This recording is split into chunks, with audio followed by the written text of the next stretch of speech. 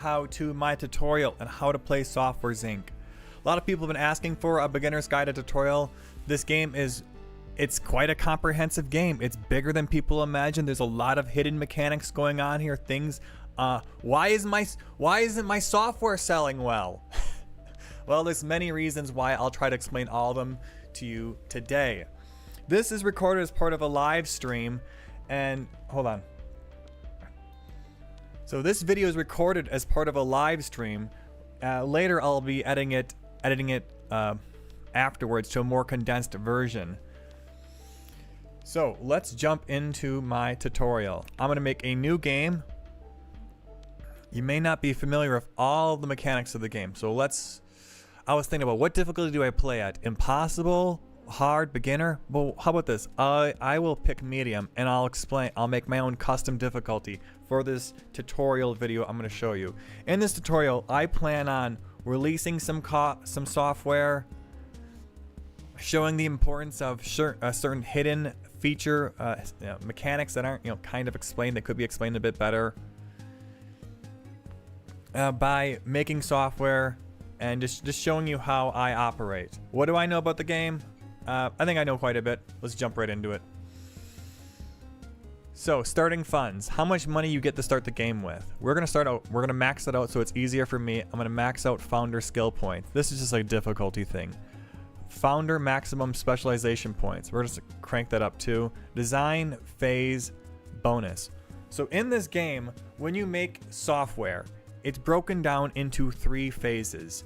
Design is the blue phase, and the staff use their design skill. Right here on the bottom left, you can kind of see skills. There's lead. The skills are lead, designer, programmer, artist, and service. How much skill a employee has determines how fast they work. And to some extent, for at least for bug fixing, if their skill is too low, they won't find bugs. You have to have a certain skill to find higher skill bugs, if you will. So they'll do a better job of bug fixing, for example, if they have higher skill. Well, I'll get into that later. So there's the design phase, which uses your design skill. And then there's 2 other phases after that, alpha and beta. Alpha and beta use for alpha, it uses programming and artist. That's when you actually make the game, draw the assets, and program how the things happen. Not game, but software. And then beta is bug testing, and it's only programming at that point. No artist needed. And then you release your game. So for this difficulty, design phase speed bonus. I'm gonna give myself a 200% design phase speed bonus. So let's not just wait around. I'm gonna just make everything faster for us, faster for you. I'm not gonna waste your time. Alpha phase speed bonus. So this is when they actually make the game 20%. So now you understand what the alpha phase speed bonus would be. Employee skill gain bonus. We're gonna max that out. Why not? Contract bonus income. Contracts pay more money. License discount. Oh wow, look at the game slide between easy and medium when I turn this down. That's kind of awesome. So, licenses. When you make a bit of software that requires 2D, audio, 3D, you can either use your in-house products or you can license products from a different company. You can use, you could use Photoshop or Adobe Premiere, but you have to license them, and you pay a monthly fee per employee. And if you have 10 employees working on just a 2D license, it costs $800 a month per employee. It's $8,000 a month during your alpha phase, the entire length of your alpha phase, every month. So that's quite expensive. That's like the cost of an employee right there. That could sink a company if you can't afford that. So I'll show you how that works. Rent discount, no discount. Creativity impact on sales. We will set this to high. Creativity is a hidden mechanic in the game. It's something that can't be controlled. I'll show you how to discover it in your own designers and where to find it. When you make a game, there's the quality of the game, and then there's creativity behind it. Those are the 2 features that go really into the how well a game sells, as well as some other stuff too, like market. but on the game itself. It's how creative it is, and that is determined by the lead designer's creativity and their skill in the game, skill in the software, I mean, and the quality of the software, which is determined by how many design phases you put into it, and if you complete the alpha phase. You could skip alpha phase halfway through, but it like cuts your quality in half at that point. But towards the end, the last 10% of alpha, it really slows down. They're like tempting you to kind of cut that part off. I usually don't. So market boost window before release. We're gonna set this to minimum so I can show you how this works. It's kind of self-explanatory. There's a boost to marketing if you do marketing within 1 year and 4 months of the product release. Usually I release, what I do is I start designing my products and I get my marketing ready. And when I'm ready to start my marketing, I then determine my release date. And I usually make sure it's 1 year and 4 months out from when I'm starting my marketing. And then bam, I'm in the window. So just make sure you do your marketing within this window. Usually this is enough time, 1 year, 4 months.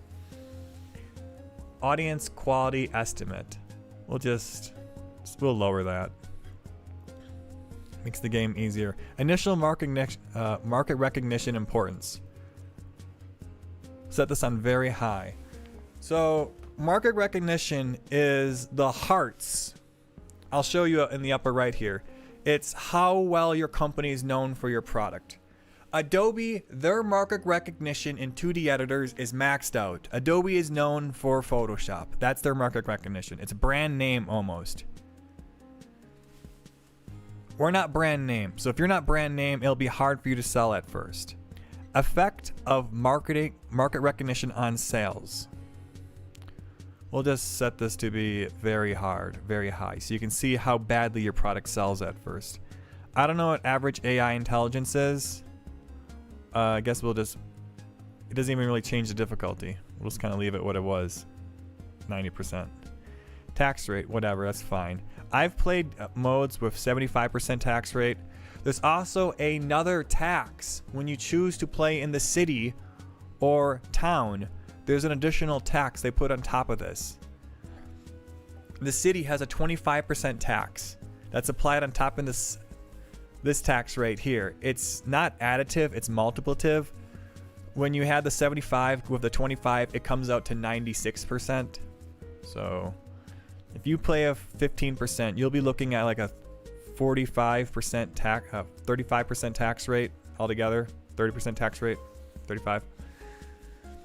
Months to fight a takeover. So if you sell shares, somebody might want to take over your company. This is how many months you have to do that.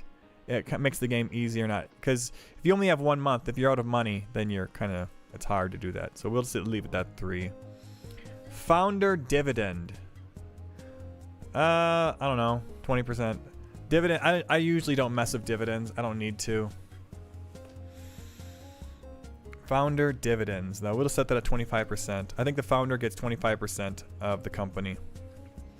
Fires, they happen if you don't maintain equipment. We'll set those on. Burglaries happen if you don't have security guards. Contracts, we'll leave these on, all these on. I'll show you publishing deals, contracts, and loans. I'll show you all that stuff. All right. So we explained the difficulty. We have our initial loan of $100,000. Company name is freaking Awesome Inc. because we go like that. Next thing. So over here on this side, you have creating your character. You can just hit random a bunch of times. You can just spam the body type till you find the person you like. There you go. That's a person. Over here we have personality traits. You have 2 personalities. Usually the game defaults to generous and optimistic, and I just leave it at that. These determine how compatible employees are with each other. It's not so important with the founder usually, but for all your other employees when they start working in teams, usually you want their personalities to match. It's pretty much, there's the positive people and the negative people, and you'll break them down into those two groups. You'll keep all your generous, optimistic, flirty people in one team, and that's usually all I hire. I'll show you how when you hire people, you can hire them based on personality, and I just match them all to my founder, and usually they end up being generous, optimistic, and everyone has the same personality compatibility, and they get team boost, and they become friends faster, and helps them code faster, and it's really good. There are cocky, short-tempered, dramatic, goofy people in the game. The only time you'll probably encounter them is when you're looking for a lead designer, and they're hard to come by, and if you start removing these people, then you're probably not going to get any lead designers. I'll show you how to find a lead designer. It was a hidden feature I didn't know about at first. It's not well advertised. So my recommended start is just generous, optimistic. Leave it at that. I think if you choose certain combinations of personalities, it will force you, or when you look for people to hire and you want them, you'll find that you won't find them with the particular skills and personalities you want, and that may be a difficulty you'll encounter. So you'll have to compromise somewhere on that. Next is we have these little skills. Fast learner. This increases the speed at which they acquire skills. Skills are right here. This is the speed at which they design. For example, this person would be a fast designer. And now, well, they already maxed out design, so now they'll learn other skills faster. Big brain determines how many skills they have to spend. Let's see here. This person's completely maxed out here.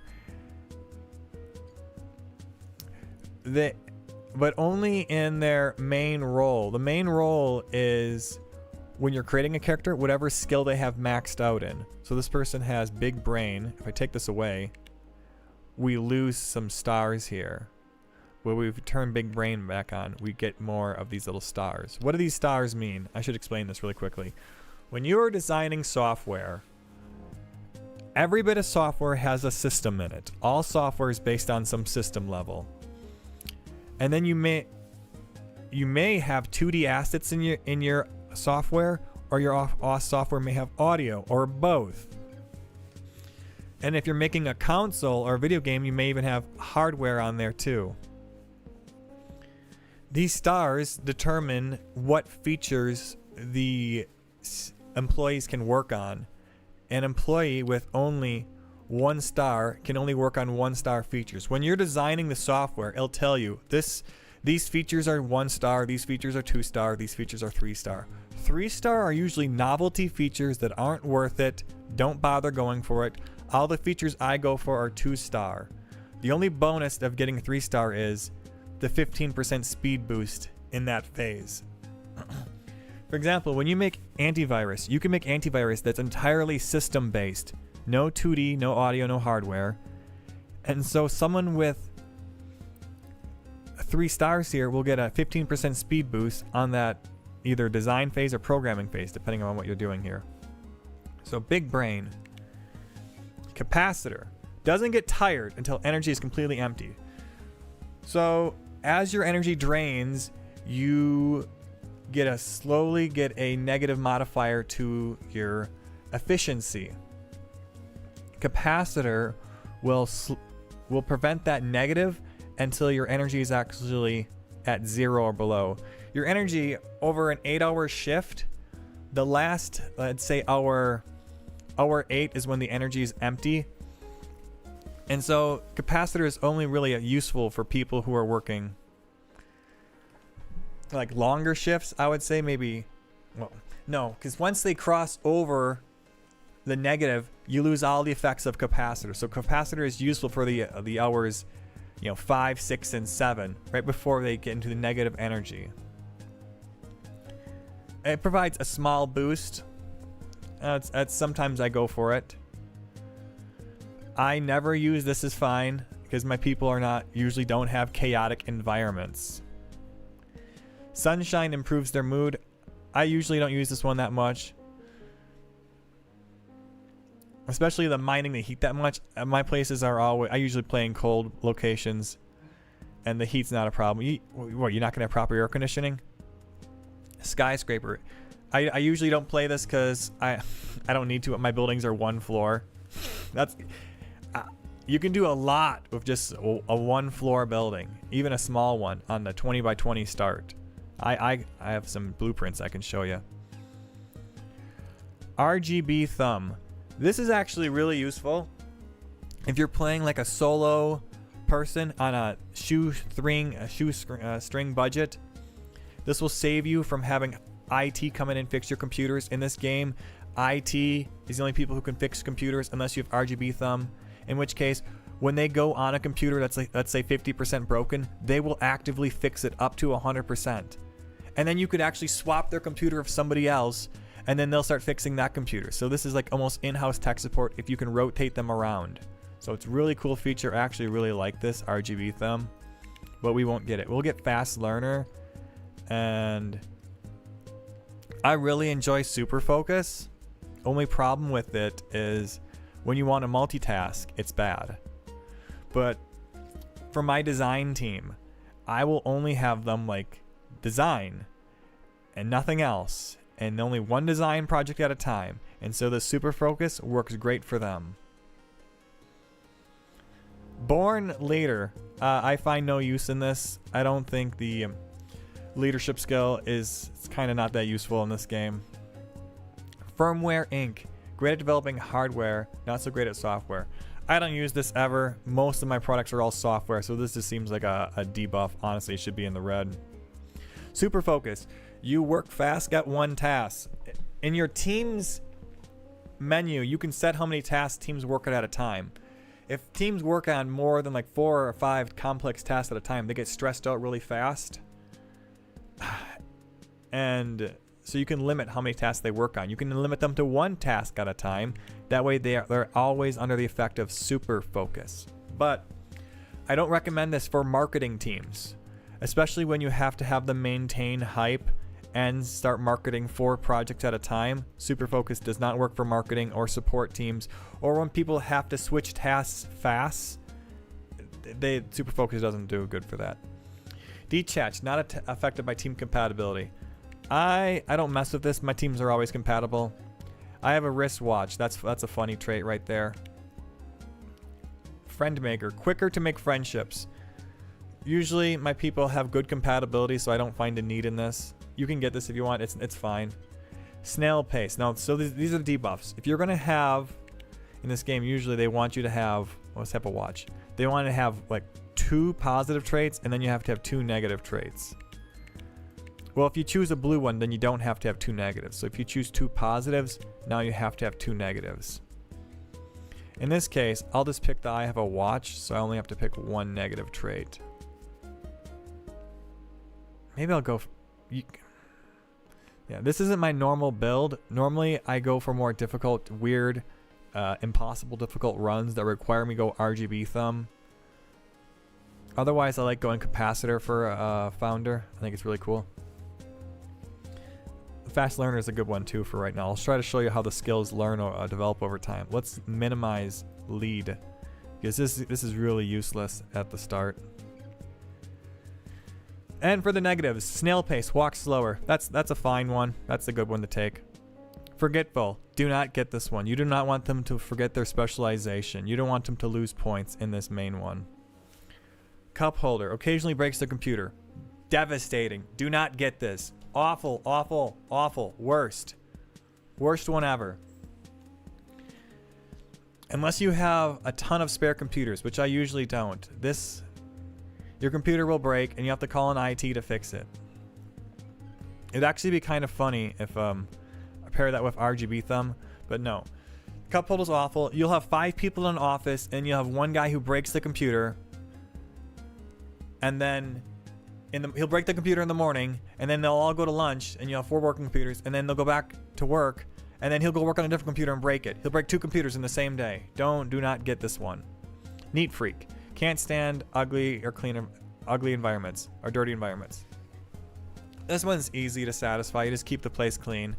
especially if you lay down a bunch of carpet and wall decorations, you can make a place overly good looking. And so there can be a lot of dirt on the floor before it actually gets dirty. When they count dirty is when it gets into negative. So only when it gets negative environment, or not negative, when it gets below 100% does it bother them. Which usually you'll have it up to 200% and it'll stay up there for a long time. Silent but deadly. This one's fine to take unless you plan on having people take elevators. Like you plan on having a huge company. For a founder who I know I'm going to have them work on the first floor, this is a great one to pick because if you don't have an elevator, there's no problem here. It's literally not even a negative. It might as well be a blue at that point. But when you want to start having more than 100 or 400, I've had 500 employees at one point. You're going to want to get rid of this from your employees. You can screen this in the hiring process.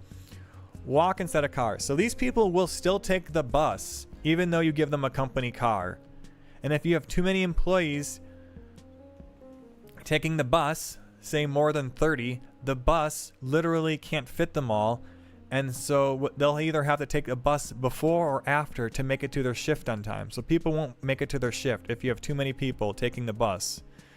So if you have like 100 people with this trait, then you're going to find people aren't showing up for their shifts in time, and it'll be quite annoying. Whew. Let me take a drink here. Wow, this is a lot of talking. This is going to be a long tutorial video. Whew.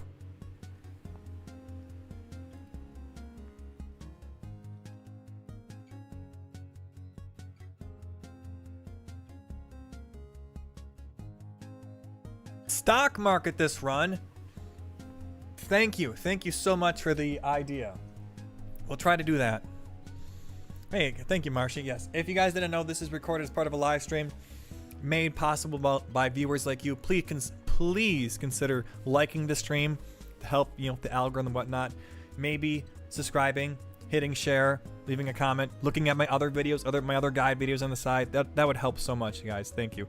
Anyways, let's get back into this. I just turned on chat right now, so that's what I was doing. Under the weather. Gets depressed during rainy days. Don't get this, because there's more rainy days than you expect, and the bonus is like 30% negative. So I don't like this one. I never get this one. Dirty old soul. They drag in more dirt. This is fine. It's not that much of a problem. Especially if you have a lot of cleaning people, the room's dirty more faster. Do not pair this with Neat Freak. That's a bad combo right there. So this is when you are hiring employees, you're allowed to look specifically for one good trait and remove 4 bad traits. This is my recommendation for the good traits and bad traits. Okay, one of my favorite good traits is not on here. When you're hiring, it's not on here. So that's, wow, I can show you my experience. When you're hiring people, there's a trait called modest. It shows like a little plate. The symbol's a plate of food, and it's like they didn't eat all of it. They're modest. These people, you pay them less. They're cheaper employees. When it comes to tech support, marketing, all service people, I go modest all the way. I recommend modest for the green skill. When it comes to hiring designers and programmers, I recommend fast learner. You want them, because when you hire people, you only hire them, their maximum skill will be at 50%. Even though it's the highest level person you can hire, usually their best skill is 50 to 70%. This will help them train their skill a lot faster because it takes a long time. I usually don't go for big brain. Some people do go for that, but then you have to sacrifice not having fast learner. And when the only way you can use big brain is when they get level ups, and as they get higher and higher up, the time between gaining these skill points is longer and longer.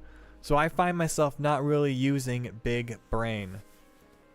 So I recommend fast learner for your design and programming team, and modest, it's not on this list, for your service team. Oh, and then fast learner for your artist too. So designer, programmer, artist, fast learner, and then modest for your service team. That'll be your accountants, your tech support, your marketing, and your lawyers. Oh, well, hold on though. Specifically though, for the design team, I like super focus on them. And I also go super focus on my lawyers. I make exceptions for them because those people, I will only have them working one task at a time. My design team and my lawyers will only work at one task at a time, and my research team. So those 3 teams will have super focus. Everyone else, the programmers will have fast learner because my programmers will do multitasking a lot of time. They'll be designing or bug testing or updating or porting. There's lots of things programmers need to do. So you'll find you'll have more programmers than anybody else. Programmers get fast learners. And then for the 4 traits I avoid are cup holder, forgetful, under the weather. What's the other one?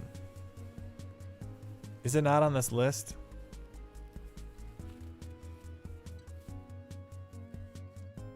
I think walk instead of cars. But specifically cup holder and forgetful. You don't want these ones because you don't want them breaking their computers. You don't want them forgetting points in their specializations. If you don't have any elevators, silent but deadly's fine to let them have. I don't want them under the weather because I don't want any speed negatives. And I don't want them complaining about not taking the bus. This will actually affect them negatively throughout the day. The founder won't get this debuff.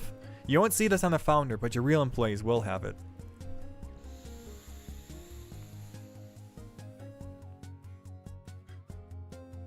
Oh yeah, we got to do everything. Oh my god. Holy crap, this is going to be quite the run. People in chat are saying, can we use accountants and the mechanics? Yes, man. Let's use everything. So if we're going to use accountants, then I want to increase our tax rate a little bit then. Let's increase our tax rate to 30%.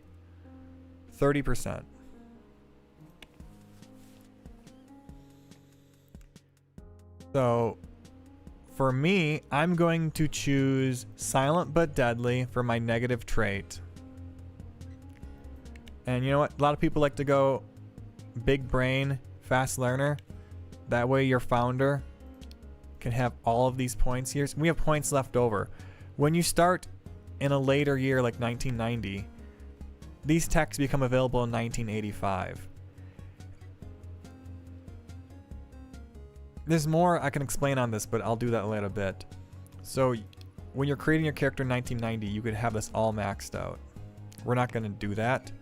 We'll show you how the tech and research works in this game. People in chat are saying 50%. Well, hold on. I'm going to be playing in the city, so we're going to have tax from there too. I'll show you all that. So for my negative, I'm going to choose... Let's just get Dirty Soul. That's not that much of a problem.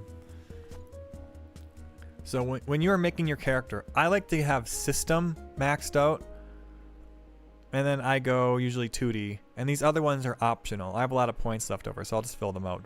Programming, same thing. Artist, I'd like to go 2D first, and then audio. When you're making operating systems, you'll find yourself using a lot more 2D programming than audio. You know, antiviruses need 2D. Everything needs 2D graphics. Not everything needs audio. Then there's leadership. You can just kind of mouse over the stars and it'll tell you the effect of each one of these leadership points. Only when they're maxed out do you get the real good effect of a leadership. Except for multitasking. You want some people... I'll explain this one at a time. HR. When you have HR maxed out, this person will do the hiring for a team, handle all the complaints and education, really automate the game away. It's a great thing to have, but it's only for the team they're in. So if you have 10 teams, you'll have to have 10 people maxed out in HR. You can look for that when you're hiring them. Another good thing to have with your team leader then, I pair them up together. I'll have them have 3 stars in hiring and 3 stars in socialization. Then they can hold meetings. When a meeting happens, is everybody in that team gets together, They socialize, and they all get a skill boost of all of their skills. Design, program, artist, service, they all get a boost. So if your people are complaining about being isolated or lonely or not having friends, these meetings are a great thing to have for them. So this is what this combo right here is what I recommend for your hiring team leads. Automation is what you use for a project manager. These are specific people whose job it is to automate the design and release and update of your software. Just this game can get a lot of micromanagement intensive, and we'll do automation too in this tutorial. Yes, I avoid super focus on programmers because programmers oftentimes have to multitask, I find, or switching between tasks a lot. Especially when you're doing project management. If you have programmers in your project management team, the project management is like a black box. You can't look inside of it. And they're doing things. Your programmers will be working on the alpha phase, and they'll be doing an update at the same time. Unless you have like designated different teams for all of that. I guess you could do that.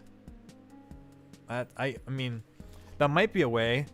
I'm just thinking, I haven't really done that before though. If you have a different team for update and for design and for backup design, then they might just single task it and they might maintain their super focus. I haven't tried it though. It's very interesting. It might work. So, but I usually don't do that. I'll have to try that out one time. Multitasking improves the effectiveness of the person at the task, depending what the star says. So marketing people only need 1 star, support people need 1 star, your programmers need 2 stars, and your designers need 3 stars to get the design speed boost. Let's have this person have these skills maxed out. So this person can do hiring, project management, hold a meeting.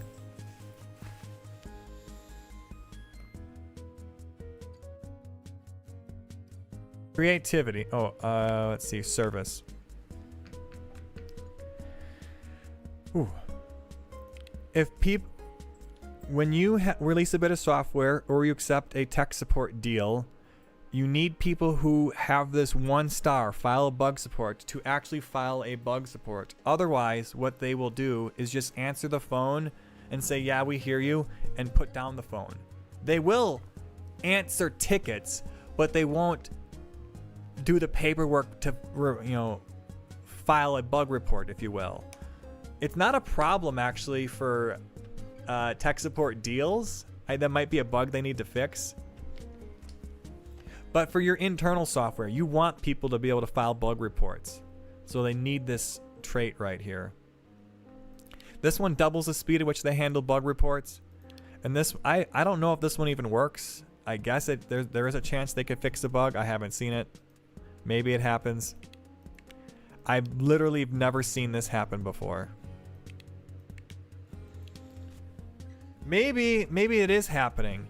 Maybe when they do the update, some bugs are fixed very fast. Maybe that's what this is. And then later in the update, some bugs are slower to go by. I don't know though. That's purely a hypothesis. Marketing. There's 2 types of marketing in this game. Pre-marketing and post-marketing. Pre-marketing is when your software's not released yet and you are making press releases. That's where you use these points. Create press releases, create more expensive press releases, create the best press releases. When you make a software, you only need to do 2 press releases. Doing more than that has diminishing returns. There is an small, tiny effect, like maybe 5% of the original value of the first one. You should do 1 press release in the design phase at the very end of it. That's when you should do right before you're about to go into develop. That's when you should do your press release. That's the best time to do it, I've found. The game even tells you that. The other time to do your other press release is sometime in the programming phase. I usually do it all the way in beta. Don't do your press release in alpha. Wait for beta. Wait for even like a month or two into beta for more bug testing to get done. Then do your press release. And your final act of pre-marketing is doing a press build. That's when you should have it. That's when you get the biggest boost. And you want to have these other press releases done to kind of build on that boost and to grow a lot of fans, a lot of pre-sales. Post-marketing doesn't use any of these traits at all. All you need is some people with service skill. They don't even really need service skill, just more service skill helps them work faster. And I find that my tech support people, if they are idle and there's not a lot of tech support, I will throw them on post-marketing if I need a little boost. During your, I'll have to explain marketing. I'll do that later. But I'll explain it briefly. Your initial marketing on the first day, you need to have a giant wave of marketing. Like maybe 3 times, 4 times your usual marketing efforts. I'll have my tech support people help me because it's all post-marketing at that point. And they have high service skill. And so it's like a giant marketing team at that point. Law. Never use it. Never use it. Oh, one time. I used this one time. I had an external dispute. One time. When I released a software with a 3-star feature in audio where the microphone listens to users and can spy on them to get bugs, people found out about it. Everyone stopped buying my software. My active users plummeted, sales stopped, and then there was a lawsuit filed against me. And I had to get a bunch of lawyers to fight off this lawsuit. And that's when this skill happened. The 1-star skill is used if you treat your employees horrible and they want to file a lawsuit against you. I've never had this happen. I've only had this one happen once. Filing a patent, 3 stars in law. This is a common feature you will have. I usually have a patent team comprised of lawyers. This is their only thing they do, nothing else. They'll have super focus and file for patents. We'll get into patents. I think if you want to know patents, go check out my patent tutorial somewhere over here.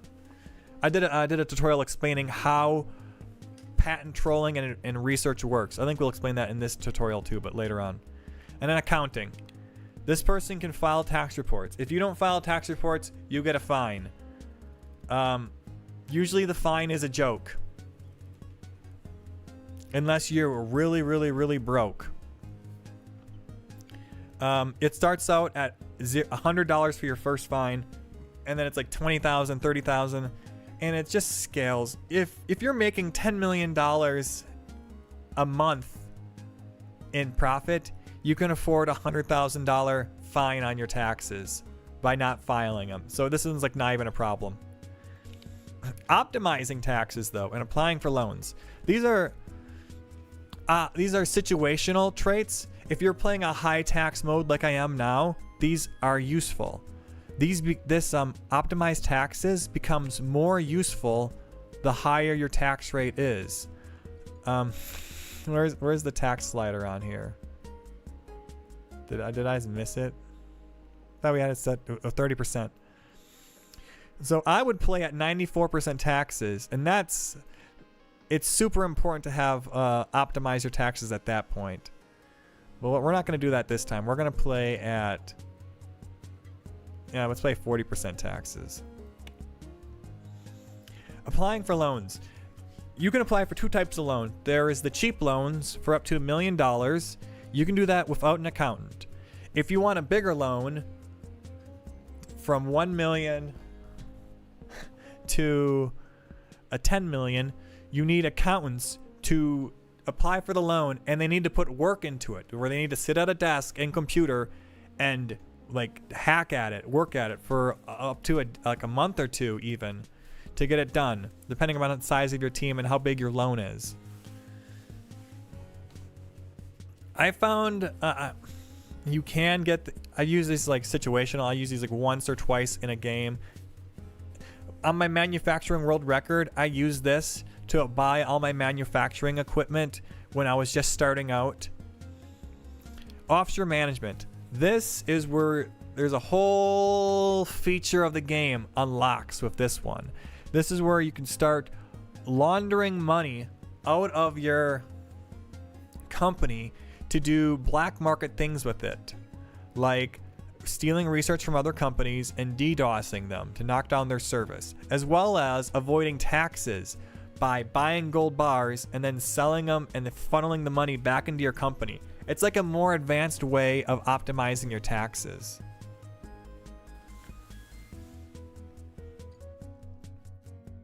Thank you, Sanyel. So for this person right here, God, man, I explained a lot right there. Whew. Let's have them have tax, marketing, bug report, 2 at a time. For their creativity, this is a creativity determines the quality of ideas your founder will generate as a lead designer when developing new products. Creativity is innate and cannot improve with training. It is not recommended to increase this on your first playthrough. Well, if you are playing on game modes with, where does it say on here?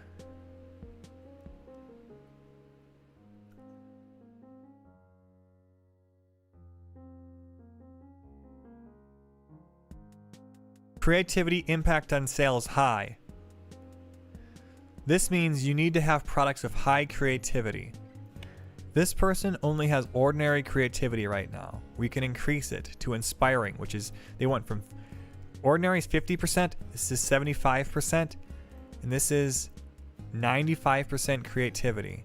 Only what happens when you increase your creativity is it lowers all of your other skills and set caps to them. This person cannot level up their lead design programmer artist service skill past 25% no matter what. So it really slows them down. They'll have to do other things. Also, you'll notice some flashing red icons here appearing on the right. At Inspiring, they have to have a private office and royalties. This means 5% of the profit, gross profit, goes right to this person. So you just knock 5% off your sales. And this one means IP ownership. If this person leaves the company, we can't make sequels of that software anymore. We have to develop our own new one, which can hurt your sales a little bit. It's not that big of a deal to lose IP ownership. And you can even do stuff when you release software to kind of fight and negate this a little bit. One last thing. When you choose inspiring or visionary creativity, you get a new focus now.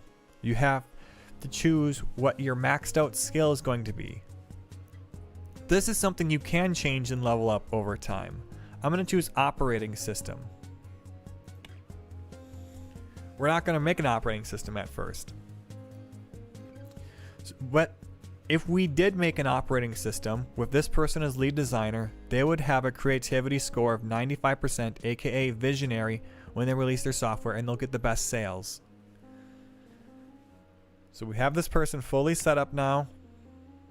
They're ready to do project automation, hire people. Oh, we have to max that out. There we go.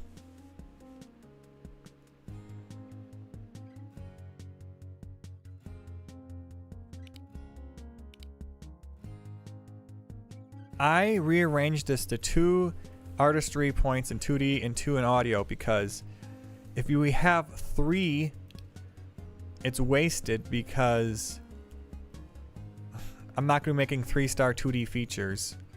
I can't design them, so I won't be programming them or doing the art for them. Yet, I could do that for 2-star features here in the audio section, so I just rearranged them so they're all equal. Then when I choose a feature that's 2 stars, we can do it all.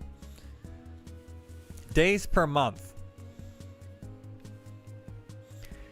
This This makes the game easier when you're releasing subscription-based operating systems or other subscription-based software. I recommend setting it to 1 day, but if you want to only play subscription-based software, setting it to 2 days or 3 days can make the game a lot easier. Because your initial day of sales is actually all negative the way the distribution in the game works. And you end up losing money on your first day. But if you break the sales into 3 days per month, you end up making profit on your second and third day, and your sales on your first day isn't the negative distribution money isn't so much. So it really helps break it down, and you end up making a lot more money.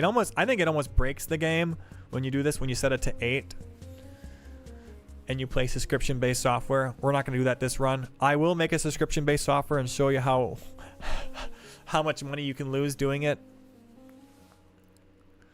All right, I think we are ready to roll here. 2 founders? No, we'll just play 1 founder. No mods. Custom difficulty. Pick a map.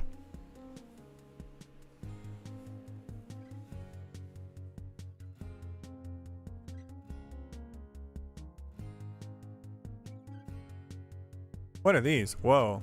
Oh, these are my other playthroughs. Interesting.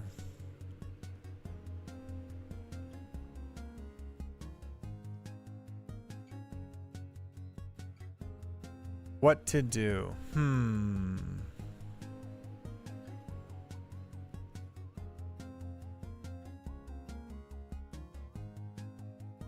For your very first run,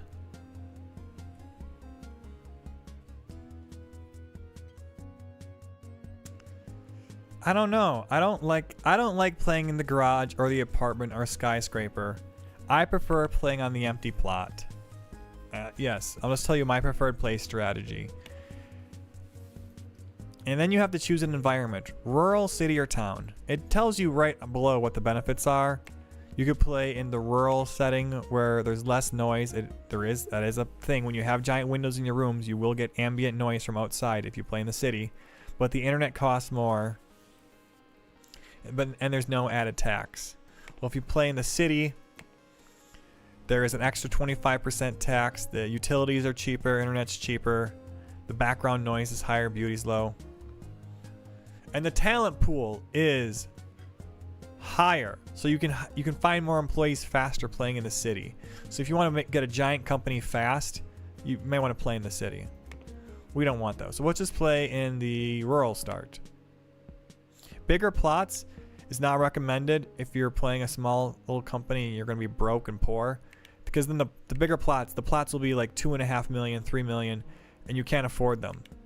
When they're small plots, they'll be like 20,000, 60,000. You can afford to buy them. So first thing I do is pause the game, zoom out, get a scope of my map, what's going on here. All of this area in here is you can buy minus the water. Yes, you can buy the windmills and they'll make you power. Tab to get into build mode. I prefer building my own setup here. And if we click on this little box here, it says plots. Now we can see our plots of land. These will be way more bigger if we click the big one. And this one's already 500,000, and we're playing on small plots. The one next to us is 100,000. This one's 105,000. You'll want plots of land mainly to build parking lots. I find that this 12 by 12 starter building is perfect for my needs. I can get enough done right here. And then I just build like a skyscraper on it going upwards. But that's like a more advanced gameplay. So let's keep it really simple here. In this game, the purpose is to make money. You make money by releasing software, doing contracts, doing deals, and playing the stock market, investing in other companies. We got that right here. We did contracts, releasing software, deals, and the stock market. And you can also take out loans. So right here at the beginning of the game, you can literally take out a loan for $1 million. Make sure you change the payout a month. So this is actually not bad. $1 million over 5 years. This is totally startable. I actually do this all the time, and I have a building I plop down for $500,000. You have $500,000 left over for your operations, and you can just get started right into it.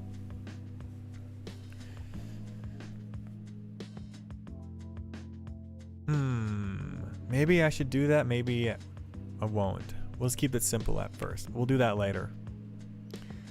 Let's make our first bit of software. The first thing you'll be doing in this game is making contracts. Let's build a small office first so we can complete these contracts. I went to build mode, click on construct, rectangular room. I'm just going to build a 3x3, 2x3 box for my person to live in. Oh.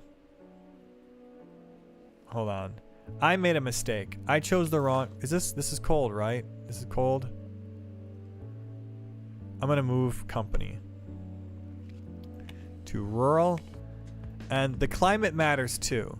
I prefer cold starts because you only have to build heaters in your rooms. If you play in temperate, your rooms will have to have air conditioning and heating. And if you play in warm environments, you'll have to have air conditioning and heating. So if you want to build less utilities, I recommend the cold start. Because then you only have to build heating. And when you may think, oh, air conditioning's not that bad. Well, when you're starting out small and you're building this one room, you build one air conditioner per room and you do that for 6 rooms until you want to. The air conditioner has to maintain access to open space, and so you can't start filling up that space of other rooms, and you have to leave open spaces in the middle of your construction. It gets kind of annoying and tedious. So I recommend playing on cold starts. All games, cold starts. Recommend 100%. That's the way to go. So we're going to tear this down and redo this. Build mode. I'm going to make my 2x3 box.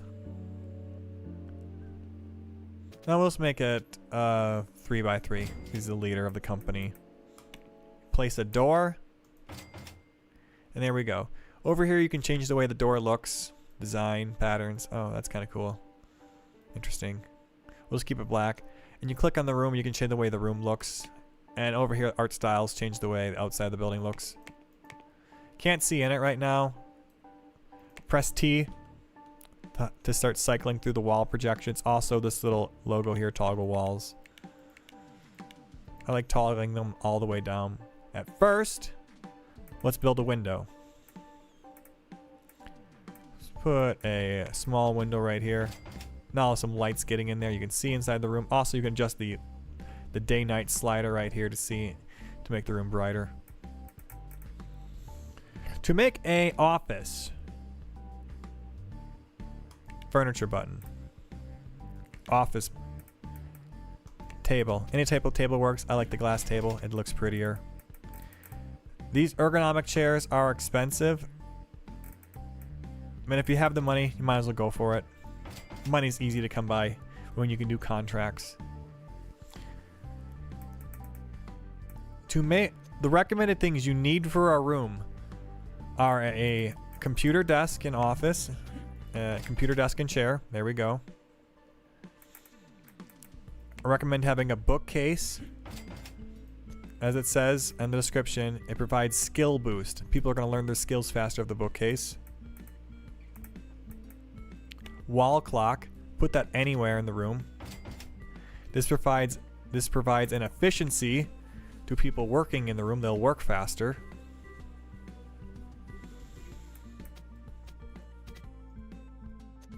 Lastly, you need some sort of decorations. I like rugs for this. Big carpet. There we go. Now the room has a total environment score of 173. That's the prettiness of the room. You can max this out to 200. It has a mood boost of 20%. That's from this prettiness of being over 150. So this is good enough right now. You could put other things on you can maybe put lights in here so they don't stumble around at night. Now this is all you need for a single solo office. If you copy this room 10 times around and put a hallway between them, you're going to start getting fines because you forgot to put a fire alarm in here. You have to put a fire alarm in every single room of your building once you get over a certain size. I forget what the exact size is. Let's just say like 5 rooms. Once you get over 5 rooms, you need to have a fire alarm. Otherwise, you're going to get a fine about $1,000 per room. And when you start getting the fire alarm finds, they're going to demand you put sprinklers in every single office. But it's only the offices. You don't have to put sprinklers in the break room or the hallway or the server room. You can if you want. But you have to put fire alarms in all those rooms. Sprinklers are mandatory for offices only. Lastly, there's one more tool you can put on this desk.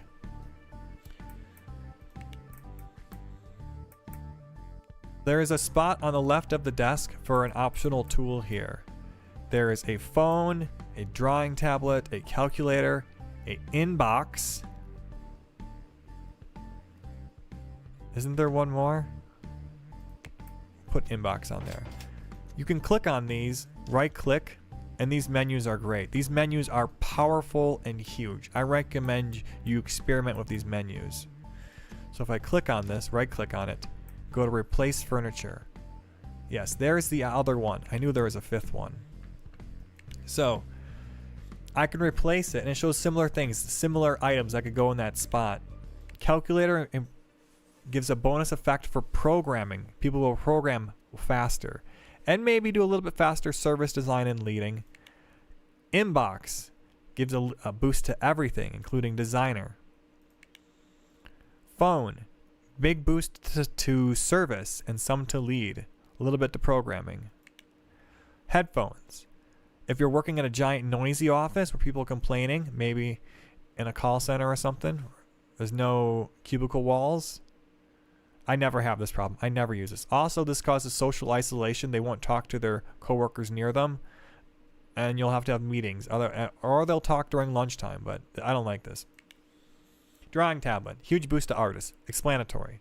So, if you're going to have artists working, dedicated artists only doing artwork, and you can assign people a computer. Like you could say, this computer, I'm going to assign this to this person. So if there's a room with 10 other computers in it, they'll only work at this desk. And then we could say, well, I want them to use their artist pad at their desk, so they'll draw faster now. Phone is for service and tech support, marketing, accounting, lawyers. So all of your service people use a phone. All of your artists, you want them a drawing tablet, even though if they're a sound artist. Your programmers, you want them all to have the calculators. And your design team, researchers, you want them to have the inbox. So in this case, we're going to have the inbox. Inbox is also the best general all around if they're just doing anything jack of all trades one. In my opinion. Cubicle wall. If you're going to build, let's try this. This menu is really powerful. Watch this. Right click, duplicate. Bam. I didn't have to copy that at all. So now I have 2 desks in here. What's this saying? Not enough heating for winter. Add heating. And remember, windows leak. Okay, so we got to put heating in here. So you can click on utility. And you have these radiators which require a giant heater in like a utility room. We're not going to do that. A utility room is any room you put a giant heater in.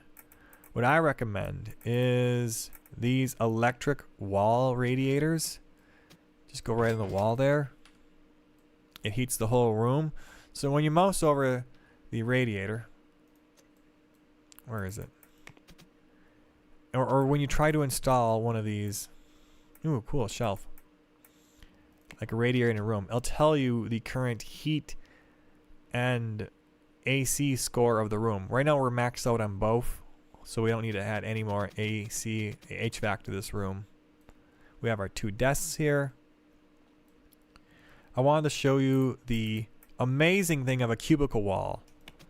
Isolates employees and noise around them. We'll also isolate them socially.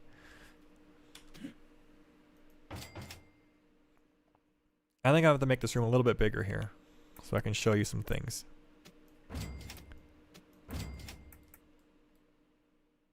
You can, when you're in the build mode, you can double click to move around furniture. So I'm going to double click and use my dot button to rotate this.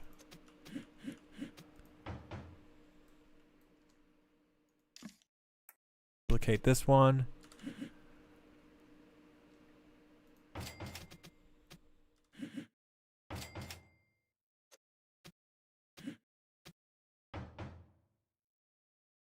duplicate this. If you hold shift, you can maybe build a couple of them. You don't have to build these on the sides. These are if you want to, I was thinking about if I want to expand more. But this is my example for now. How do people talk? How do cubicle walls isolate employees? I'm going to put, let's change this one over to a calculator.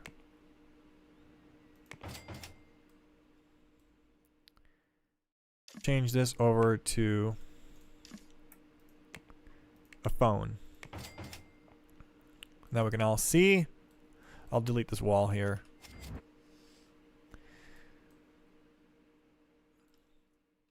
All right.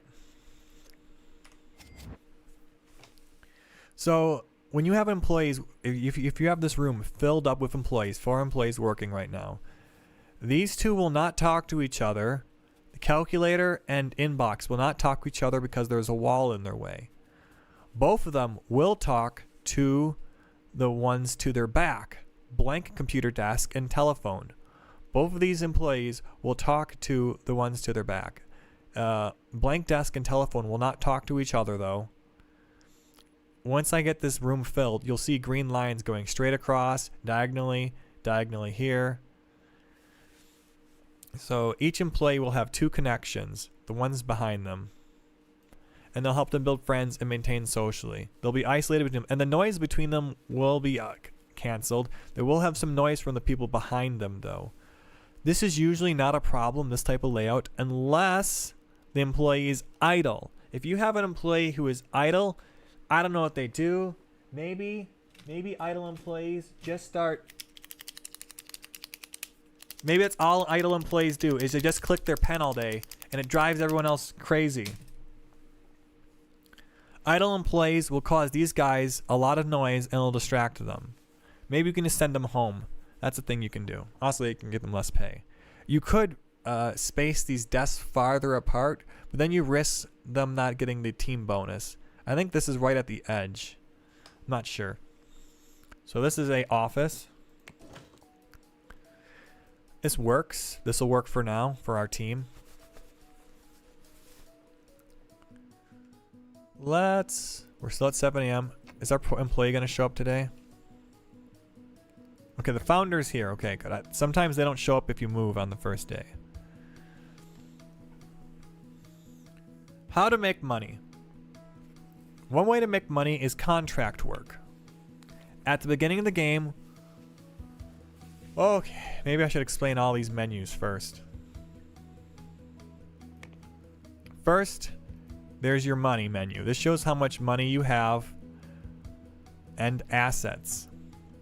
Money you're making, how much money you have in the stock market from loans, bonds, subsidiaries. This is when you start owning companies and taking them over, and land, and this is total, your total money on hand.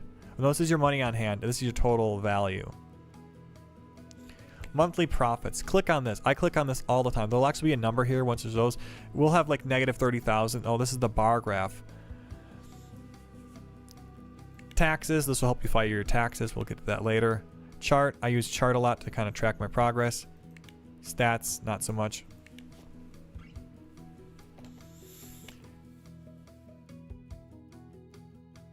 There are other things up here like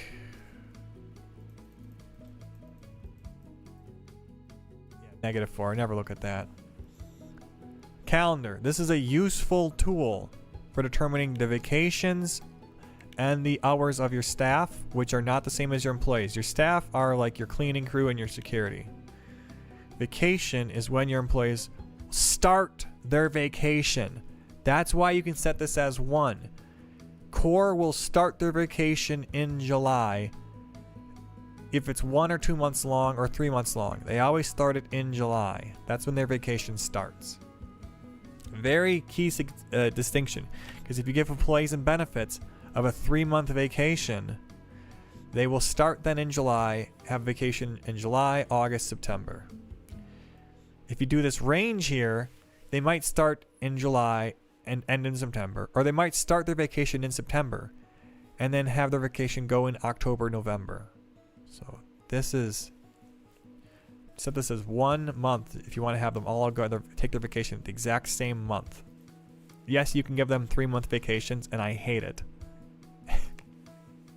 I hate doing that. This is when they show up to work. Yes, you can have your people work 24-hour shifts, and I highly recommend it. I was going to get into the math behind that later. Should I? Nah.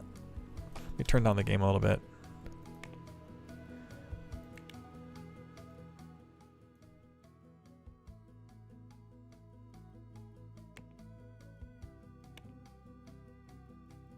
Market recognition. We have nothing here yet because we have no fans. The second we release some software, we will get little hearts. You have up to 6 hearts in any category, and that's how much that's how well known you are in that category. You know, Photoshop is maxed out market recognition. Adobe has maxed out market recognition in 2Ds like Photoshop. That's an example. And lastly, business reputation. Business reputation you can gain and lose by contracts, releasing good contracts, software through your contracts, like right here, contract work. If you do a good job, this will raise your business reputation. If you do a bad job, it can lower it. You can also do deals, and if you do a good job on your deals, this can raise and lower your business reputation. Business reputation is used for hiring high quality employees, like when you go to Salary 3, and specifically designers. These people here. We go to the most skilled person on this list.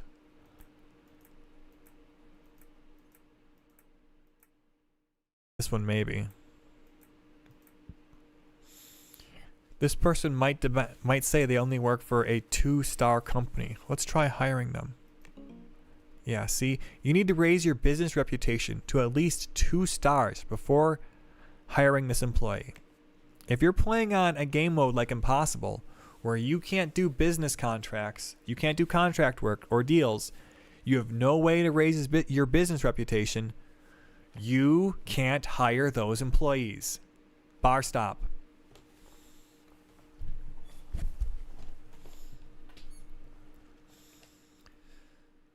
All right, let's do some other things here.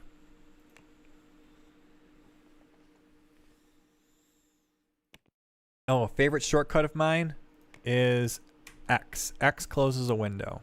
So let's make money. A simple way to make money in this game is to click on contract work and do a contract. Sort by income. I like to do the cheapest ones first. They're the fastest. There is a big step in the amount of work that is required for the $15,000 contracts on. It'll kind of tell you the amount of features. This work right here only requires designing and one person to do 2D artist work at any level. And they'll do this quite quickly. On the contract, it tells you the quality. Expected quality, bad. Money up front, $2,000. Money when done, $6,000. Late penalty. If you release it a month, late it at all, a month or 6 months, they'll take away that much money. And cost per bug. So if you release it with 100 bugs, they'll take away $9,000. Luckily, these products don't have that many bugs, and it's not that much of a penalty. I put minimum work into these, and I usually, because the quality, expected quality is bad, if you put bare minimum effort into this, like this, I'm going to do it right now. 1 design phase and just do a little bit past the recommended blue line. And if you do no bugs to fix, I recommend 1 bug, but here there's no bugs to fix. So now you can just release it. There, that's how you release software. When you make your own software, it'll be similar, but a lot slower because you're releasing more complicated software. So here we are in design phase. You have to at least do 1 full design iteration to get maximum creativity. At this point, you're raising your quality. We were at 5, and now we're looking at a quality more towards 7. This brings your quality up more towards 8, and now we're at 9, and completing this phase bring you from like a 9 to a 10 in terms of quality. This is the iteration. Now, this is going very fast because I'll explain what I did right there in a second. This is going very fast because this is a very simple product. Usually it doesn't go this fast at all. The more time you put in designing your product, the higher quality it will be, the less bugs you'll have, so the less time you'll have to spend beta testing it. So there's like a trade-off here. Spend more time here, less time in beta. So we'll click develop now. We'll release this software. Oh, we're at 50. Once you pass the blue line, you're good enough. And any bugs to fix? One bug fixed and we're done. If you're in the beta phase and your programmers are idle like this one is right now, there's no more bugs to fix. It won't tell you there's no more bugs to fix. You'll just have to notice that your programmers who should be bug fixing are idle. Now this could be a case of this programmer not having enough program skill. Maybe if her skill was 50% or 75%, she would find higher level bugs. But in this case, we're done here.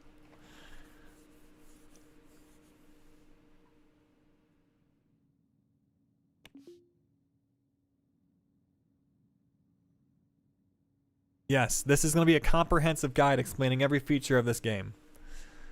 So that is how you do contract work.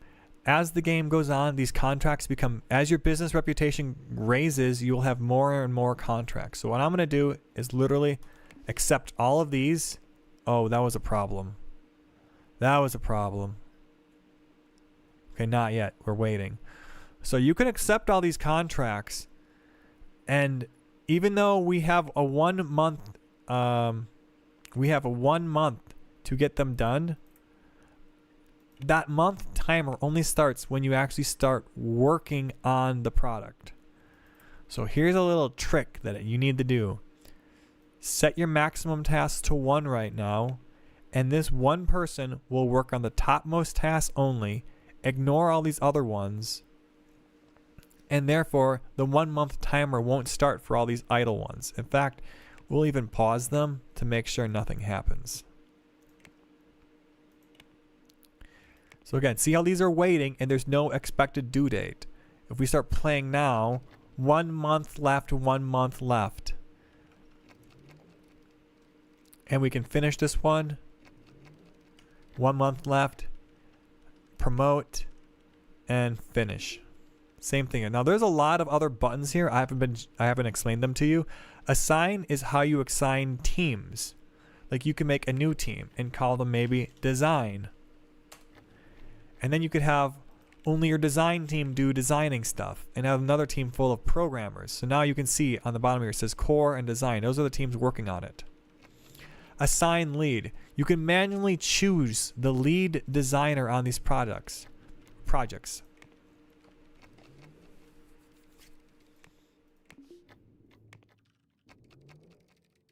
Usually you choose the lead designer when you create the software. There's not really a need to switch. Unless you're doing some really advanced gameplay, which I want to see. Tell me about it in the comments. If you're switching your designers in the middle of your project, that sounds awesome.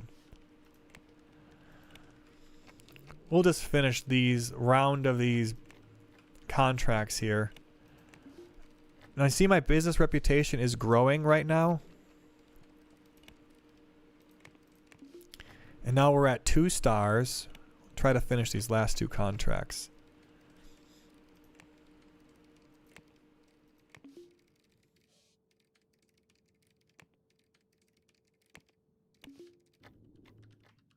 And now we have a lot of money.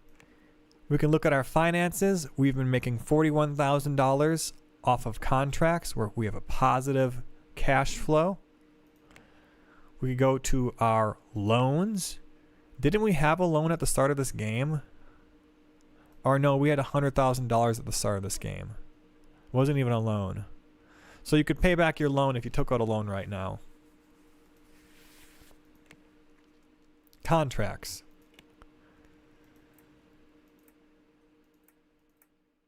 I wanted to show you guys some higher level contracts, but they're not popping up yet.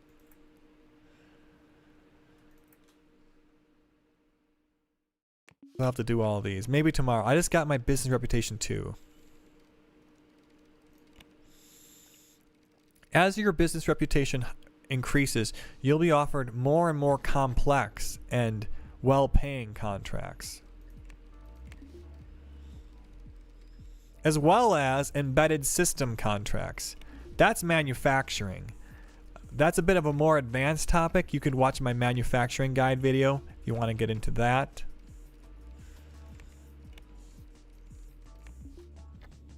We're so close to 3 stars.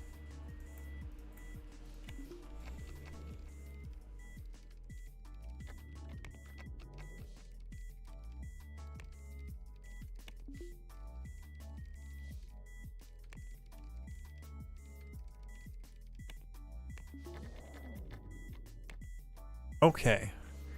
One of the things I did at the start, I didn't explain it to you, was I set my hours to 8. I actually changed it right now. This is our core founder. This founder is a beast of a person. They don't have any other needs besides energy. They don't have a social need. They don't care. They just want to work, work, work. And sleep. Work and sleep. So I give them 12-hour shifts. They can handle it. Other people start complaining if you give them 12-hour shifts, and I don't recommend it. Keep your regular shifts like 7 to 8 hours long. The founder can handle 12-hour shifts, and we need it to help us, get all this work done. Otherwise, we're going to just waste time.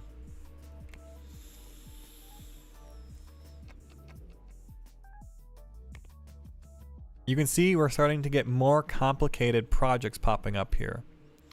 This one, game assets. 3 months, 92,000, and then over here under features, there's a lot of things listed. Written dialogue, user interface graphics, sound effects, 2D art. So these are all the different so this is actually like 4 contracts in one now. There's lots of sub-assemblies here. So let's click on this logistics application and see how long it would take us to work on it. It recommends 3 people. When you mouse over it, you can kind of see this phase here, details, and this shows the actual features. Here we have the third-party integration. It requires someone of at least a design skill of 1 in system. And for pretty icons, a design skill of 1 in 2D. Command line and user interface, any level will work for them. And now we're done. We're on the second iteration, and they redo this process again for each cycle. If you don't have enough people on high-level attributes, you'll get hung up on them. It'll be your bottleneck. What skill employee pool do you usually start with? Max it out. I hire people with max level skill. So let's develop this. So now we are in the alpha phase. This is where the quality is determined already, and thus we want to start reviewing. Reviewing is interesting. Let's try doing it. We'll show you a review right now. Reviewing is a way to reduce your design cycle at the cost of money and time and programming energy.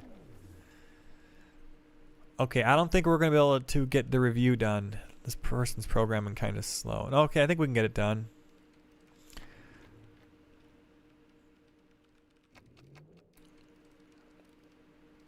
Let's let this person program as much as they can today, and I'll show you how review works.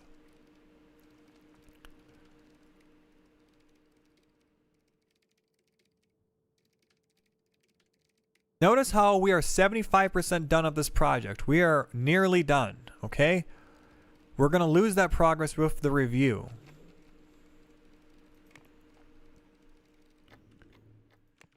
Let's click on review.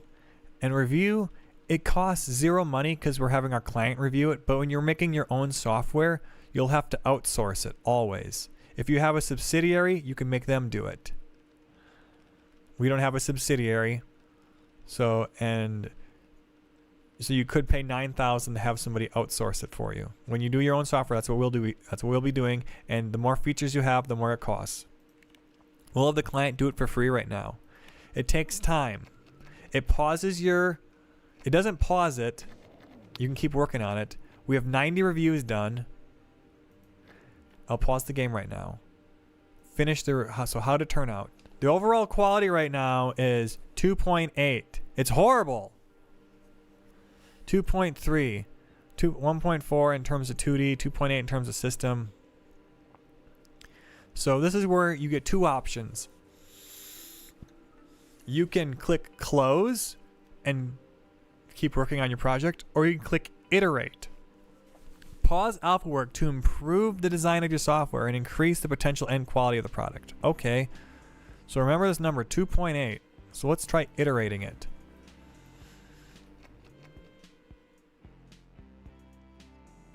Now this design phase will be a lot quicker, and we'll lose progress because we'll have to redo work now as we changed our design.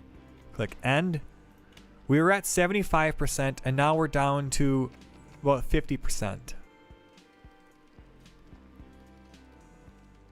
We didn't lose all of our progress, we lost some progress.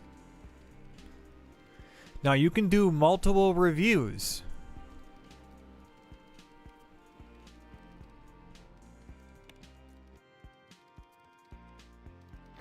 At this point, I'm gonna see the results of this review, and we went from a 2.8 to a 4.7. Look at the quality improve.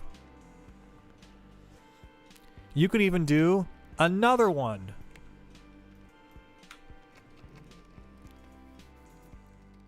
One person's guide I saw recommended doing a review every 2 months and just getting 2 design phases done. So now we didn't even fall below 70% this time, and we reviewed it. You can keep on doing these client reviews as much as you want. Quality now is 5. How about we not iterate it now? It's due this month. We'll get to the next phase, promote it, start bug testing it. You can click on the smiley face here, see past peer reviews. So we started out at a 2.8. Close this window. Then it became 4.7. And then lastly it became a 5. So we got diminishing returns there towards the end, and that will happen.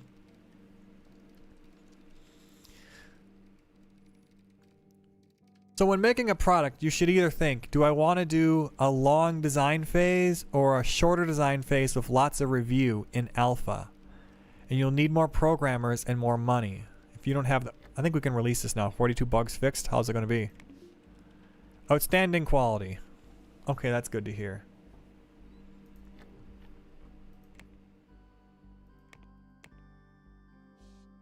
No new companies got founded recently. This is the contract work side of the game.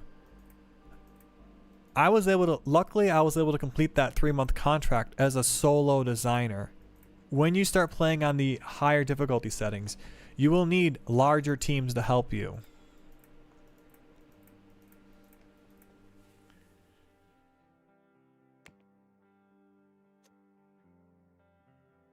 Alright, let's delete all this. Click on the money mode, loans. I'm going to take out a loan for $1 million over 5 years. I'm going to open my blueprint out and I'm going to plop down a blueprint that I like to use.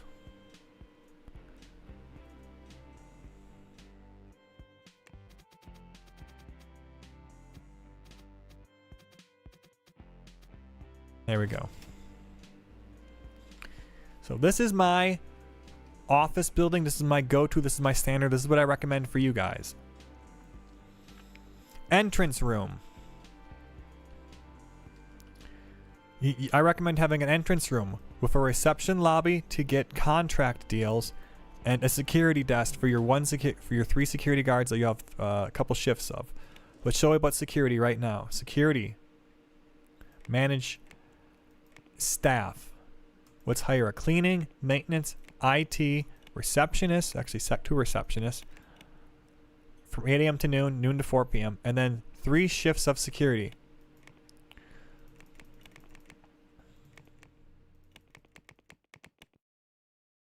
Security card shows up at 8, stays till 4, from 4 to midnight, and midnight back to 8. There's always a security guard. If you don't assign them to any room, they will default to the security desk or the front door of your building, the main front door. If there's multiple doors, they'll be random.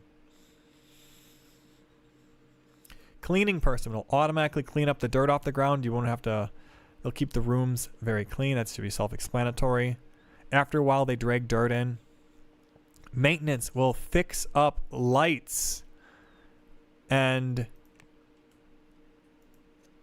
rooftop AC type building, heaters, but mainly lights, like your ceiling lights. They have to be fixed by maintenance. IT will fix your computers. That's kind of easy. They'll go to computer to computer and fix it.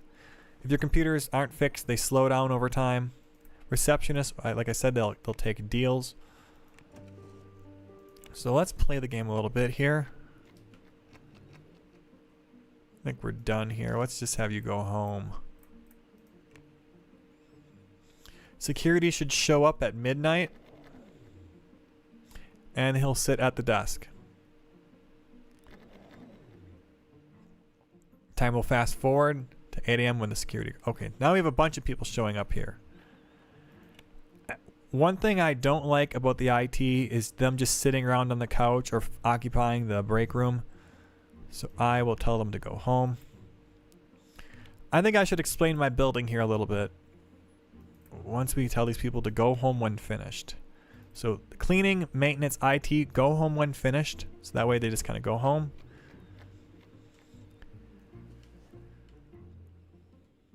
In this building, I have my main entrance room, a hallway, then I have a lunch room with vending machines. This is all you really need to feed people, and you can cram a lot of desks in there. Then I have one office I use for support, one office I use for marketing, a big office used for programming and my artists, an office used for my design team, and then I have 2 backup offices that I use for whatever I want to do in particular. I've been using them for backup programming offices. That's recently what I've been doing.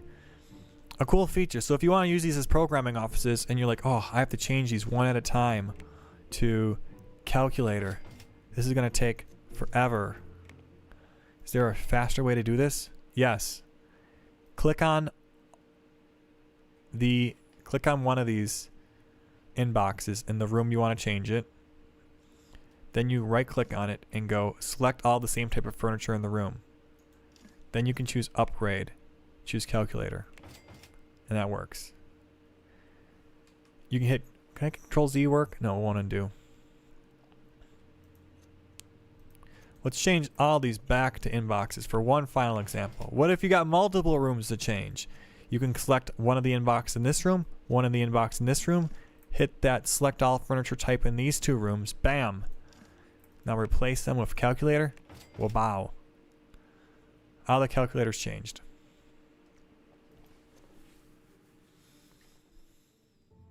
We have some money left over. Let's buy some land. Buy some land, and build a parking lot right here. That's very nice. I couldn't build it over there. I built one there. So yeah, they'll park their cars here. You can build a bike rack and you can fit a lot of bicycles in one spot. The only problem with bicycles is people have to shower afterwards. For this size office, 3 bathrooms will work. I'd say about 1 bathroom per 10 employees working at a time. 3 bathrooms means you can support up to 30 employees, I'd say, at a time. It's really good.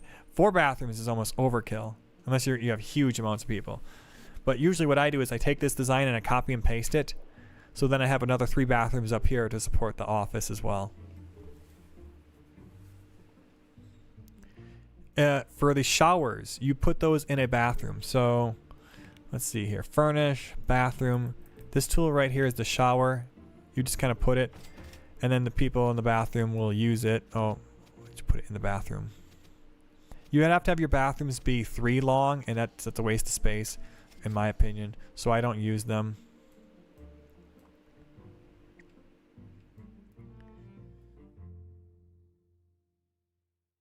Over here I have a small server. Servers help with programming and bug testing.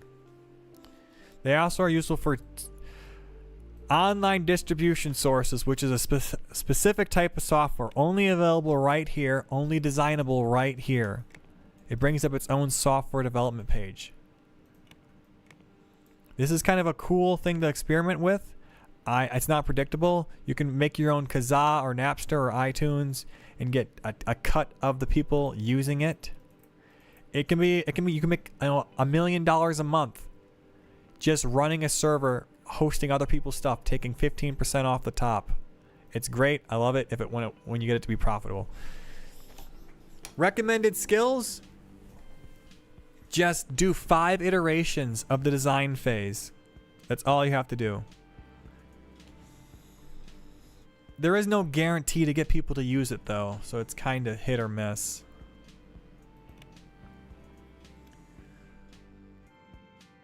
I think I explained contract work. Let's explain deals now.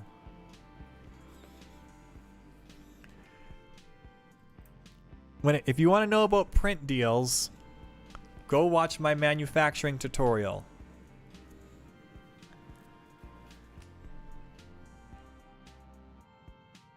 Basically, right now is executives from other companies are showing up and they're offering us deals. They're walking in, they're talking to our receptionist.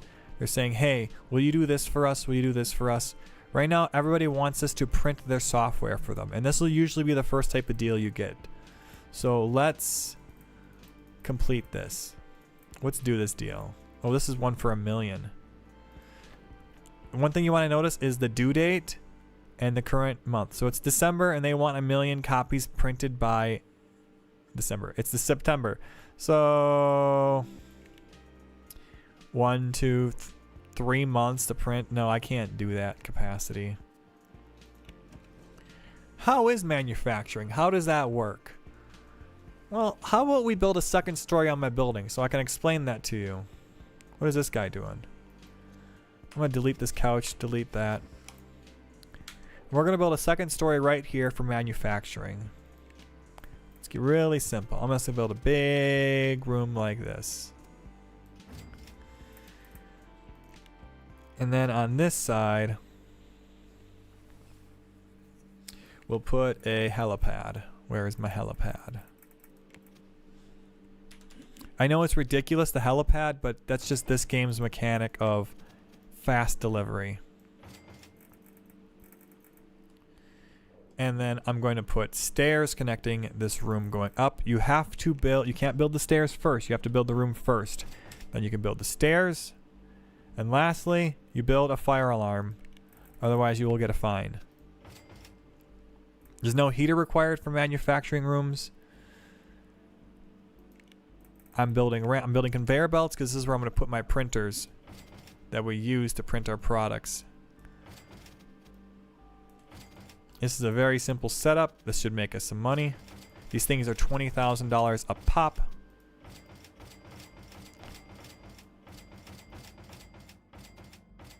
And I spent a lot of money on them. How many did I buy? You can right click and go select all and it'll say 18. So we have 18 of these right now. Why don't we accept this one, the small order, 56,000. We can see our current capacity is 324,000 copies a month. So we have that one deal we can complete. What about this one? 65,000 copies by December? Yeah, we can do that. What about this one? 200,000 copies by December? Yeah, we can do that.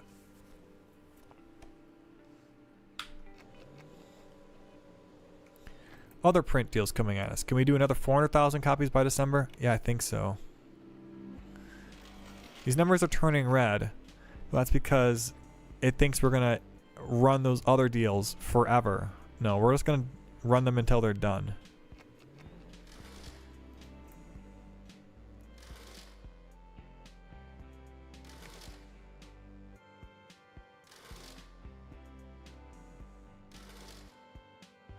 You can see we're printing these. They're being sent to the roof, where a helicopter picks them up at the cost of $6,000 per helicopter ride. And we make money in the process. There we go.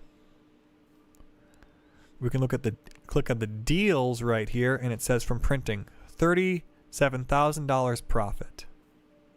We can look at our bills and see printing, $43,000 negative, $6,000 for the helicopter.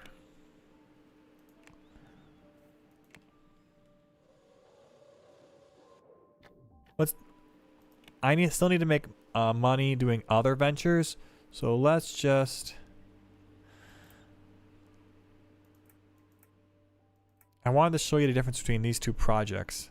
One of these, see how it says features, command line, programming. This one for $23,000 says command line.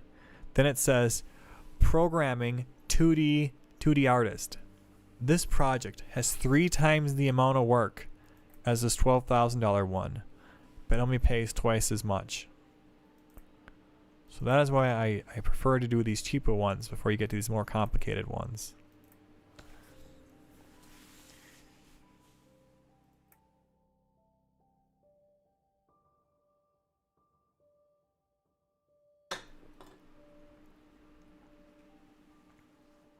Whew. All right. Let's keep going. Money making. We've done contract work. You can see these more advanced contracts have a higher expected quality too. These ones expect good. These ones expect good quality. And you'll have some contracts that take 6 or 9 months to complete. Oh, there's even a source control management. If you set this up to the default one of 0, when you build a server, this will help your alpha and programming phases a little bit. Help them program a little bit faster. Servers are kind of expensive.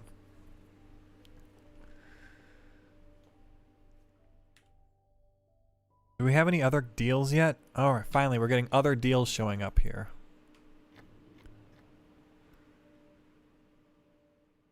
$4 million by May.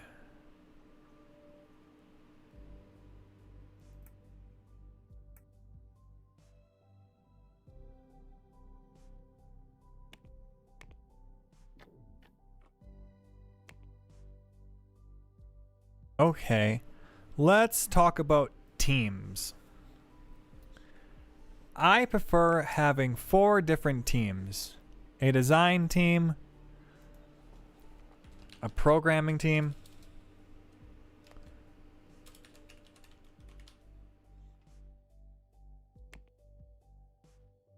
marketing team, and then a support team. And guess what they do? They do marketing, designing, programming, and support.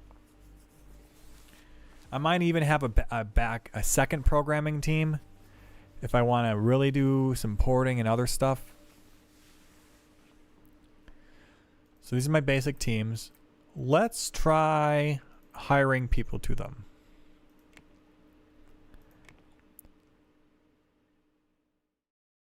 The reason I'm hiring people is we're going to start doing some deals, and I want to show you how. Okay, sorry. We have a deal here for support. This is like providing support on your own software, except it's for a third party. Change the team you want to assign work to. Now we have this deal. Provide support for document manager. 1,600 active users. No tickets waiting for us, no missed tickets. The customer is 0% happy right now. We can click on details and see it. This is a brand new software. They had their first day of sales. Next day will probably be a lot bigger, probably 5,000 or 10,000, and we'll find ourselves needing to hire more people. So let's just see what happens. We're going to let the day go on. Now tickets are queuing up. There's 20 tickets queued up. Now there's 25,000 active users and there's 90 tickets. No one's working on it though. Huh. It's because no one's assigned to work on this right now. I guess we could assign our core person to work on it. There we go. And now you can see our percentage satisfied is at 100%. We could stop now and it'll stay at 100% for a little bit until we get under the threshold of satisfaction. I don't know what the number is. It's probably some arbitrary amount of how many generated that day. So how are we doing? Oh no, now there's 140 tickets. Now there's 57,000 active users and there's 260 support tickets that need to be addressed. All right, well, better start working on it harder, man. Woman. You're doing okay. It's 230 addressed.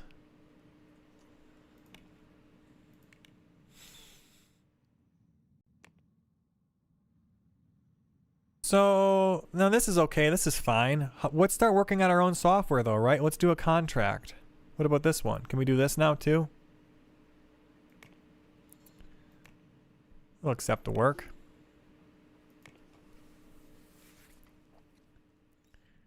What's going on over here? Here's the office of my founder. Set it up to be founder. And you can see, look, they're doing a lot of tech support. And that's the only thing they're doing right now. So what if we set it up for them to work, I don't know, 2 tasks at a time? Okay, now they're doing some of this. I think are they able to keep up?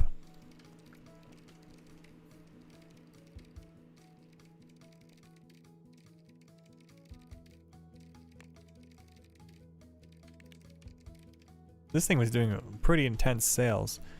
So what I'm doing here is I'm clicking on the I for details, and this is telling me the details for this software. This is all public information. This is someone else's software. You can see their total sales profits, and you click on units, and you can see how many physical sales they've done. So they sold 20,000, 40,000, 26, 22,000. And we can see the active monthly users. 69,000. That's important. The more monthly users there are, the more tickets there are. And we can see my character. The little phone symbol is when they're working on a ticket. And the alphabet symbol, the letter, is when they're designing. Oh, we got this project we got to finish today. Guess we'll have to pause this. Kind of crush this out. Oh no, I guess we'll have to release this late now. Oh man. What's happening? I'm kind of falling. There's like 500 tickets waiting for me. This is 1 month overdue.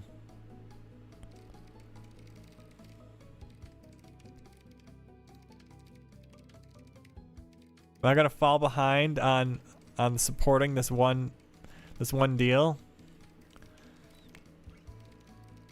You know what I think we need? We need more support deals.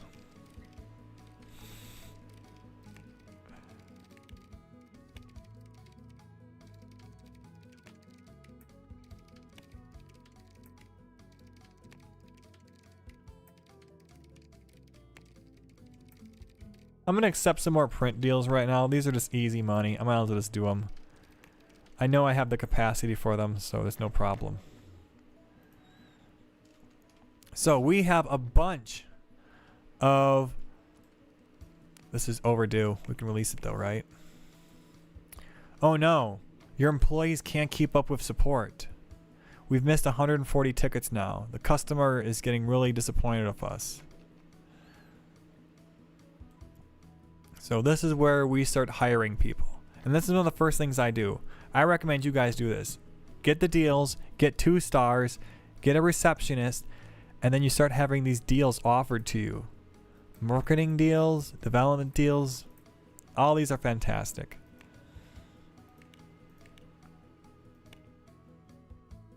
Design deal, I'll assign to my design team. Development deal, I assign to my programming teams. Marketing, I assign to the marketing teams.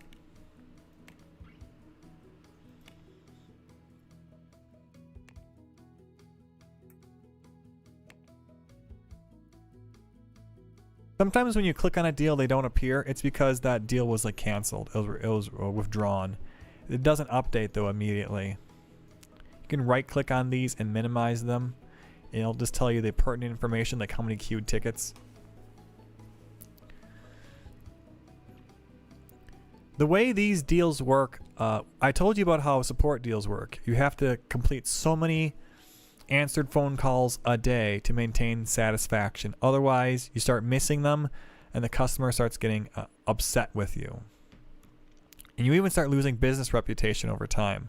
You can see the deals. We're slowly increasing because of our deals. We're doing the deals successfully.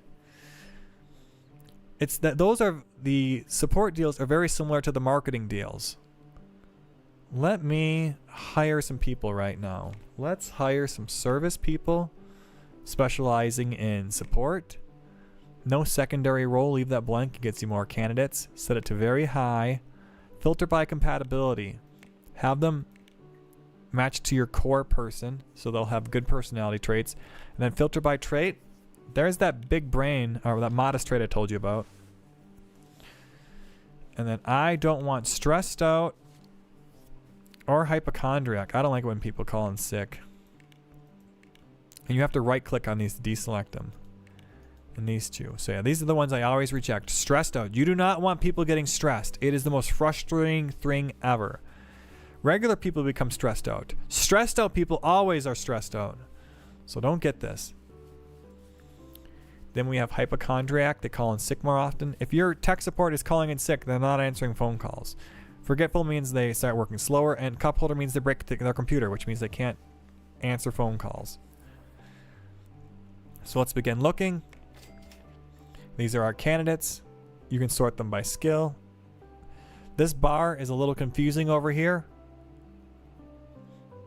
The big bar is the person's actual skill. The tiny inside white bar is the team average skill. So let's change this person over from core. The reason it defaults to core is because that's the team compatibility you set it to. Now we know this person's personality is generous optimistic. This one's generous optimistic. This one's generous flirty.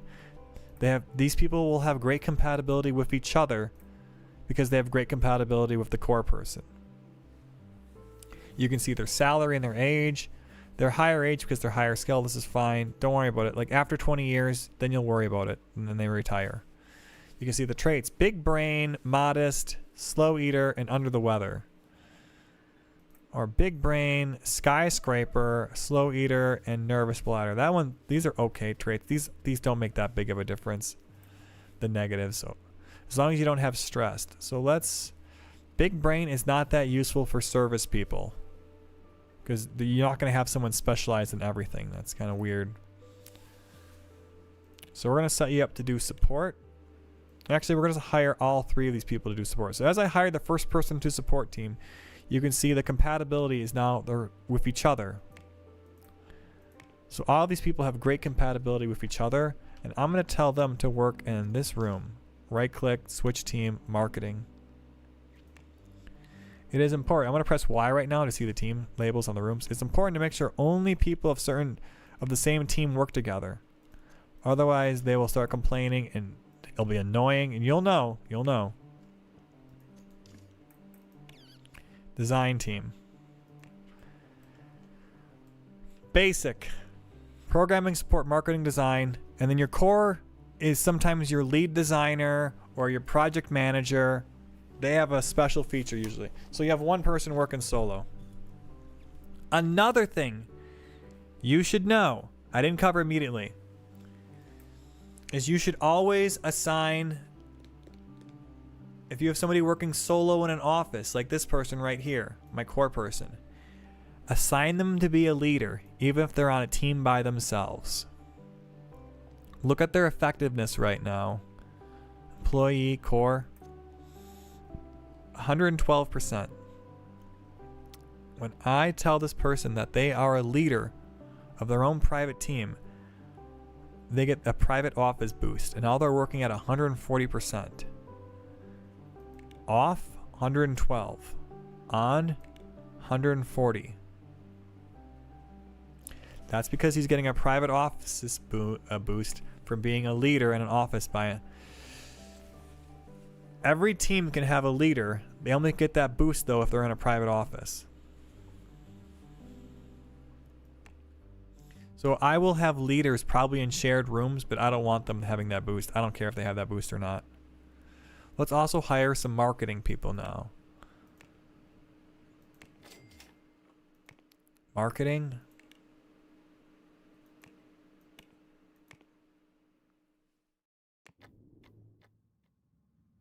I click on the details here. They want programmers, 2-star system programmers, 2-star 2D programmers, 2-star 2D artists. So 2 by 2 by 2. So let's hire some programmers. Specialization. Change the role of the programmer. For secondary role, I usually choose artist because then it's my programmer artist. It's like makes it easier. Choose specialization and say system and 2D. That way we'll find high-level programmers that have system and 2D. Oh man, we're running out of money.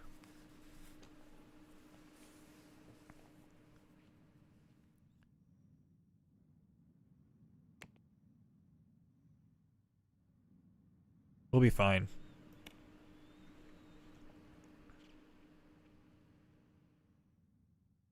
So system and 2D priority, not hardware and audio, same trait filtering, compatible with Core, even though they're not going to be on Core's team.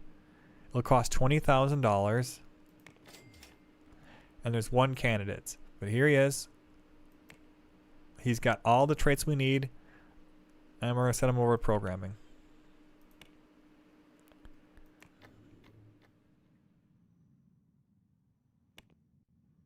Now we have to hire a designer. System 2D design. What do they want here for this one? 2-star in audio, 2 in 2D, 1 in system. We will need multiple designers for this next role. Also, I forgot to change this when hiring the programmer. I should have had it on fast learner. We'll be fine. Wow, this doubles the cost right there from 10 to 20,000. Fast learner or not, or big brain or not.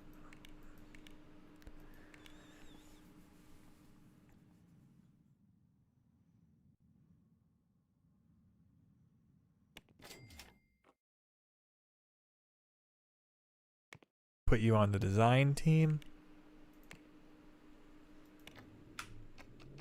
And we'll wait a day. I'm going to unassign Core from these teams right now. Now, it's quite tedious to do this manually, so what I recommend is you go to Manage Tasks. You can just do this. Put you on Design.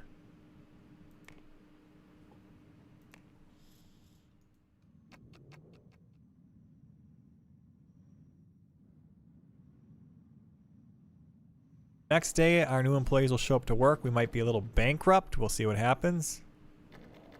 Oh, we have money. Okay, good. We got some money from our deals. Print deals, support deals, marketing, design. Good.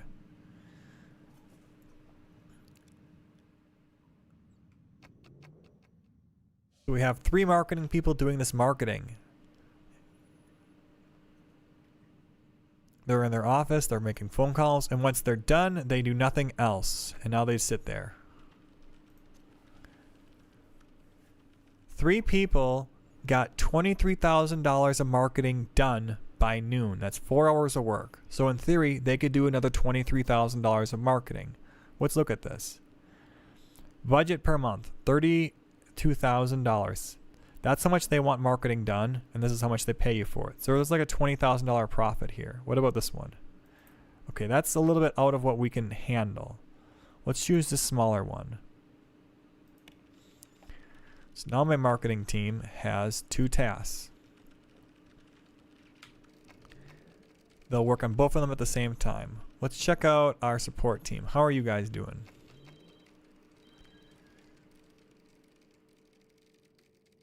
Alright, these are 3 professional support. This is they're good at this, so they should be able to handle this. Looks like they can't. So I'll hire more support. Service. Support. Cheap people.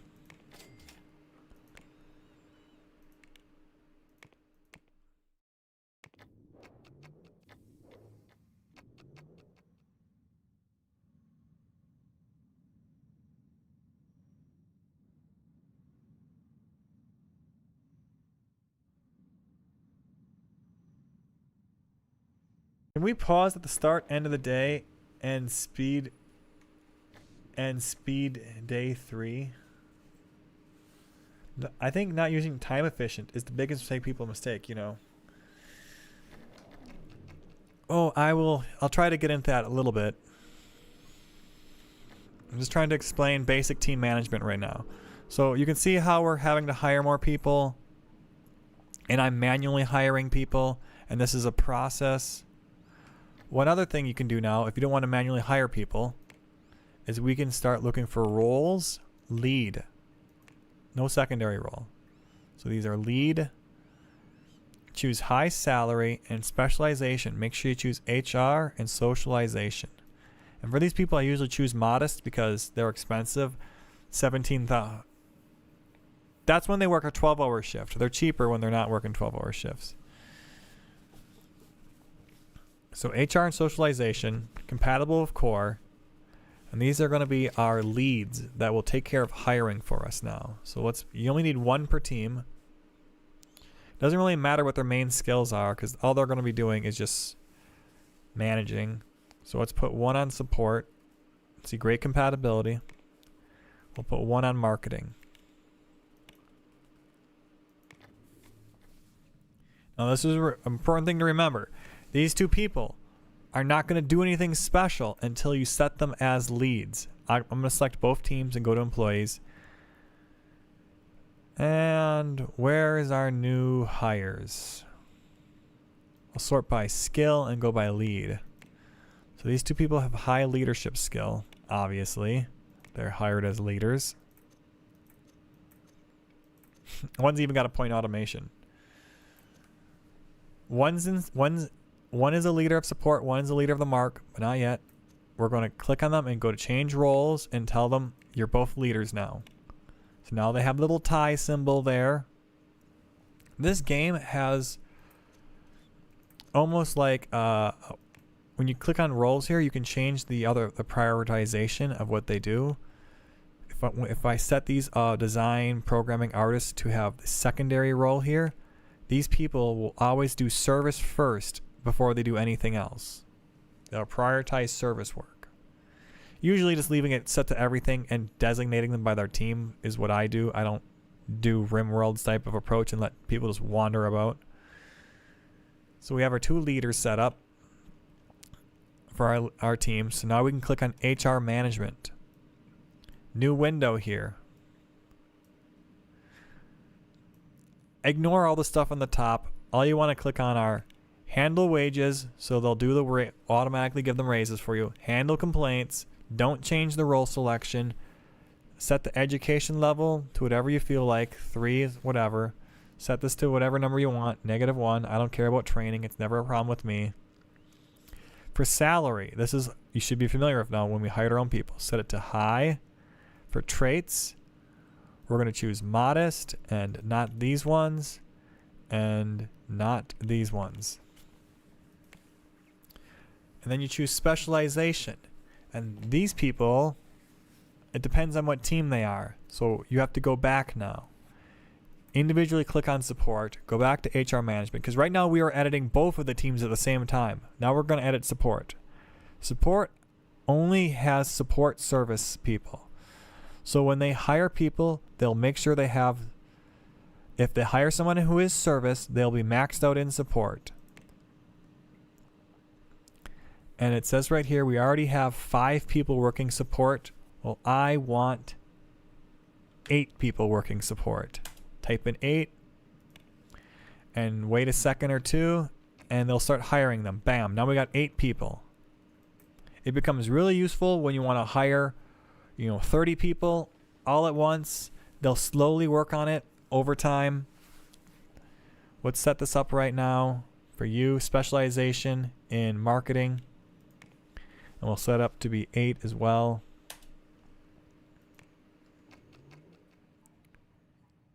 They hired some of them. They hire when they're available.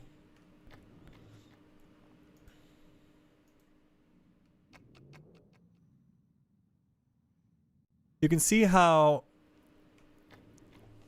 our 2 teams, they did this work equally for marketing. 19,000, 19,200 between these 2 tasks.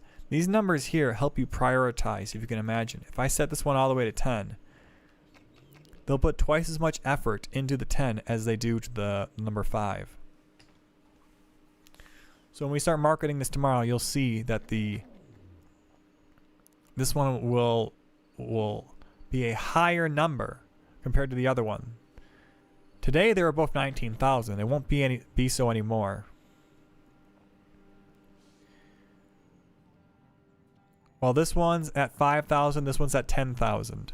So they are putting twice their effort into the 10 one now.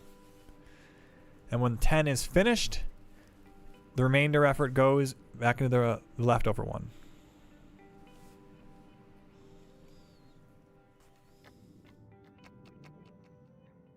You can see right there what also happened is progress stopped once in a while and people would run to this lunchroom here and they would actually have a meeting.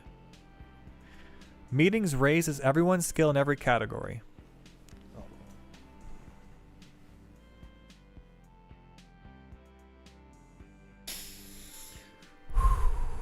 How are we doing here? Are we making money again? Or are we broke? Okay, $45,000 profit. Let's look at our taxes. Okay, so we have some taxes. We have $140,000 to pay in taxes because we've made $1 million and we pay 40% tax rate. Let's look at my chart really quickly. I like looking at the chart. It's kind of weird how you have to grab it and pull it. This is our balance over time and our profit. We're making all of our money off deals right now. Before it was contracts. What are our stats? Hired people, contracts completed, thwarted burglaries, and sick days.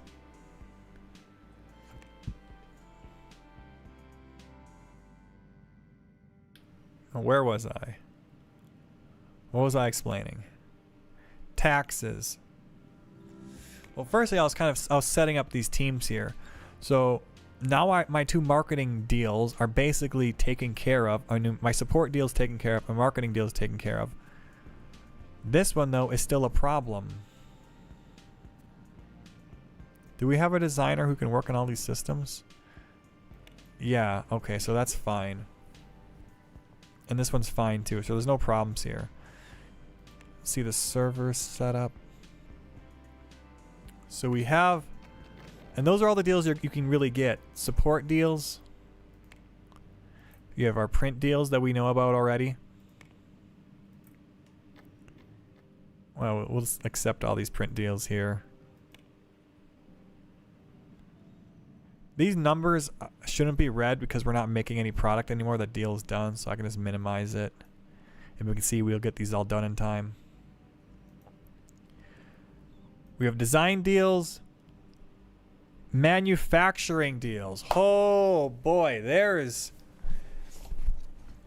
that's a whole different tutorial. I'm not covering it here. Watch my manufacturing tutorial if you want me to explain manufacturing print jobs. That is a whole can of worms. We're not going down. Manufacturing is a whole different game. Sorry. Watch my manufacturing tutorial. So we are done with deals. We've covered contracts and deals. Those are two sources of money making. Another source of money making is loans, which we covered, and investing in other companies.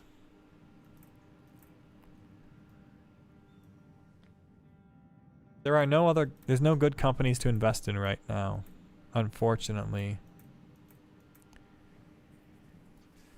Maybe this one right here could work. Let me look at their chart. It ain't looking good. They're not making a lot of money. Where's their sales?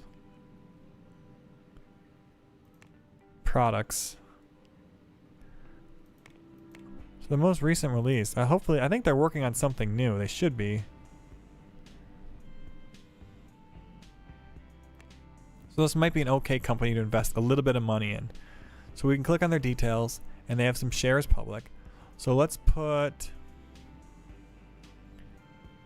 300,000, or just put 200,000 into them. We'll buy two. You can't buy stocks with loaned money.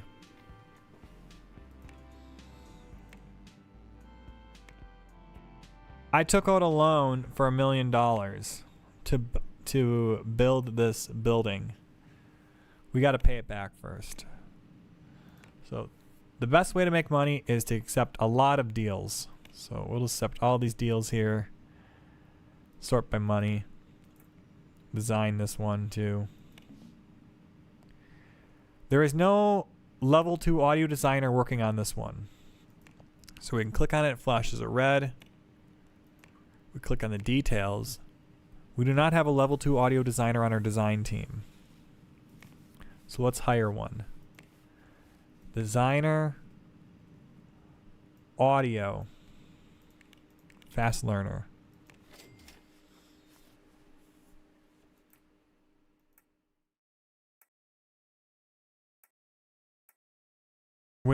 This is something that only happens when you hire designers.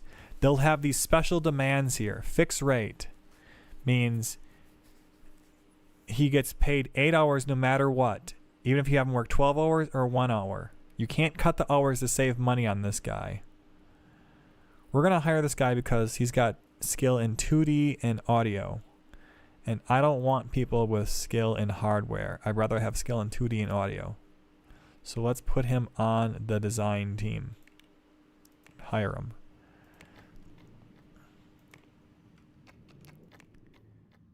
Kind of minimize these tasks a little bit. Look at the design one. Starting tomorrow, we'll have 2 designers on here. When you are doing these design deals, all you have to do is 1 iteration. No more, no less.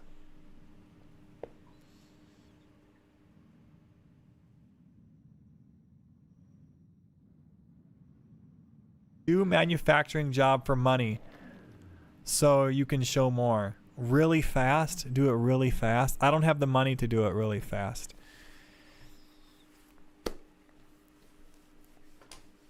But I'll show you how to get the money to do it really fast. Here's how you get the money. You have to take out a loan. But we already have a loan taken out. So you have to get a bank loan. Okay, so let's get a bank loan.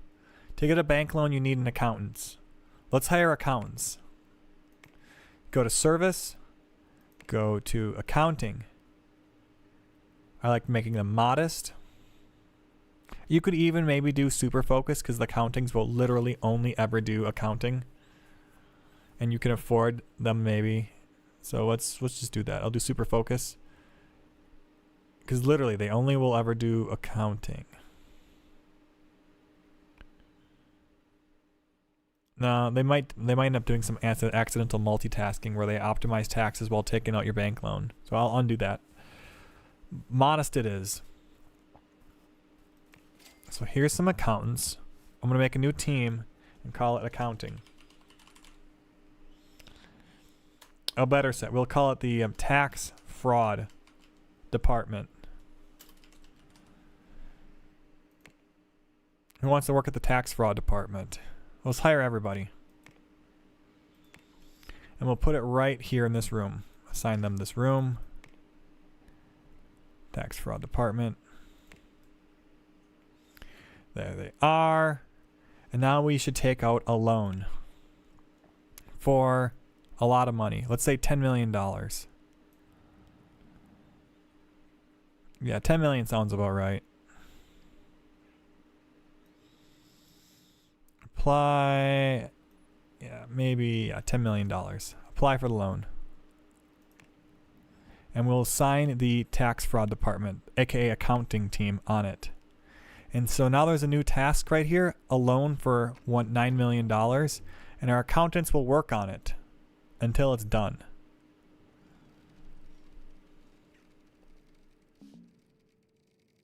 A lead designer is not having their needs met. Well, that's because my stupid lead designer is in a room they're not supposed to be. That's because all the rooms are assigned except for this open room. And for some reason, people like to just jump in an open room. So I'm going to assign this room to be the tax room as well. Get out of there, you guys. Stay out of there. And I'm going to update these people's phones to their calculators to phones, so they get this done a little bit faster.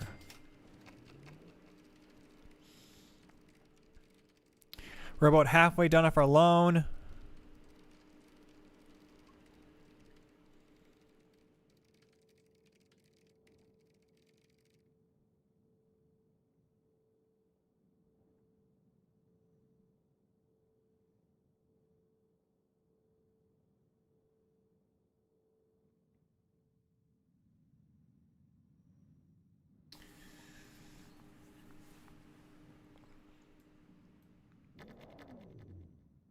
So we're waiting for that one person to go home early. I think I'm going to have my core person not stay till 4 p.m. anymore. That should speed up the day a little bit.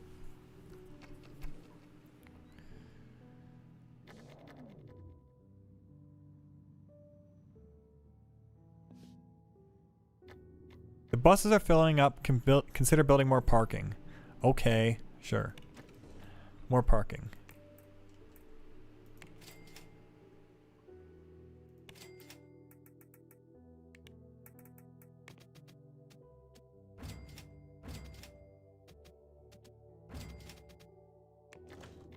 There you go. How's that for parking? So our loan is done. We're going to take out the loan.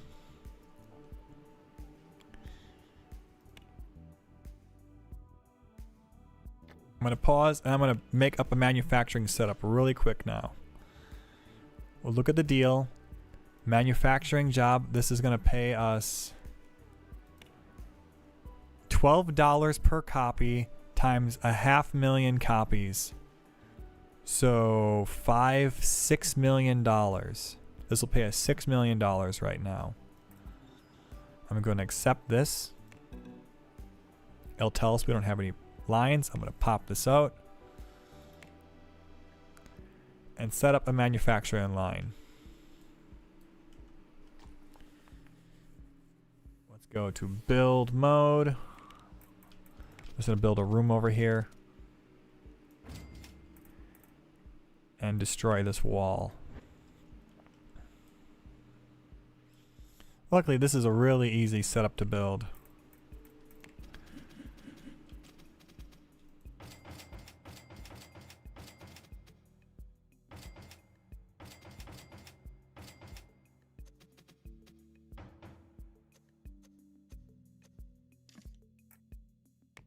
Rollers, input, plastic,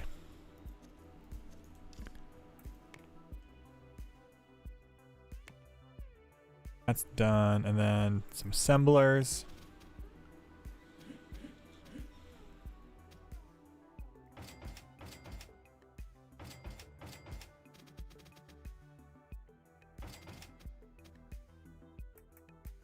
Yep, I just went straight up factorial over here.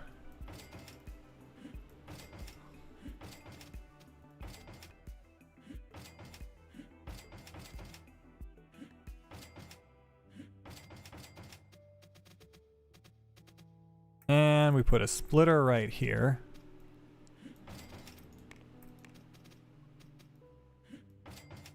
One last tool. Component recycler.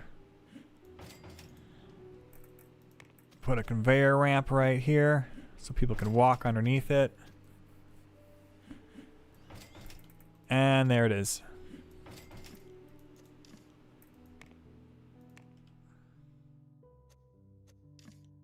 They're going to be cases, motherboards. Done. So we have money left over, which we'll use to pay back our loan. This we're gonna be really broke here really quickly unless we get some more print deals. So I'm gonna go pick up this one right now.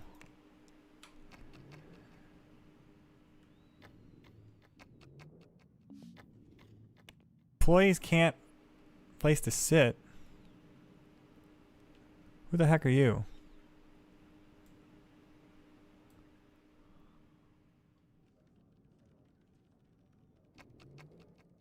For what?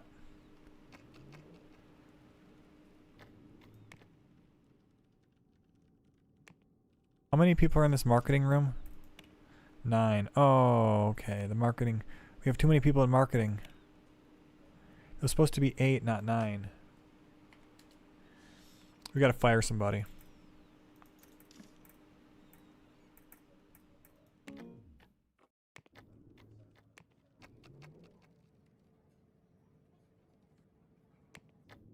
Right now we are printing consoles. It's a dark room. I'm gonna add a window.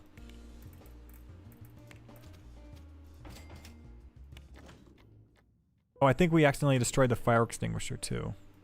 Or the fire alarm.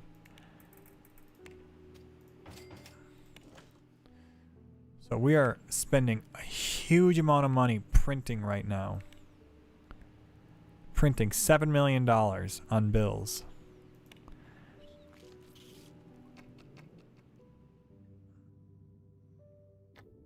Once we sell these, we'll make money back.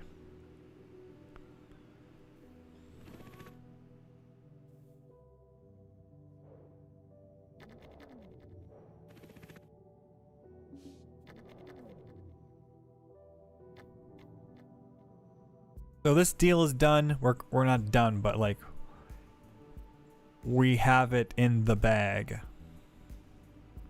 We'll click on manufacturing. Hardware manufacturing. They want me to print another 100,000. That's less than a month left to work.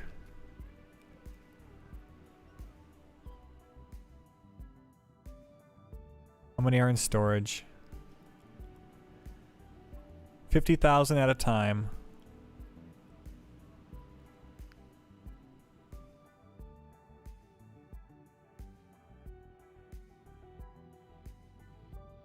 And there it is. The last of it's done. 6,000. Okay, the deal's done. So now we have $14 million left over. We'll just pay back that giant loan we took out for $10 million. We can even pay back the $800,000 loan. We have $5 million now. That manufacturing setup paid for itself.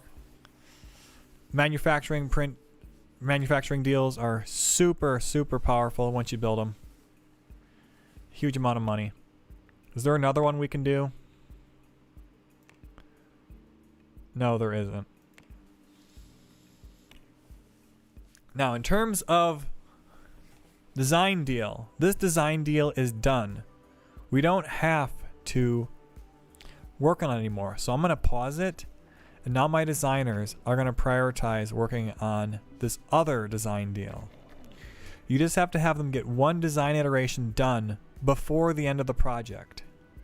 Now do us a favor and do not click develop.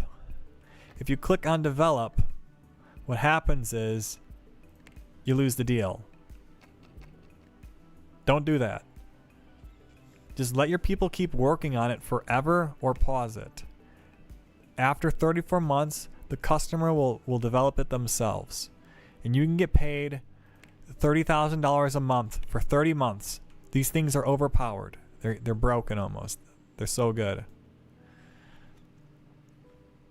So let's just pick up a bunch of them, in fact. So you could say, let's pick up... I want more support deals? No. Another design deal here. And another design deal. Oh, some of these are done quicker than others. Like this one has 3 months left, so we'll prioritize the one done in 2 months. We'll even pause the one done in 6 months so this can get done faster.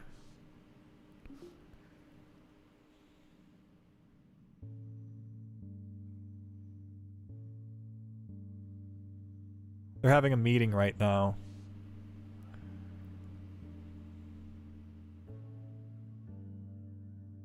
That's why the lunchroom was occupied. I'm gonna do one thing here and just slightly... Now that we have multiple teams,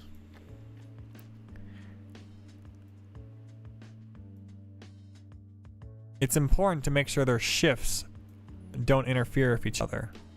So I'm gonna go to their hours. And an easy way to move their hours is do something like this.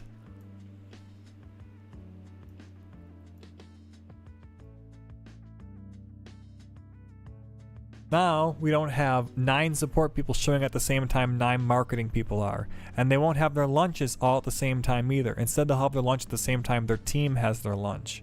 So there'll be less people clogging up the lunchroom. Because we had a problem right there where they're having a meeting at the same time people are trying to eat lunch.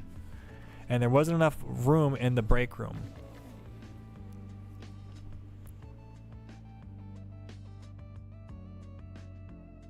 I think we need more programmers. Usually you'll always need more programmers. So when in doubt, hire more programmers. In this case, I'm feeling a little lazy. Let's just hire some leads to do it for us. Lead HR, socialization. I want you in programming. I want you in design.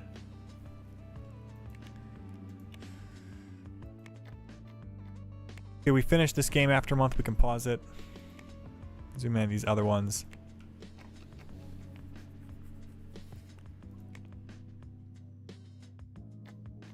Design and programming. Let's go look at our new hires.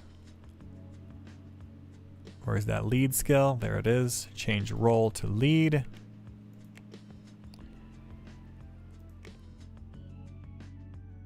Then we can set up HR. These things are always the same. Traits. Fast learner. Not hypochondriac, not stressed out, not forgetful, and not cup holder. And then for specializations, we're actually going to leave these the same, system and 2D. And how about audio too?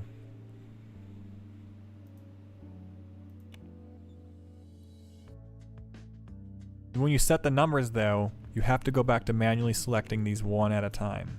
So HR, so this is the programming team. We want 4 programmers and 1 artist.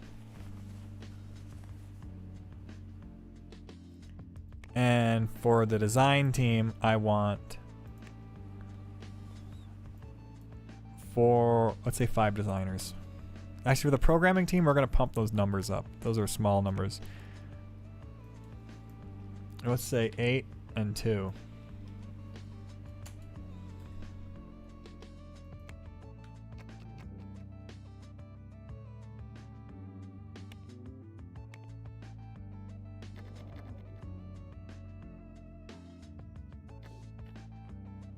Every year, people may ask you for a raise. I usually just always accept. I'm going to look at my deals. Any deals here I'm interested in?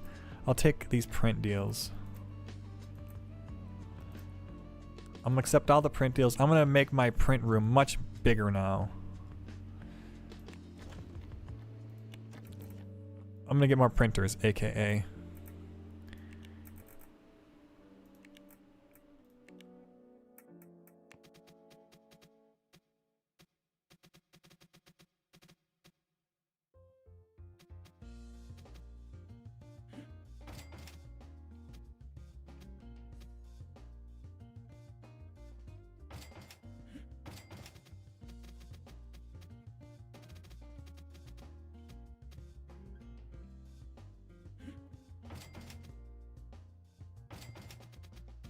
That's where I'm going to put my printers.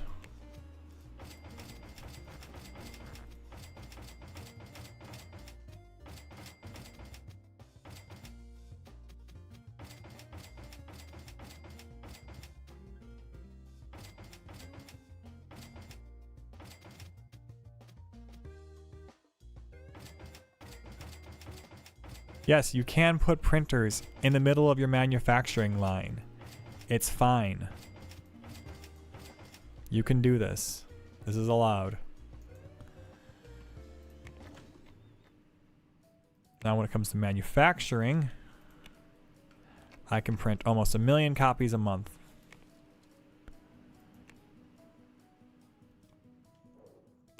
When it comes to designing, we're pretty good.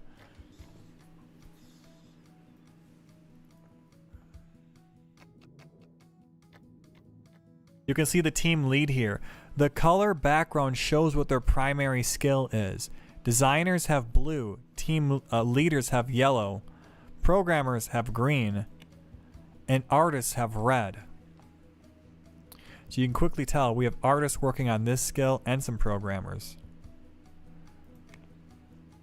Let me try something really quickly here. We're going to go up to our artists. I'm going to tell them, I want you guys doing art first. When it comes to programmers, all the way around.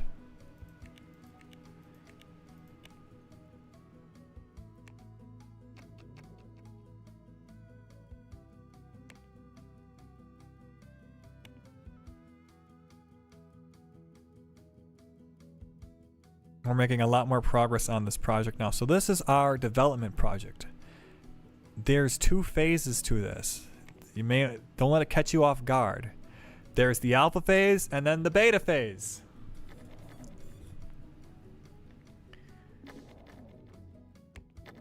Here we are in the alpha phase right now. Obviously you can see we are designing the project. We're not designing, we're coding the individual features. You can see the artists at work making slide templates.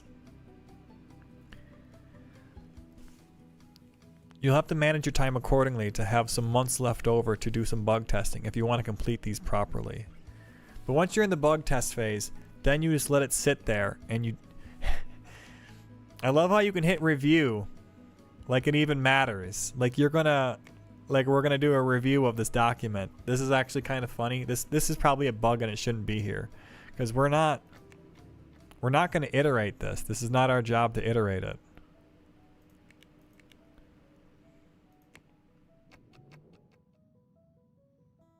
And you can see how I canceled it there. Oh, so our accountants, they're not even set to do the taxes yet. Let's go set them on the taxes. There we go.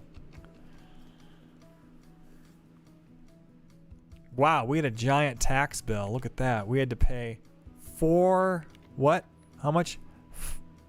$3.5 million in taxes?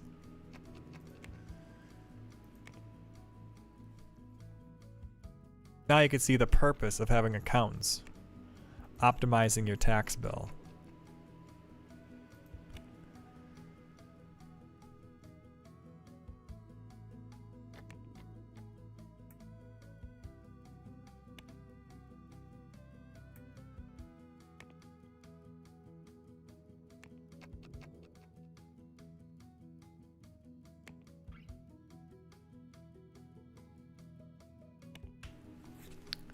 How's it coming along, you guys? You working on this?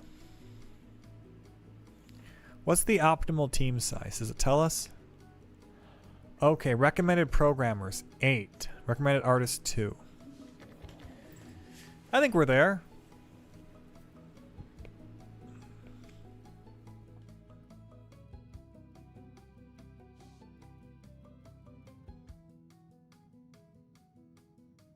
I'm just going to finish this and then I'll continue the rest of the tutorial. I want these teams to finish this.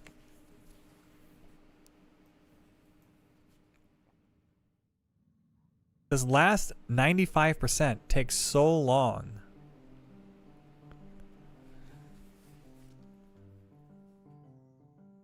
Now you can see only people who have 1 point in 2D artist skill can work on slide templates.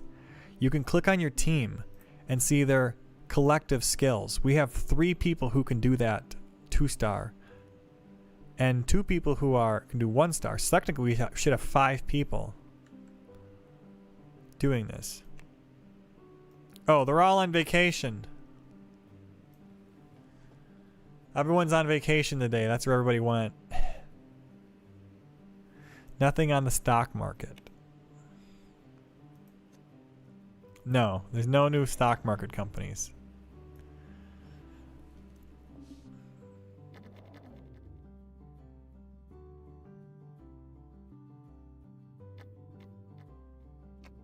We'll get to the stock market in a little bit. First, I want this program to be finished. It's alpha phase. Come on, artists, complete it. And then the scripting. Only some of our programmers can do this. Oh, they had a meeting right there.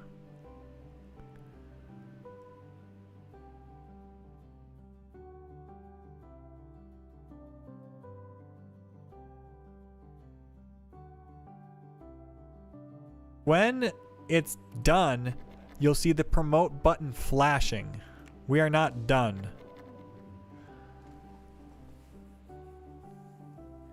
What do I think about the game? I think it's a fantastic game, and you should definitely buy and play it. This game will change your life. So, we are now done with the alpha phase of the software for our contract. Now you can click on promote. And now they'll start bug testing it. You can see how they're bug testing it. It's going great. Some new deals.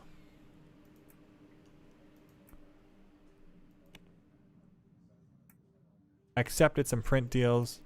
There's some marketing deals. There's some development deals. Whatever.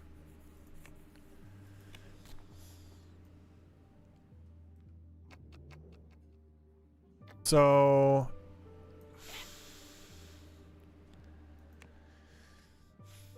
in summary, when it comes to deals, you have design deals where you have to get one design iteration done and then you can pause it and work on something else. You have support deals where you have to do monthly maintenance of a little bit of work, of support work. Then you have marketing deals where you have to at least get 80% of this recommended quality, 80% is recommended marketing level, and you keep the leftover money. Lastly, you have these development deals where you first have to do the alpha phase, and then you have, like this one here, you do the beta phase. And when it's in the beta phase, you bug fix it, and then you can pause it and work on other projects once you're done with that. And those are the 4 main type of deals I love working with. Earlier in this video, I showed you a manufacturing deal and how it made us a bunch of money. And there's also print deals. We have some print deals right over here. They want us to make 200,000 copies at 36 cents a copy. And it costs us 10 cents per copy to make them. We can click on the manufacturing menu and see we have 50,000 in storage, 50,000 in storage. We have the goal of 100,000, and we can print 1 million copies a month. We'll have all these copies printed this month. There we go. I think we're even, is that above the goal? Are we above the goal?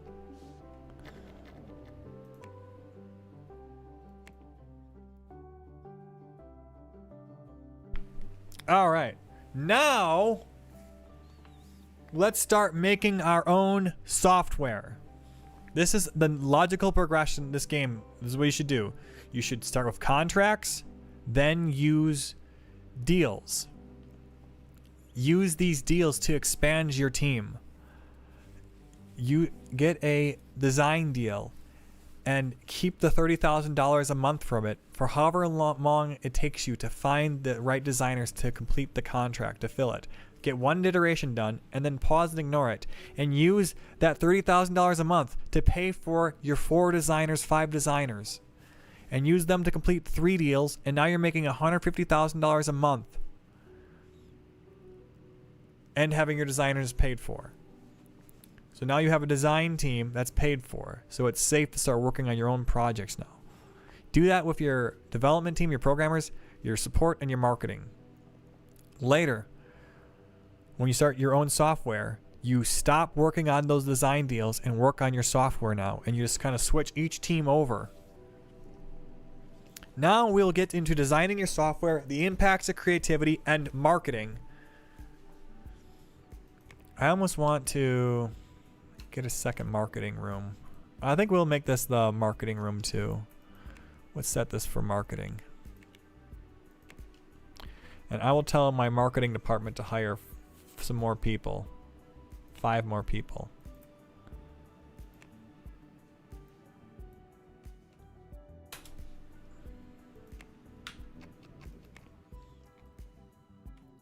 Lastly, we'll get into project management. Let's make a new bit of software. Lot to go into here. So on the type, you choose your main type. This is where this category is also the skill of your lead designer. Operating systems will have computers and consoles and phones. 2D editors will just have 2D editors. Games have a variety of subgenres that you can build market recognition in. Same antivirus have just their one category. Office is just the one category. Audio tools, just the one category. So let's make a 2D editor. I recommend 2D editors as a great starter software. We're gonna program this quickly. So first thing is your name. How about we name it Photoshop? Simple name, we all know what that is. Photoshop. Now we can't get sued. In-house, do you want to keep it from your competitors? There's no point of doing this. There's no point of keeping it in-house. The quality you use for licensing doesn't even matter. Source control server. Set it up. If you have a server, choose something. This is where you can manually choose your design teams. And your so design team. Let's see here. Let's have core and design it. And then core, you're not doing the programming. Publisher. So what is a publisher? Publisher helps you. They can give you funding, marketing, printing, and even operating system exclusivity. What does that do? It actually kind of lowers your commission.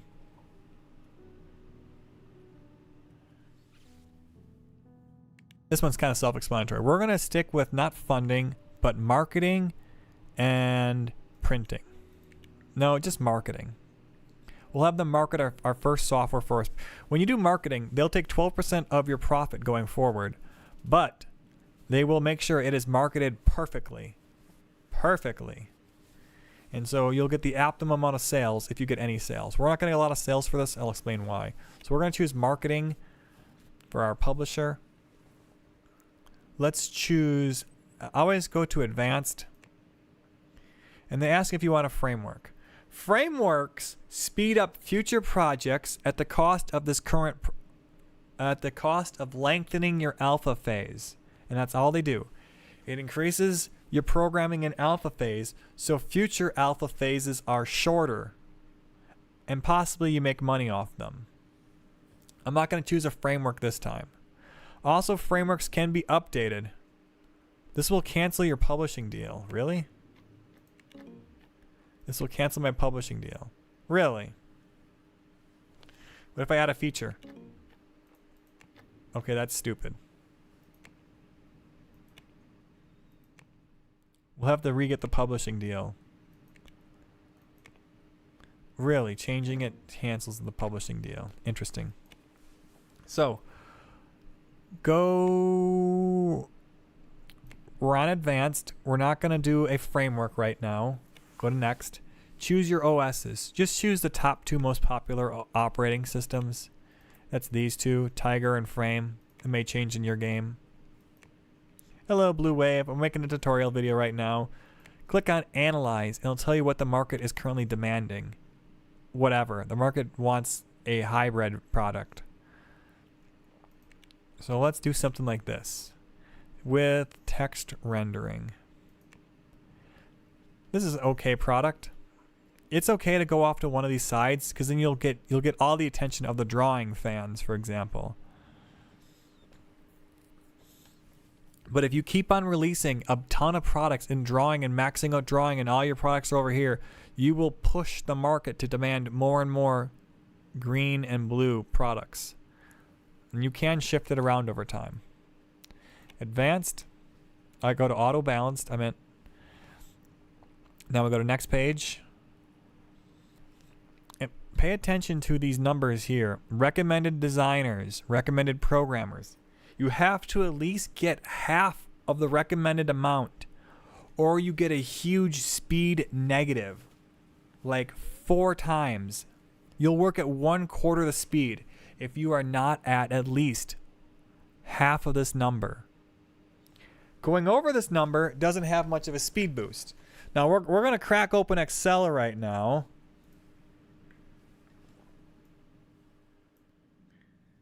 Okay, and let's try to explain this really briefly.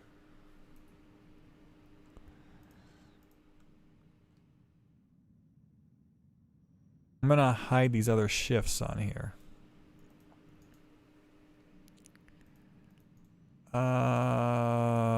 Manage, change chart data type. No, I need to, no, this right here, filter.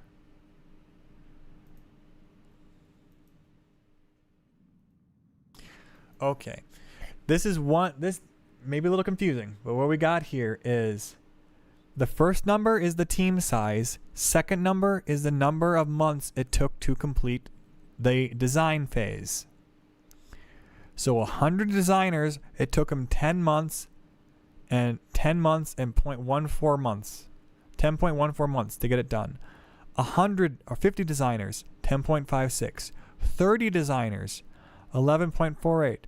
So you can see going from 50 designers to 30 increased the design time by 1 month at the cost of 20 designers. At 15 designers, it takes 12 months. So now you have to wonder yourself, would you rather have 2 teams of 15 that could get 2 operating systems designed in 12 months, or 1 team of 30 that gets it designed half a month faster? Obviously, you get twice as much work done by having a smaller team. And this continues, this scaling, until you hit like the half team size value.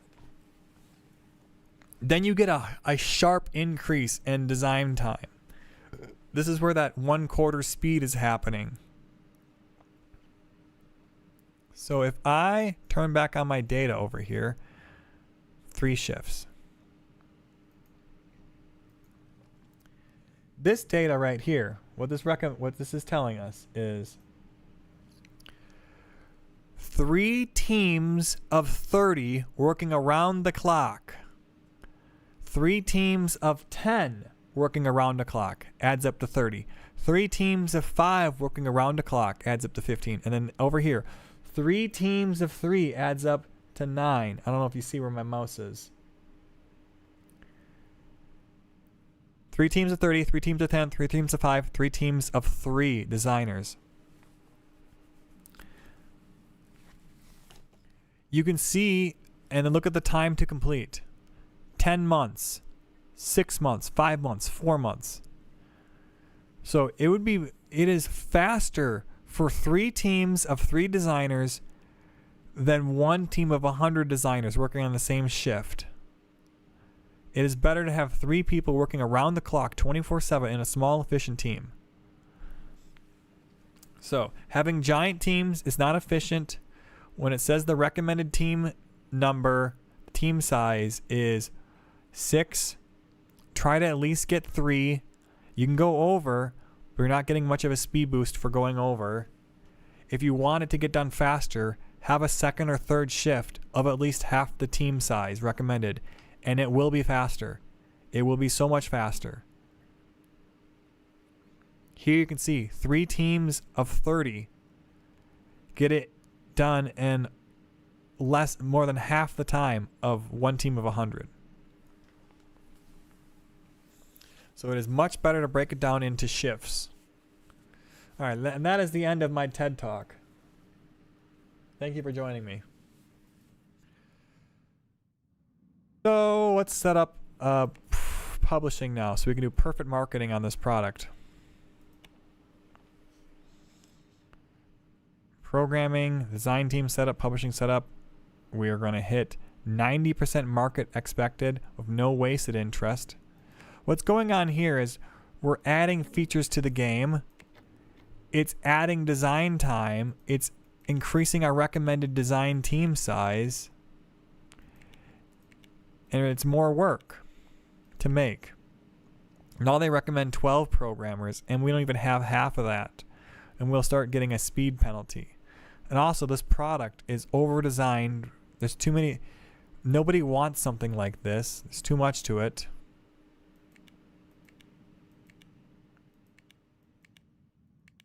I'm going to remove features until we're just around 100%, not too much.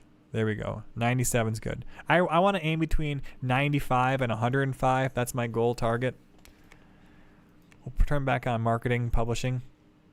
I do my own publishing, marketing, but I want to show you how this works the first time. And now we have our 4 designers working on this. We have our accountants optimizing our taxes. See that right there? Our tax bill is supposed to be $50,000, but they took away 6 of it.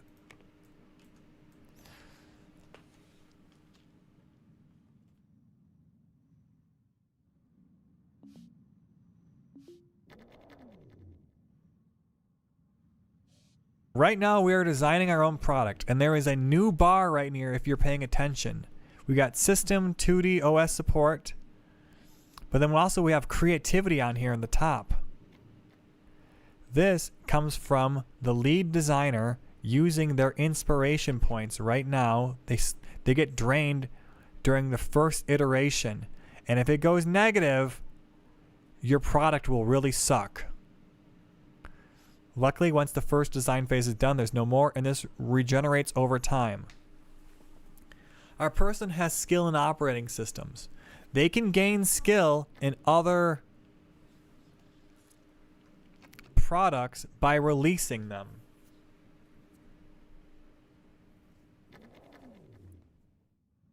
You like the tax fraud department? So this is slowly regenerating over time. You can even see it moving right now as the day passes. Here is Photoshop. Oh, so when you have a publisher, they will have a mandatory deadline to get it done. May 1984. That's almost a year from now.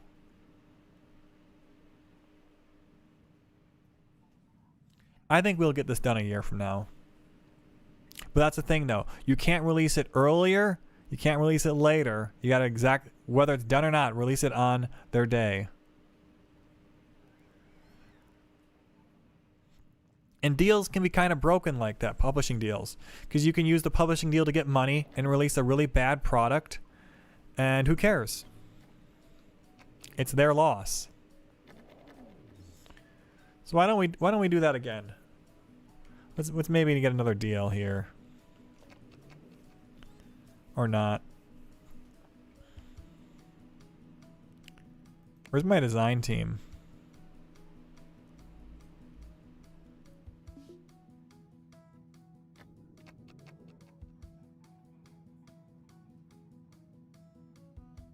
Wow, this is going to be a really good 2D editor. It's too bad because the skill of the leader is so low that we're not going to get full creativity from this. And that's what I intend to show you, is how we are going to have bad creativity from this product.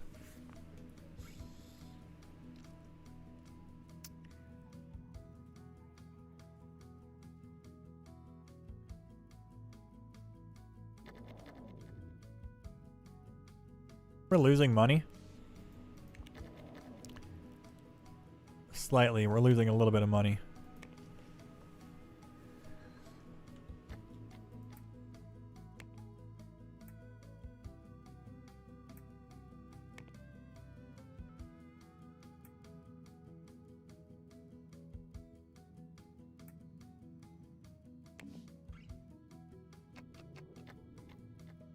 Cancel that one. Let's get this one instead.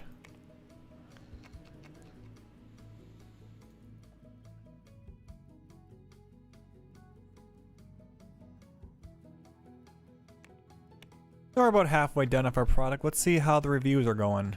We have to pay for this out of pocket, $15,000.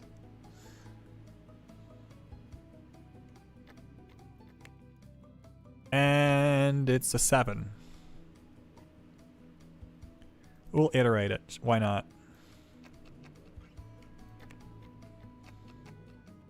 We got lots of time.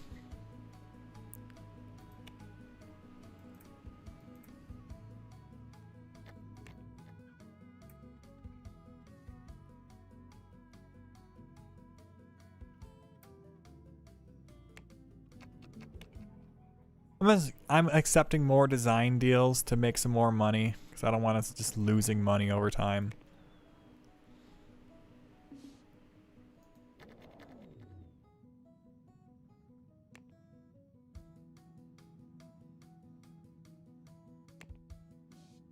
Do another review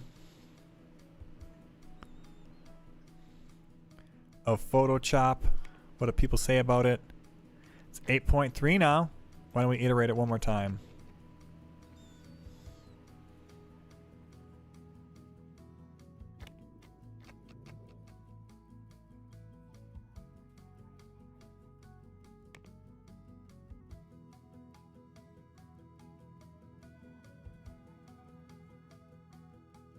The reason all of my programming is happening so fast is because I got all the speed boosts on during the setup of the game.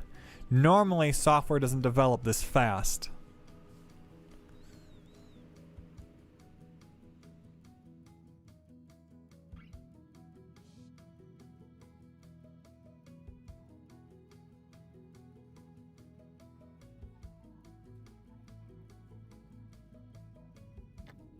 Do another review. It's mostly done now. You should do reviews like halfway and a quarter of the way through. Because if you do one at the near the end, 9.9, wow. You'll lose a big chunk of work.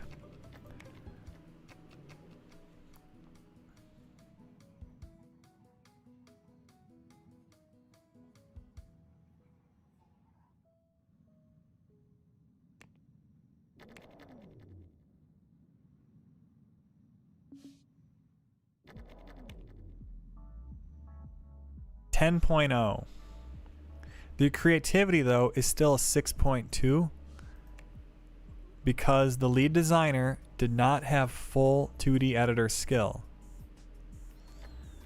Now we'll click promote because we are done with this phase. We have maxed out the quality. We can start bug testing it for a year.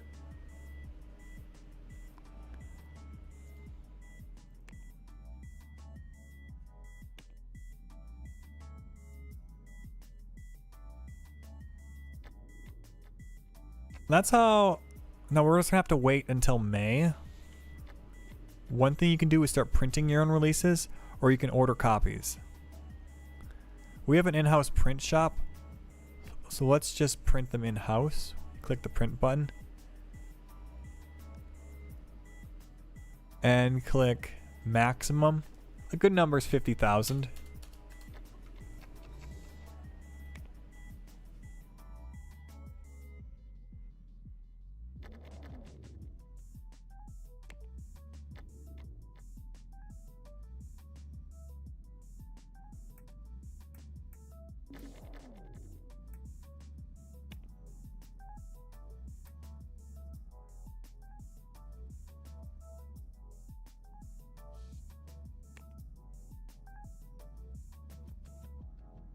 How many hours at Steam? How much have hours at Steam? Oh, in this game.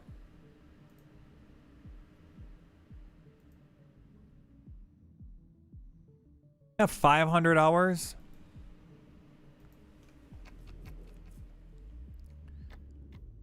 Well, we're bug testing this. I think we probably. So, your design phase can determine the quality. Alpha phase determines if you meet that quality. And then Bug testing determines how many refunds you're going to get based on the bugginess of your software. So when we're fixing these bugs right here, what we're doing is we're not raising the quality of the software. We're making sure that when we have 100 sales, we keep more of them and we get no refunds afterwards.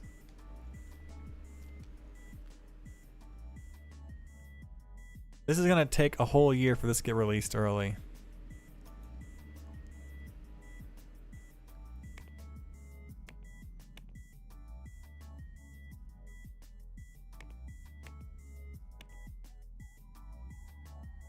Let's make some new software instead without a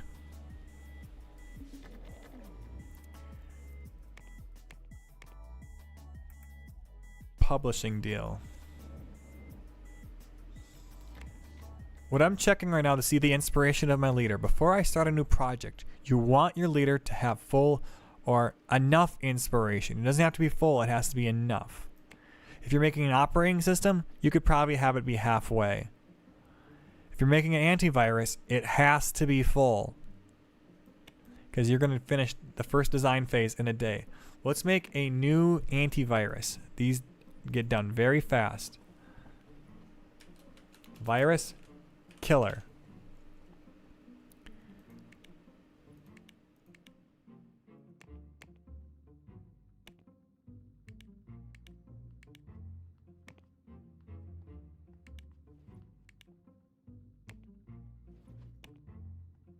We're going to make it for the two most popular OSs. No framework, non-existing. We have a maxed out expected interest. We have enough designers and programmers. Expected creativity score, 50 and 76%. This is a big impact on sales and marketing. Operating system seat costs. And so this person wants to lead the design. Right now, there's a range of the predicted score, 64.97 of his creativity. We don't know what his creativity is.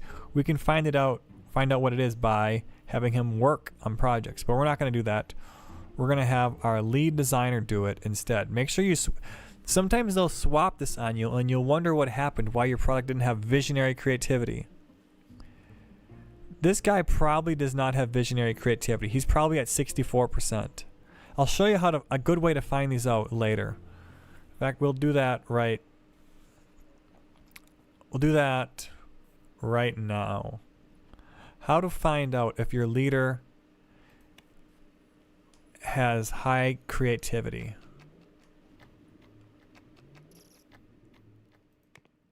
Where's the founder? Where are you?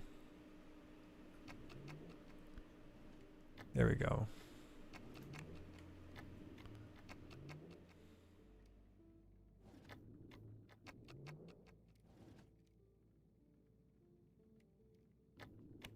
Let's pause this a little bit. If you want an easy way to figure out the creativity of your designers, one thing you can do is assign them contracts like this. Let's pick a shorter one. Oh my God, there's no short ones. Okay, this tiny one. And you go to your lead designer who you're curious, like this guy. Are you really a 97% creativity? He's a range of possible creativities. So what you do is you click OK, assign him to be the lead designer.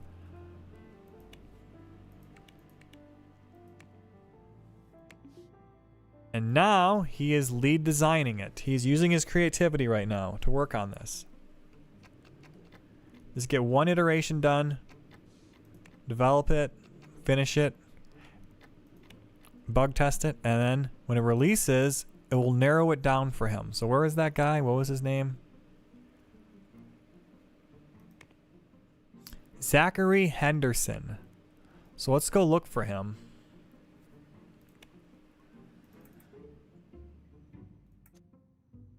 He's a 64 to 97, and so when I release this software,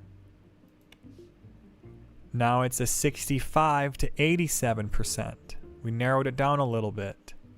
We also used up all of his inspiration working on that software, so we'll have to wait a month or two for the recharge to do this again. we'll figure out what his actual level is. And as this gets narrowed down, this guy is going to start making more demands of us. He's like, oh, I want a pay raise now. So let's do another one of these.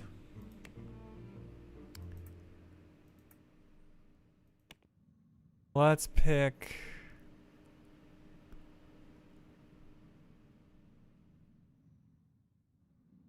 pick you.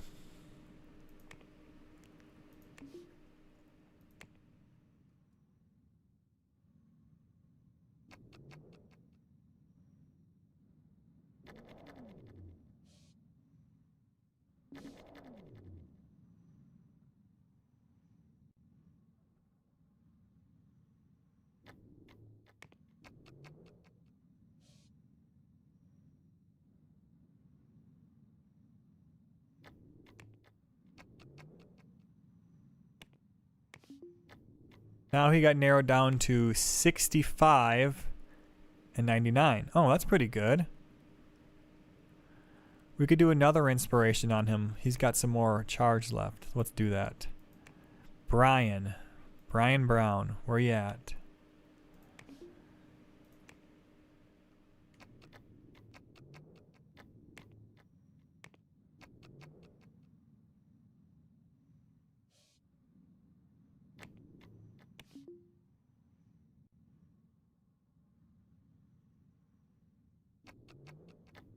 They didn't tell us anything for that one. Oh, I think I forgot to assign him as a leader.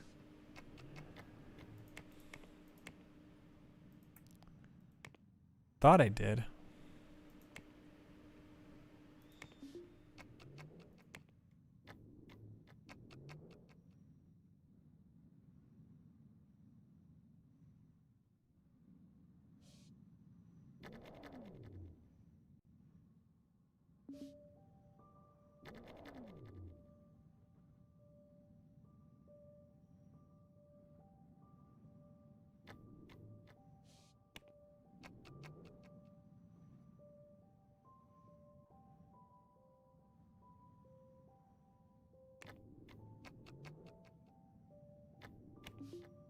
Brian Brown got narrowed down to 69 and 89% creativity.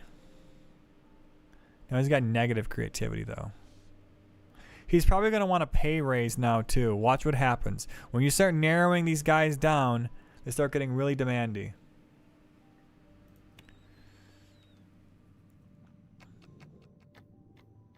So, no, I'm continuing my tutorial right now about, right now we're doing marketing and releasing software. I also is explaining how to find the creativity of your leader. Another possible source of high creativity leaders besides trying to find someone at random is to hire somebody. And you may think, well, okay, you just type in, one way to find them is lead designer, maximum, whatever, and you just look. And you can see their creativity amounts over here. Like this guy. 63 to 86. 41 to 100. The more narrow this band is, the more demands they'll have too.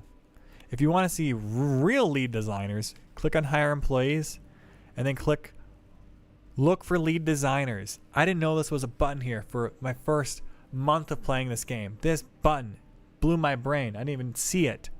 They should like make it flash red or something. Look for lead designers. Now you can see people who have visionary creativity. Wow, this person's a real, that's amazing. You usually never see someone just like this. Usually they're more like this, 67% ordinary. And see, look, they still have demands even though there's ordinary quality. But this is a lead designer. And you can also see he's not a very good person, goofy. It's not very compatible, I mean. But this person here, this would be a great lead designer that you should hire for your company. So you'll have to pay $180,000 down to hire this person. You'll pay them no matter what, $15,000 a month or whatever, or $10,000. They can leave. From other companies will give them offers, and then you'll have to give them a counter offer, which is usually $1 million. They want $300,000 luxury car up front too, so just so it's $480,000. If you leave them, if you fire them, you have to pay them 5 years of pay, which is like $500,000 probably. And then IP ownership. So this would be a great hire. This person right here.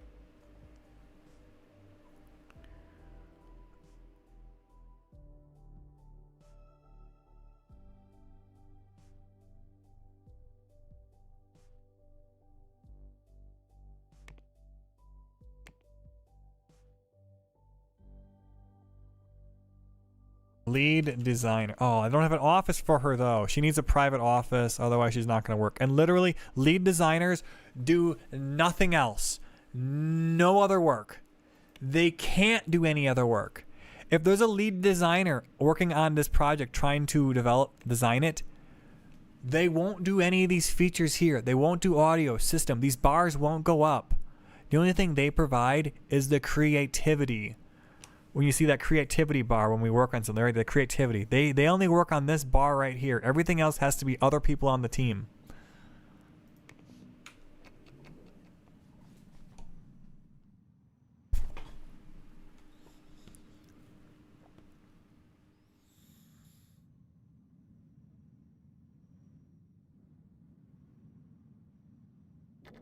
So I'm going to market my own product here, and I'm kind of already doing a bad job at it.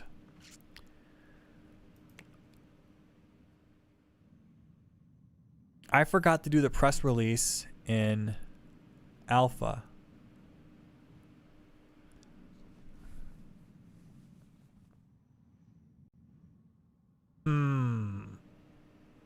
Let's cancel this one. We're going to make a new bit of software. So we can A/B test it together so I can show you. Okay, well, let's make 2 antiviruses.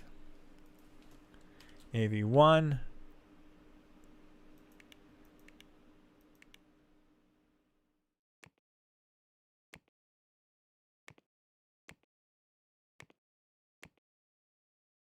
No, Zachary Henderson. No, not you.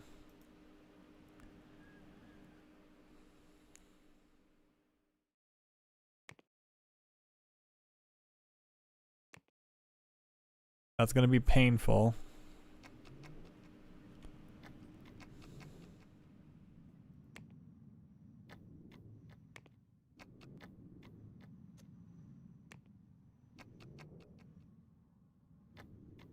I'm worried this person won't have enough creativity to get this done in time.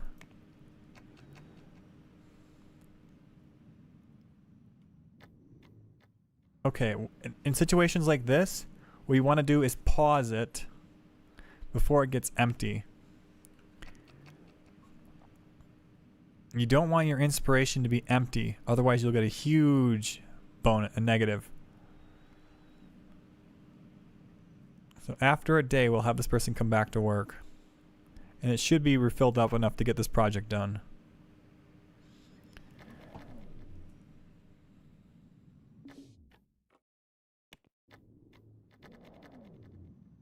There we go. Now we have enough done. They have like a quarter little chunk there.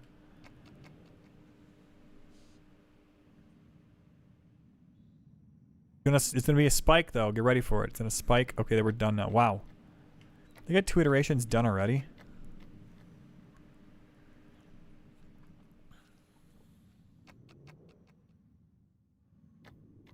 I'm gonna start marketing a press release for this one. I'm gonna assign this to my marketing teams.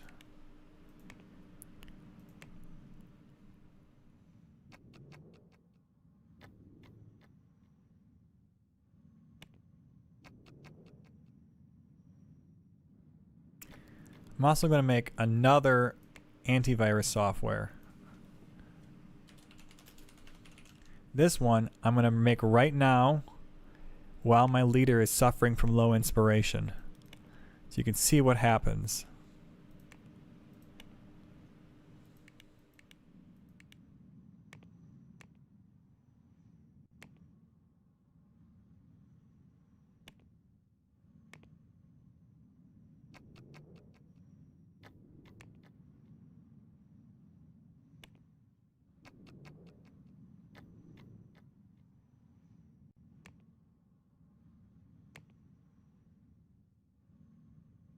Should be just a spike here.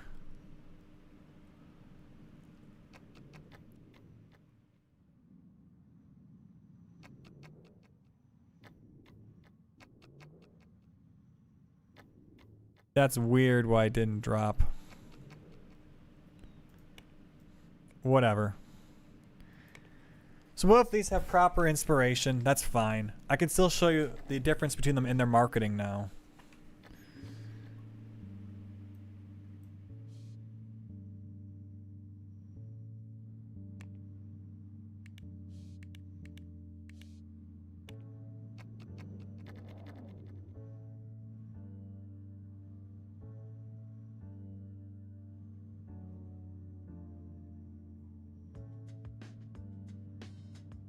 I'm going to design these two antiviruses completely, 100%, so that's controlled for. There's no differences there. And then we'll do one review in the middle of the design phase.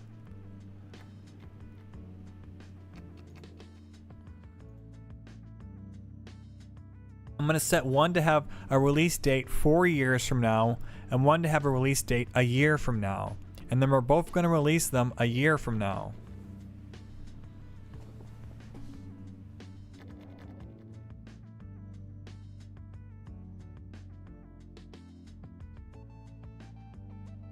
Oh man, this is a long tutorial.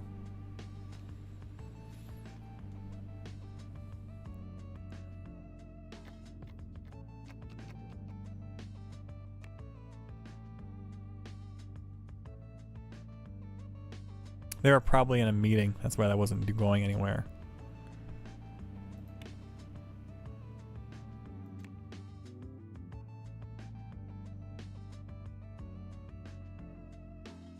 Oh, I should set my core team to work at the same time as my design team. That would probably work better.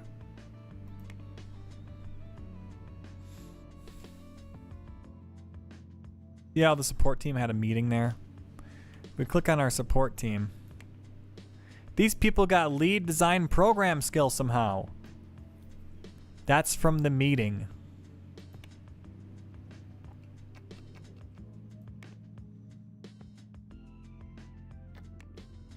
Oh, we're not done yet?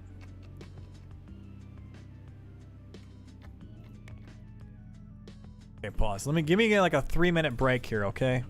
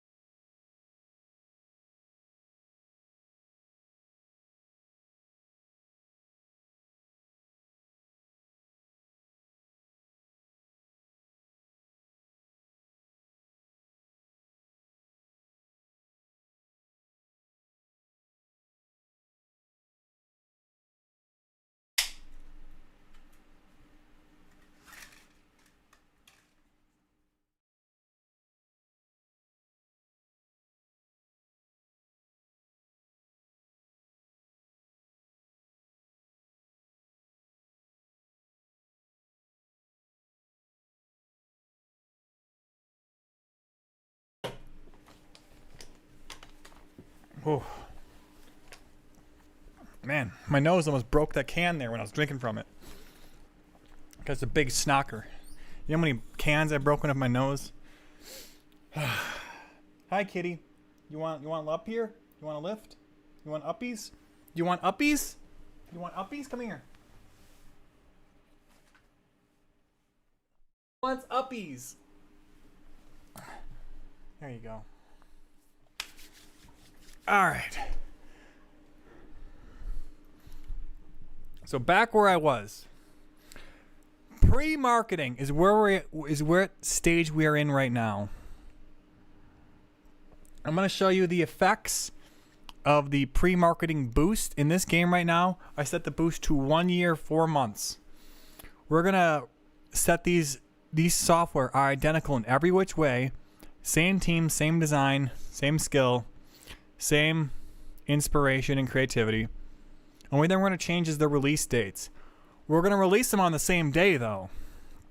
That way we can even control them against each other. So we'll set market. They both have a press release ready to be released. It's got text, pictures, and video.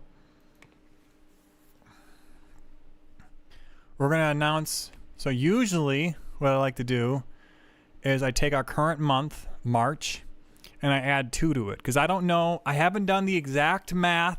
Maybe in the comments, maybe I'll set it up right here. I'll do it. I'll call it test. Save as pre-marketing test. It's about time I figured this out anyway, so now is a good chance to do it. If you click market and go to March 1984, click OK. Oh, you have to click a future release date. So let's get March 1985. This is a year from now. March. So we'll choose April now. So this is a year and 1 month out from now. So when I click release on these two, we should get similar numbers. I'm going to pull up my Excel right now, and I'm actually going to I minimize it. I'm going to take notes about this. Pre-marketing. Let's see. 1 year, 0 months. 1 month, 2 month, 3 month, 4 month, 5 month, 6 month, 7 month, 8 month, 9 month, 10 month. So, and then let's take little notes about that. Put that over there. So when we release this, how many do we get? 12 followers. So that's a year out. That got us 12 followers. And if we did this one a year and 1 month, 7 followers. There might also be some randomness here. We're going to load this up and we're going to cross-reference these against each other.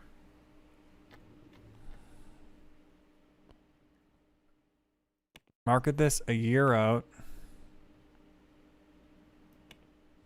Let's say this one was April now.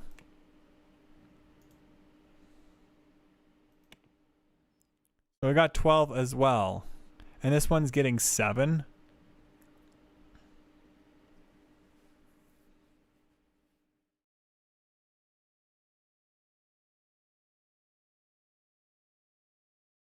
And you're probably going to get 7 then if we set you to March, right? Okay, so this is part of this follower count is determined by the quality of the game being released. Right now, we don't actually know the quality of it. When we get to the next phase, we'll know the quality of it. This could be 9, 9.8, 10, 7. They're actually we don't know. If we get into the next phase, then we could develop it and determine the quality. So let's do that right now. We're going to do a review of both of these. And it should tell us the quality.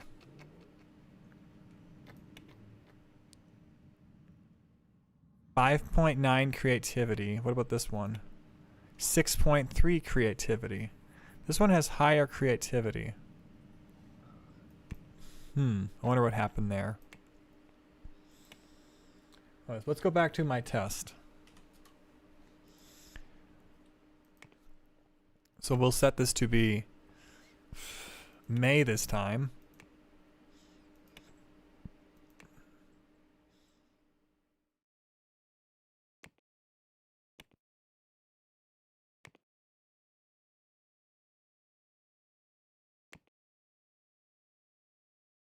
Same thing. 12 and 7.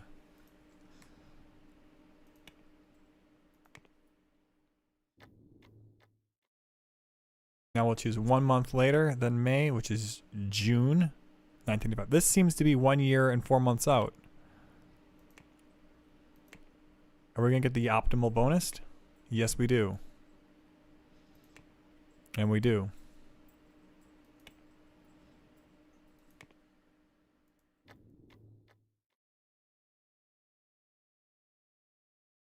So, in conclusion,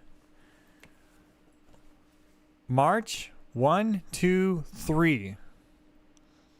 But it's supposed to be 1 year, 4 months. So is it actually July? Is that supposed to be the day?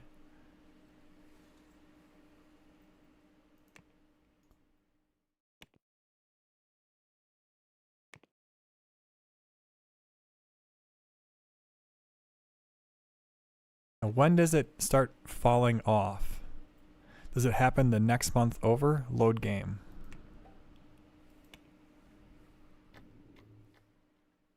Yeah, I don't know, Carcat. That's a scary noise.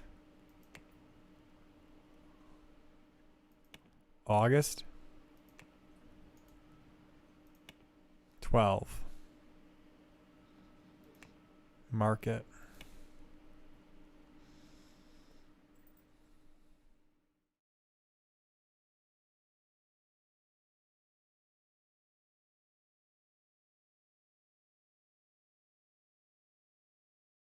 Let's say March and just make it like 4 years from now. 5 years from now. Okay, so we're still getting the same amount of bonus either way, really? Is there something else I'm missing here? Oh, I think I know what it is. Okay, we gotta reload this. Hold on. Load game. Marketing boost is actually the hype. I think it's this hype factor.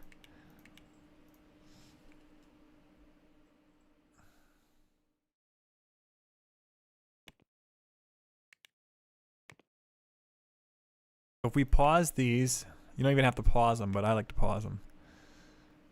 Well, no, we won't pause them, so you can just see what's going on here. They're at 0%. Right now, 0 and 0. I'm going to save this.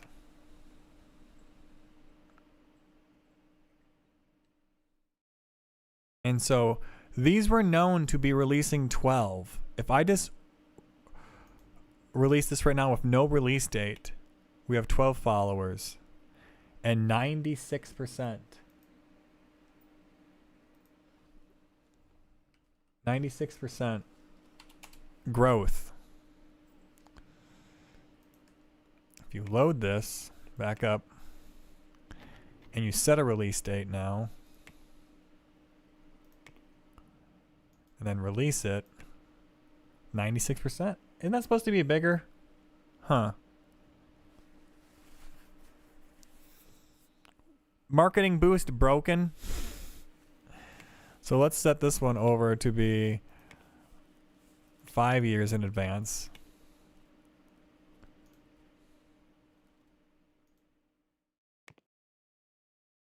%.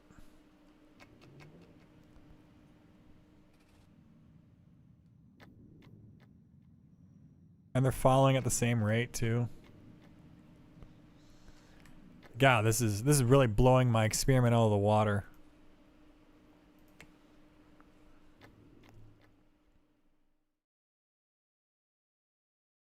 So I'm going to set this one to be 1 year and 4 months out. They're supposed to be similar quality, but they're not, obviously. I'm gonna set this one to be, it's like 10 years out. And then we get to do the press releases.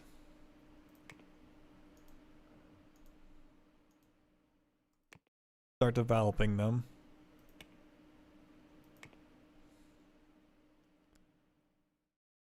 And start working on the next set of press releases.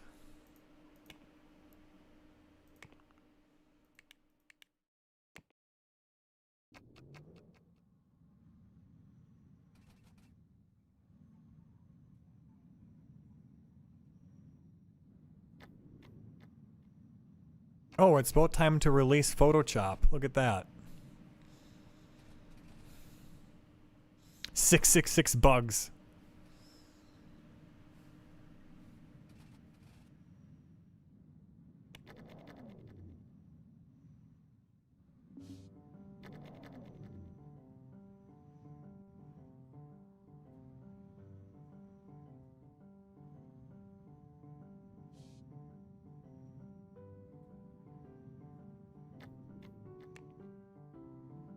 Now that these are somewhat programmed, do you think we want to do a little review in here?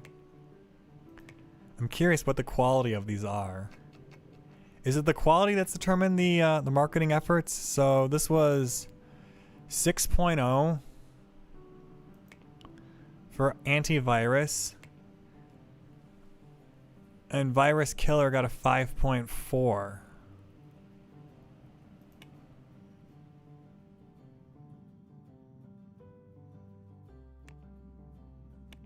Oh, I didn't accept to choose iterate. Crap.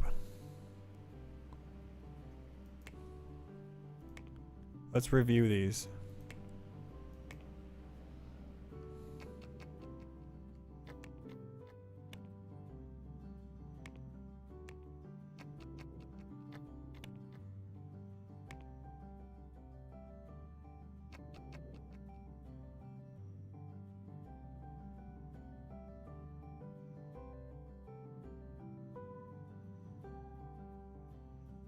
I'm thinking if I could raise these up to similar qualities, then it'll be more of a fair comparison.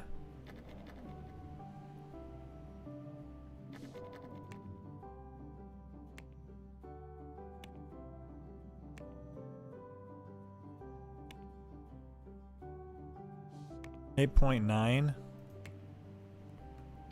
8.8. I wonder if we can get these up to 10.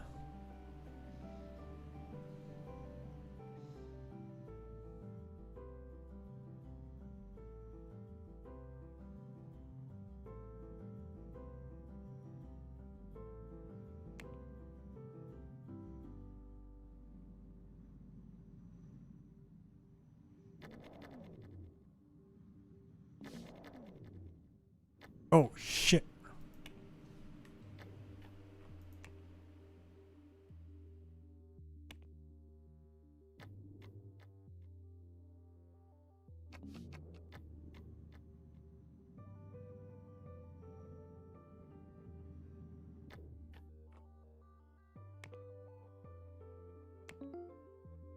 We gotta load the backup. I forgot to release it. Release. Release. Oh, otherwise we were gonna get sued. There's Photoshop release. So they handled all the marketing with it. This thing should sell crazy on its first day of sales. Let's update it. Make sure you set a source control server here. It gives you a little speed boost if you have a server. These will give boosted sales. One thing though is you may end up upgrading to someone's patent and having to pay them a slice of your sales, but it's worth it.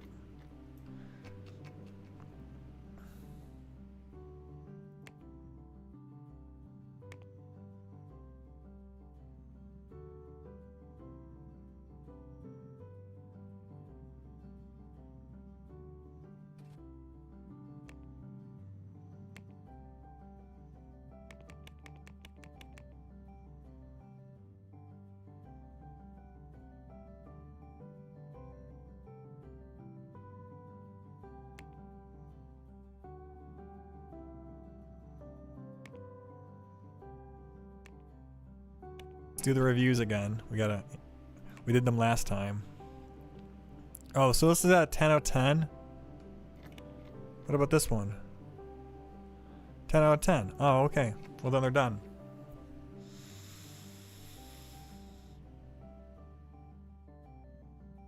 Too bad they didn't get this done today.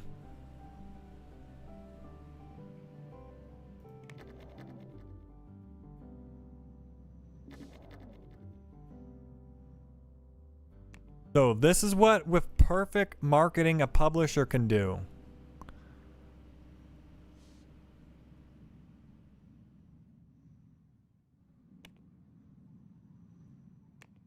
It probably would help if we had updated tech.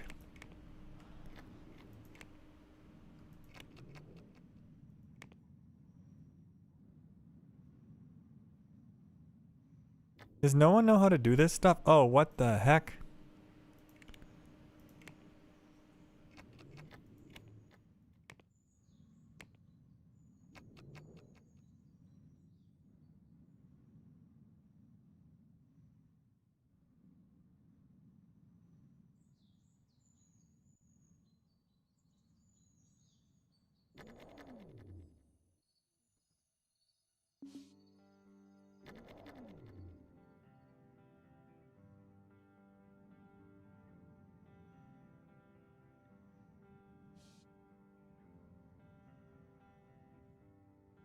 So even when we updated the software, we're still not getting a lot of sales. We have almost no refunds. We're getting 510 fans. Nearly 100% conversion rate of purchases over to fans. Everyone's on vacation.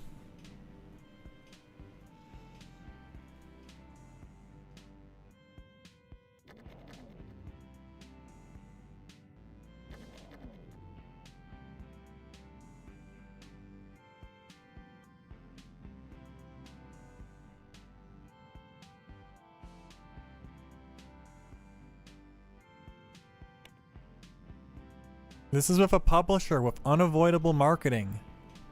They can't do very well. The reason it's not selling is because the creativity on this product is ordinary.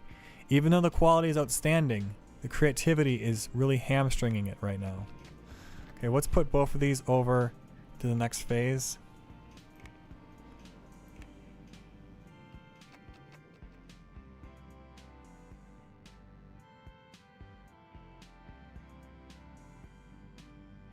So we're releasing 2 antivirus at the same time, but we changed the release date. And there's supposed to be a marketing boost window. One we're releasing in 8 years, one we're releasing in a year. This one, supposedly, we should be within the marketing boost window.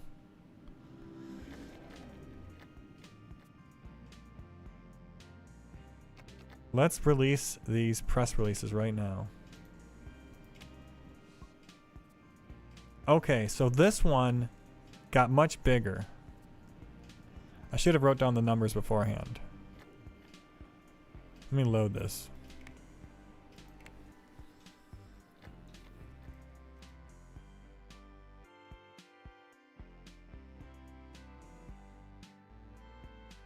And we're sitting at 11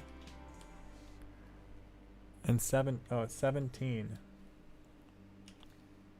and 11. Oh, I was going to release them anyways tonight, so let's just release these now.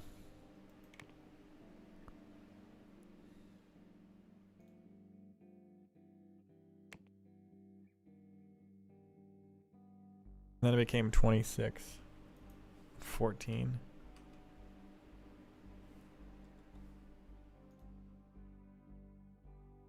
And this one's got a bigger percentage now than this one. It's 31 versus 22.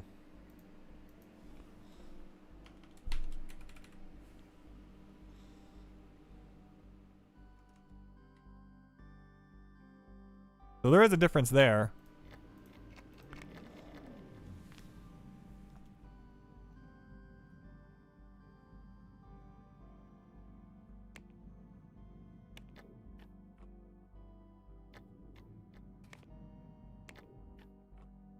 Setting up the copies to be printed right now.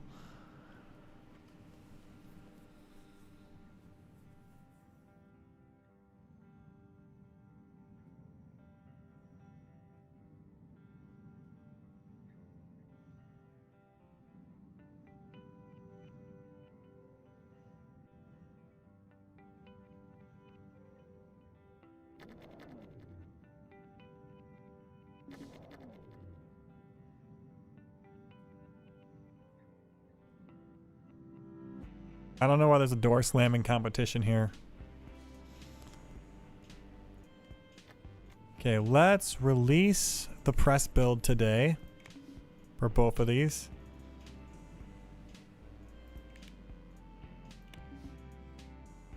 They grew up to 29 and 15 followers.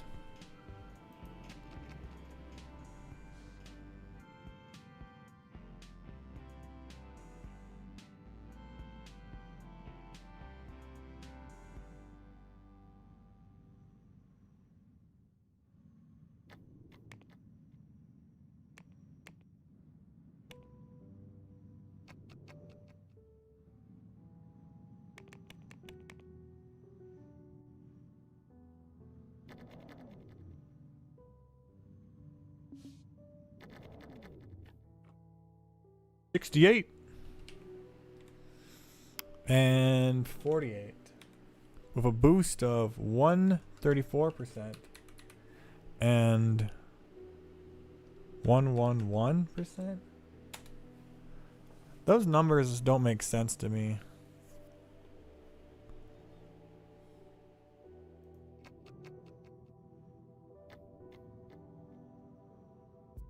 I mean, this one was slightly more bug fixed, I guess.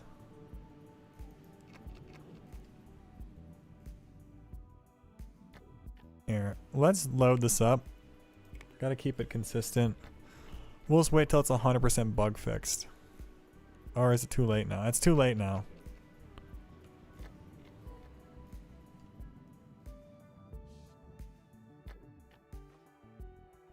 Wait, I can load it at midnight. I'm actually gonna get better numbers here.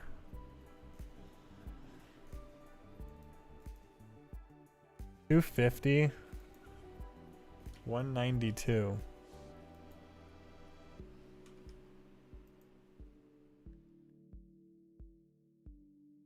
Interesting. Is it because this one had 5 more bugs fixed? It got 100%. It got like 60% more marketing boost? That's pretty nuts.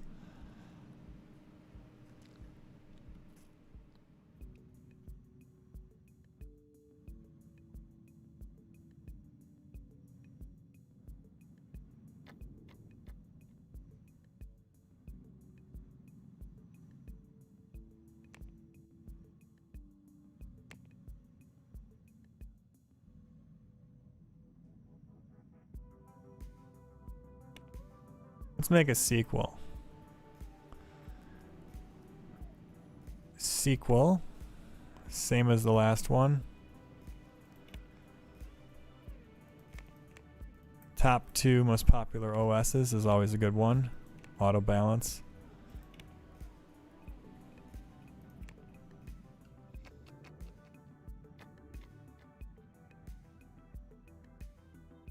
Cancel, cancel, cancel.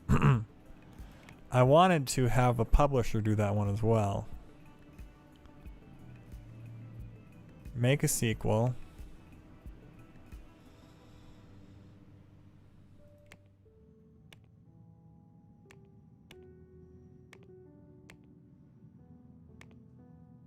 They'll take care of the marketing. Can we get some funding? $100,000.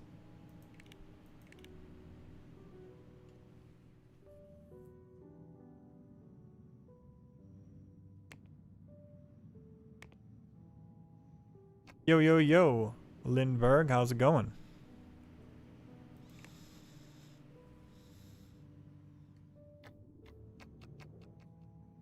So now we are designing. Ooh, that was close. We almost messed it up. Our second Photoshop. This one's also going to be publisher released. And then we can control the first one to the second one based on the skill of the lead designer. I can show you guys how much it changed. We're doing a bunch of experiments this run to show you guys how. Well, look at this. 250 bugs fixed, 241 bugs fixed.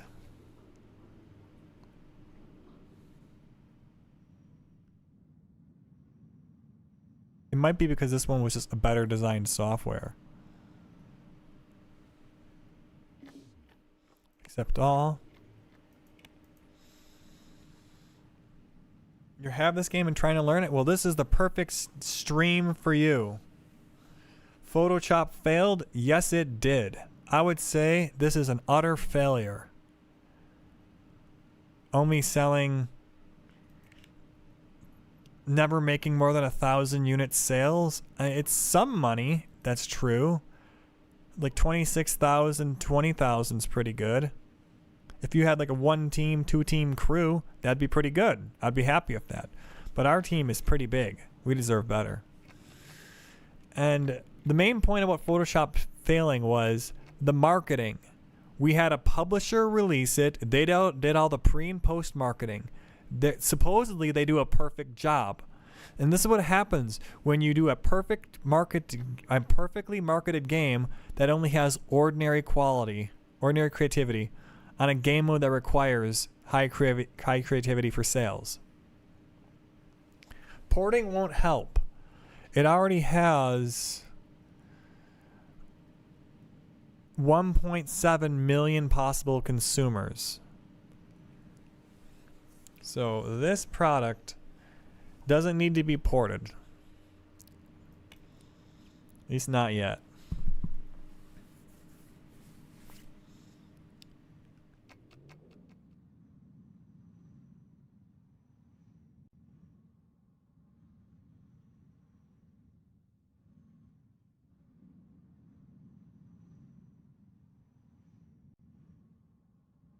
I'm waiting for these to hit 0.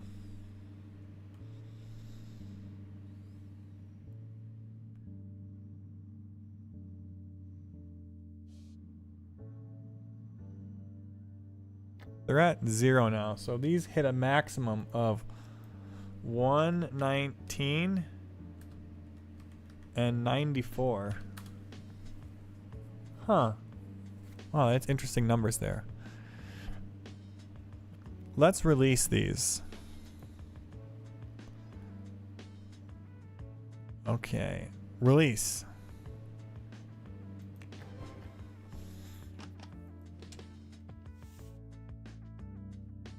No marketing, no copies. Release. No marketing, no copies. We have to update them to the highest level. And one of these is going to get a buttload of advertisements. They're released on the same day, same time. Probably a horrible time to release them right now. What else was released today?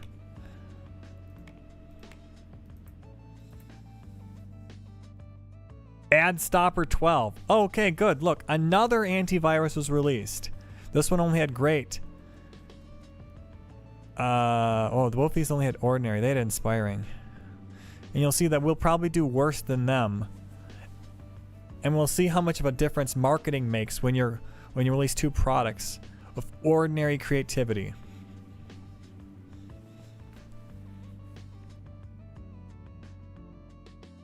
This is the marketing section of the tutorial. It's going to take a while.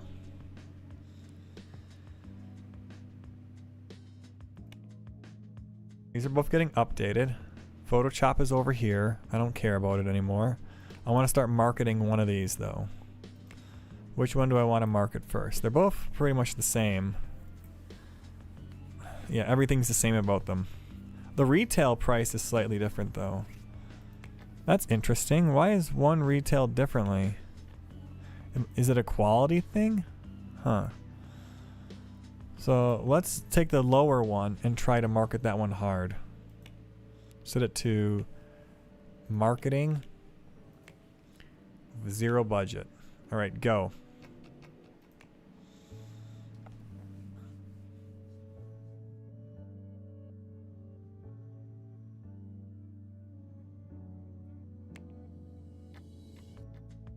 That is it exactly. You got it, Desolate. The levels of creativity are visionary, inspiring, and then ordinary. But it's actually a percentage, but those are just the word levels. I think I'm going to assign my support team.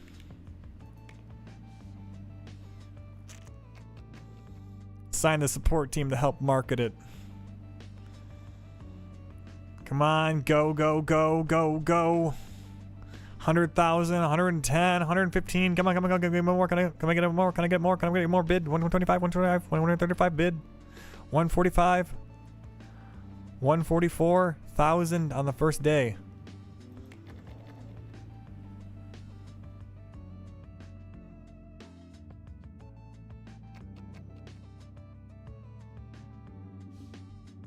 Okay, we got widespread marketing. It's not good. Okay, I think we can see a slight difference in sales here.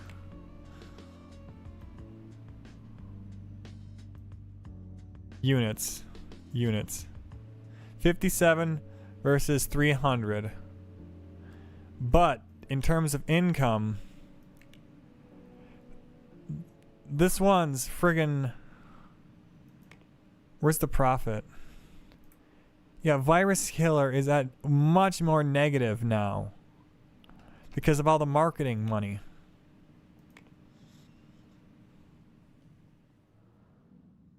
I'm going to keep maxing out marketing until we hit unavoidable.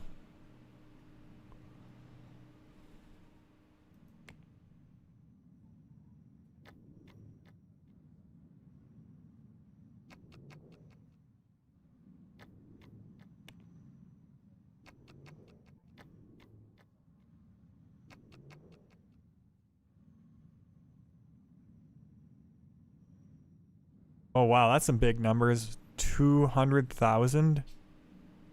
Okay, I think that's enough. We should hit unavoidable now. If I understand this. Okay, yeah, we hit unavoidable. So I'm going to unassign my support team. So that was a total of 300,000 in marketing. And then I think you need to keep like 45,000 to support unavoidable.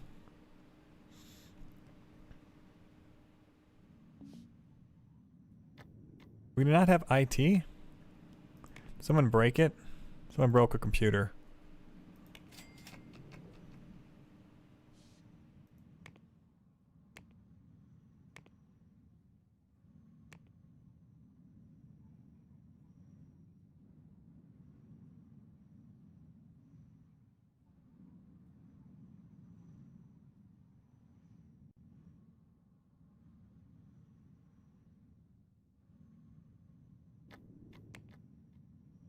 No update needed yet. We'll do a little bug fix.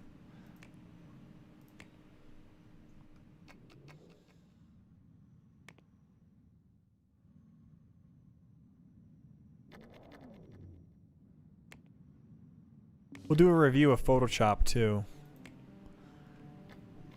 It got a 9.7. It needs to be iterated. Even though we had 5 complete design iterations, it wasn't perfect. It was close to perfect.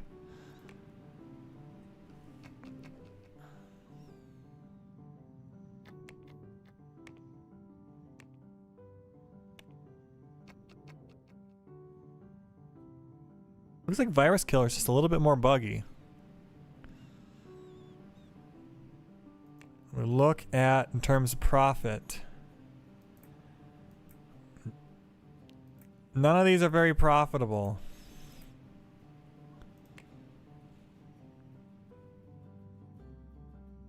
We're losing a lot of money. It looks kind of bad over here in terms of this screen.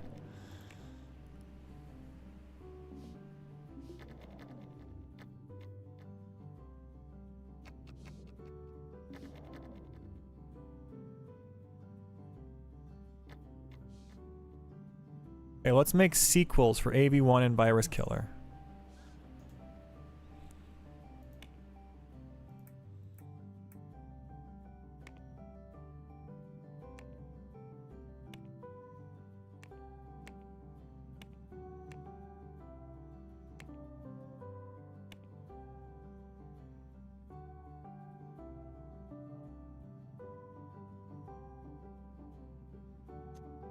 Now, the leader should have some skill in antivirus.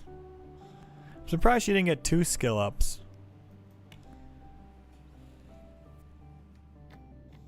Let's do another review of Photoshop before we release it. Make sure it's perfect quality.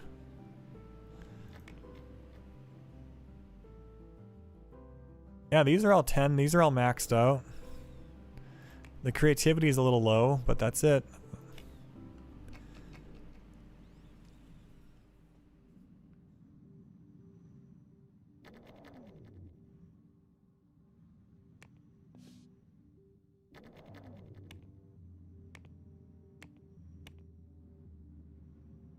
We have some deals. I'm going to fire one of my receptionists.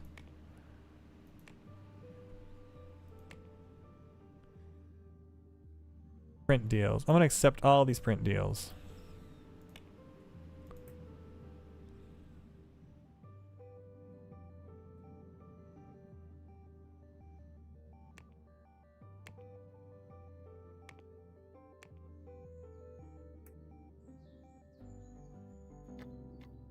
When it comes to picking support deals, my best pro tip is pick ones that are near their end.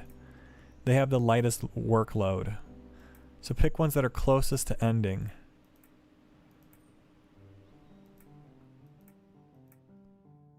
Not ones that are far away. The closer they are to ending, the better.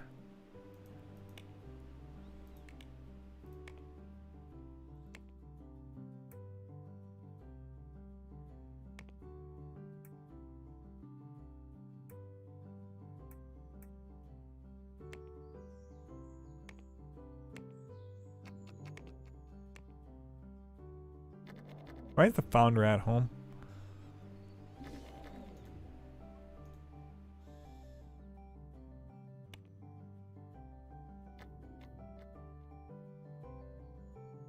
Why is this being weird?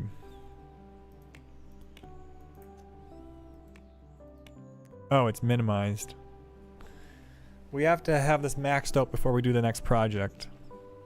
Because we're making an antivirus.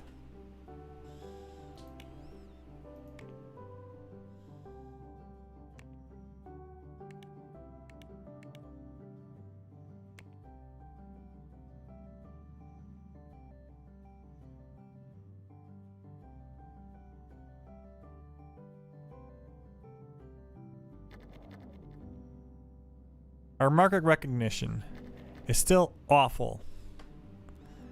This hugely determines your sales.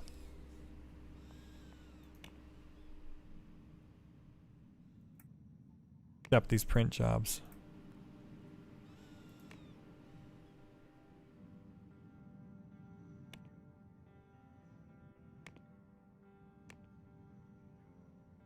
A max inspiration. It's time for a sequel of Virus Killer.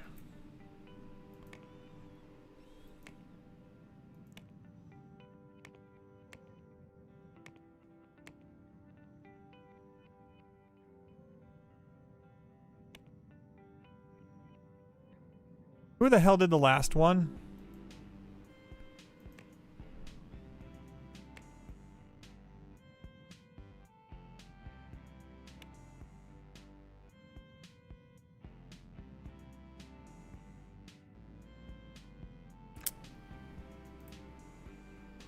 Who is the lead designer on these other ones?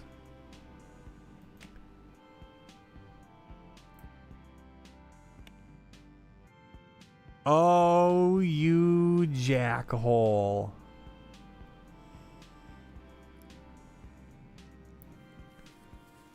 That changes my experiment. Whatever.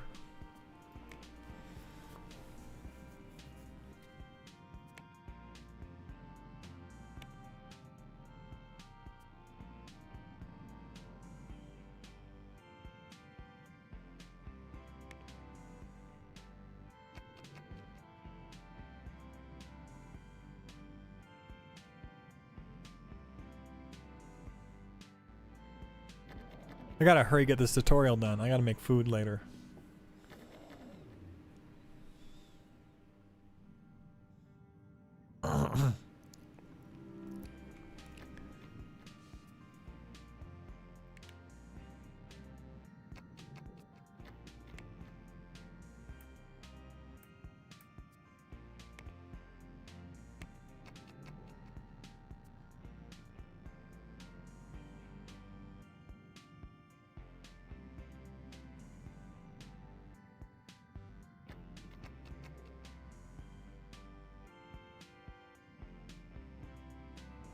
looks like marketing makes a small amount of difference in terms of sales.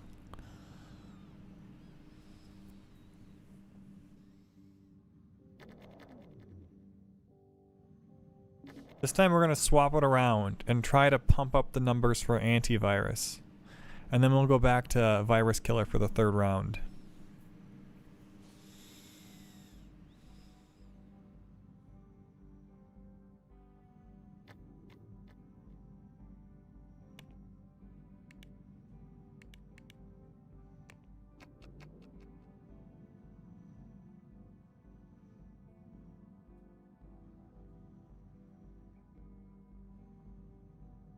Okay, well this is done.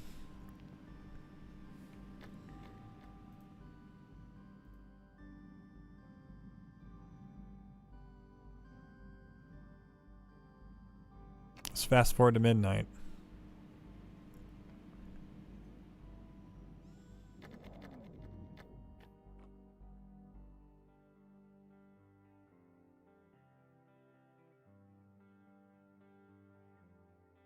Paused, so I'm going to set these to be, this one's going to be the good one, so a year out.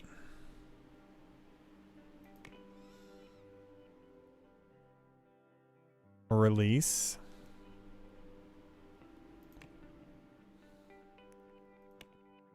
Hype.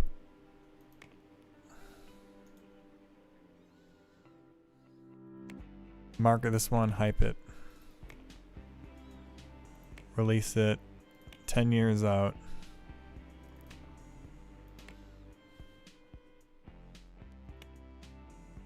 Eight.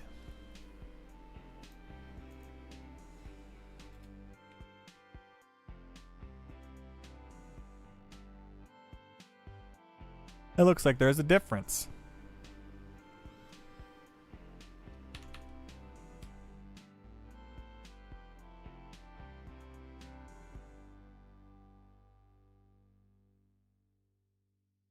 They're both at 96 though.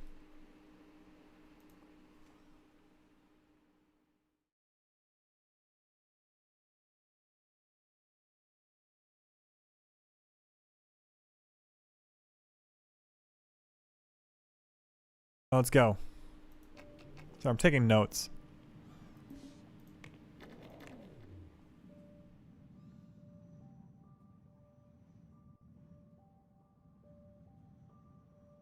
I think we can kind of pause this. I think we agree on this thing's sales potential. How many units is it pushing? 300. It's losing money. Okay, it's at $1 million now. We're just going to stop it. Past month.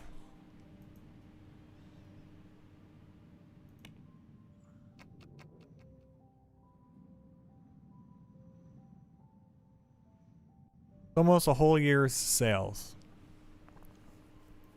Didn't even break profit once over marketing.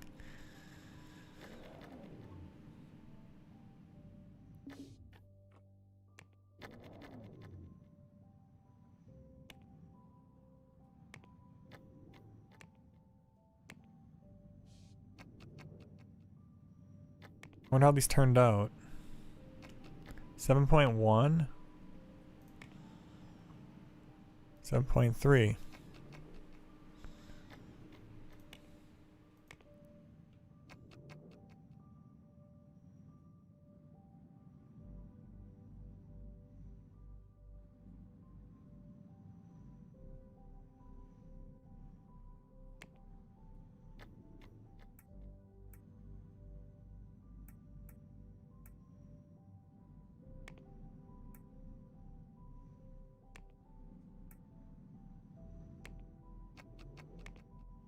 Let's accept a few more support deals. I know we can handle it. Just make a bit more money on the side so we're not so negative.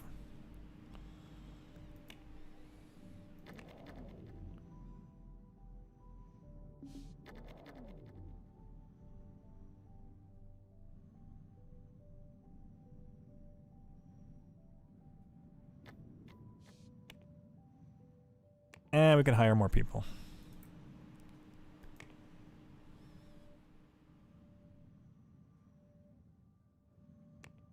Where's my HR manager?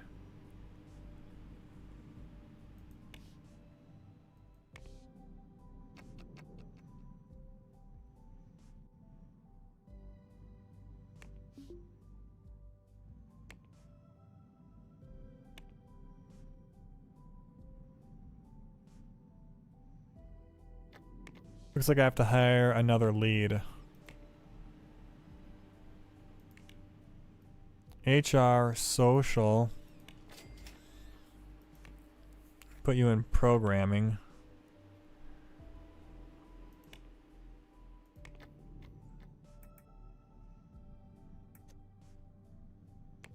Lead.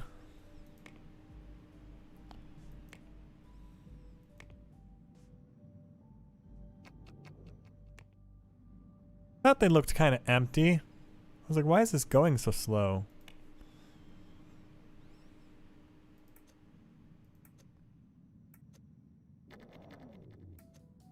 Just hire 3 more programmers.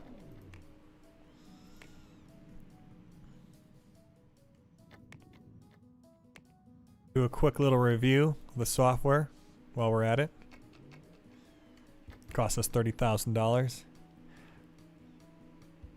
Okay, it's an 8.8 creativity, but it's 10 quality. 8.8 creativity.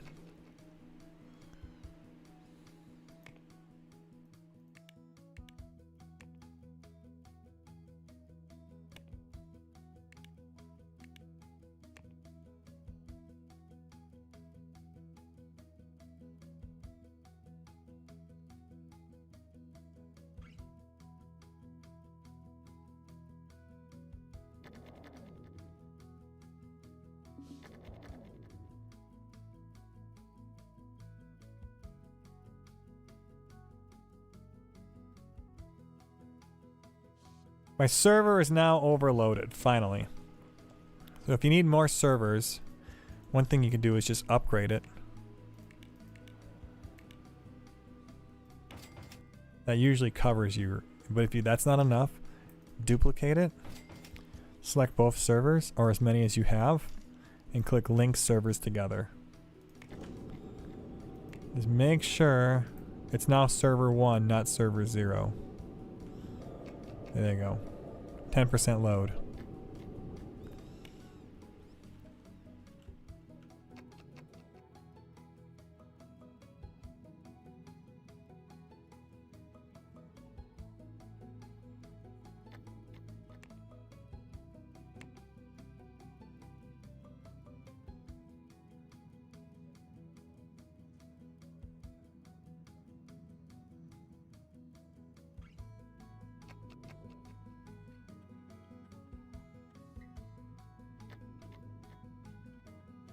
Next month we release Photoshop. Almost forgot to do that.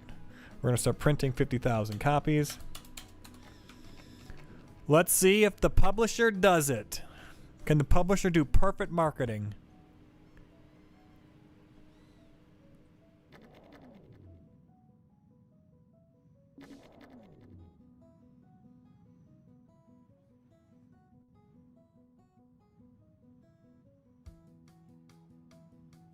Now I figured out why it was going so slow as well.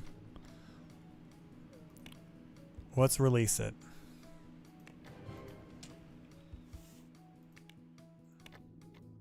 The most important part of releasing it is updating it.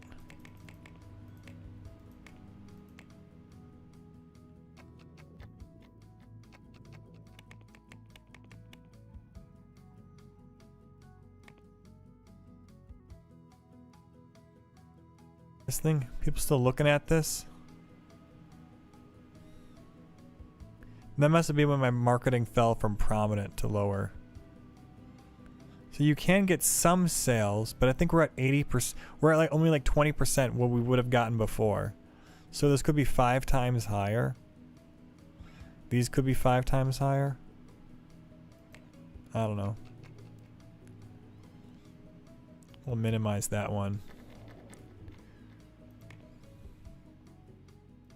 Oh no, this is from publishing. This was all Photoshop is this is the publisher. This is all the publisher doing this stuff. This is our doing right here. So this one we did no marketing at all. Or no, we did marketing for it. Now it's a widespread. This one we did no marketing at all. So like, I don't know, this is like people stumbling upon it somehow. Now it's time for Photoshop. I'm gonna wait for like 3 months of bug fixing before we'll release these.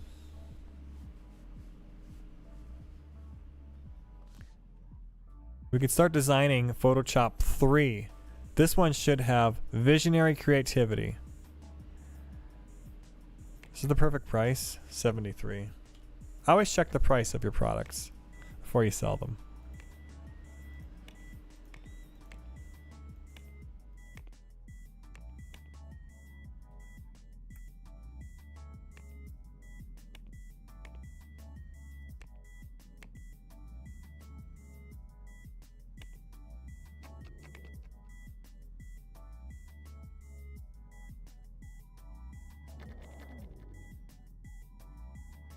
I think we're gonna do a press release right now. Too late.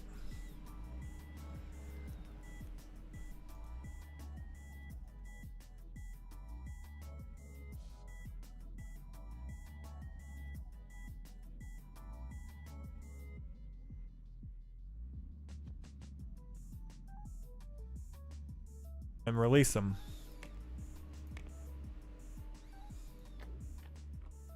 These numbers suck.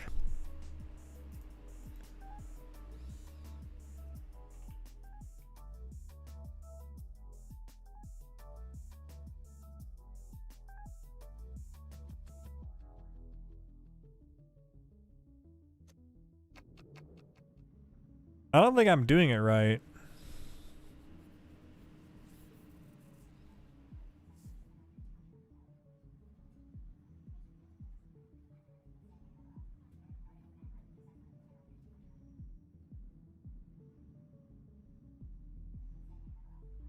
Guess there are still bugs to be fixed.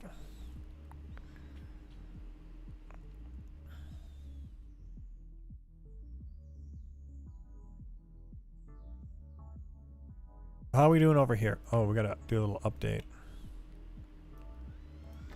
Photoshop. Sales. How we doing? It ain't looking good. Oh shit. Did I choose a publisher for this? I don't remember choosing a publisher.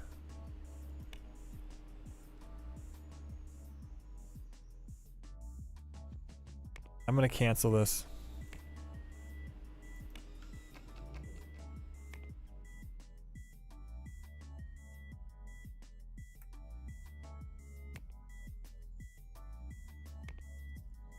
I was trying to speed run, get it done, and forgot to hit publish or print marketing.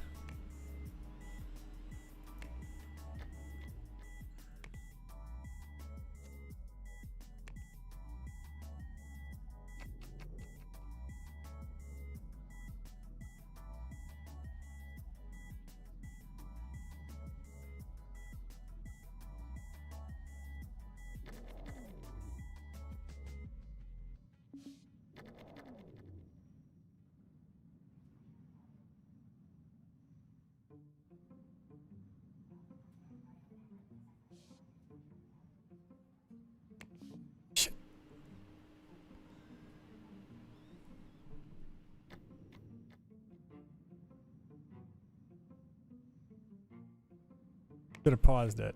Just load it. Load the game.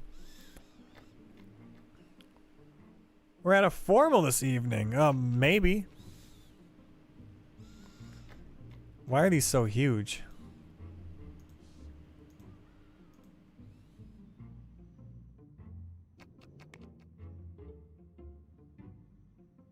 Virus Killer 2.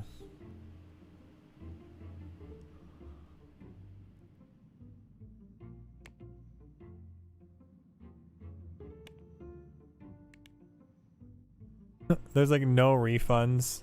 Why even release a bug fix?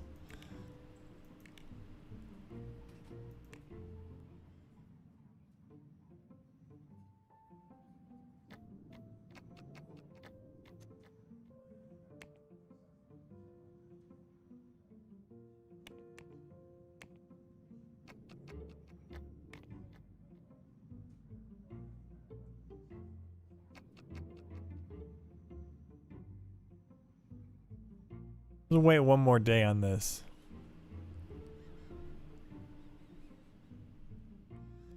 And then we're gonna do the marketing over here. So these are at 64 and 18. And we're gonna do the press build.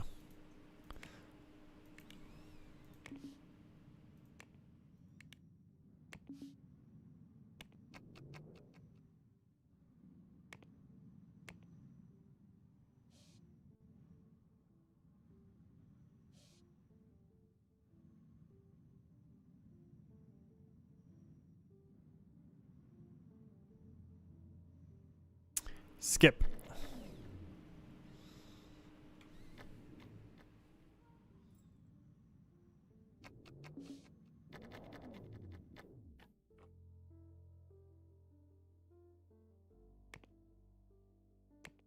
Load at midnight. Ah, no, dude, get out of here. Get out of here, you little troublemaker.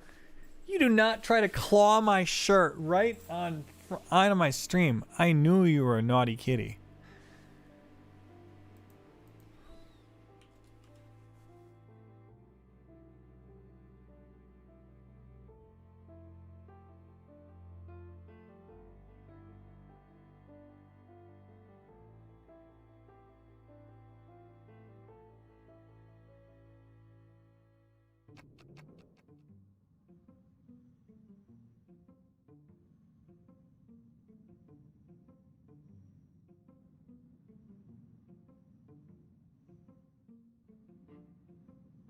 We're working on those. We're designing this. Speed up the game.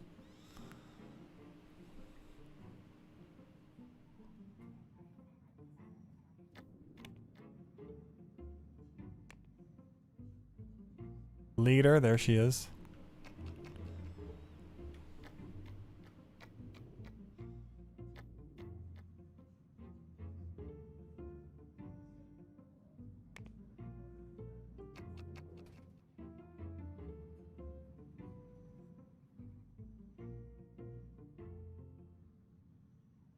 I'm gonna wait until tomorrow to do this.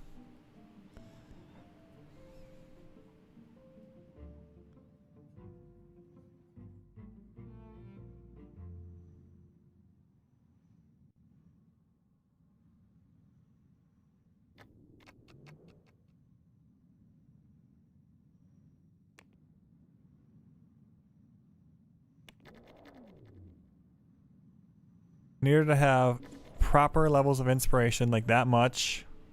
That's enough to get it done.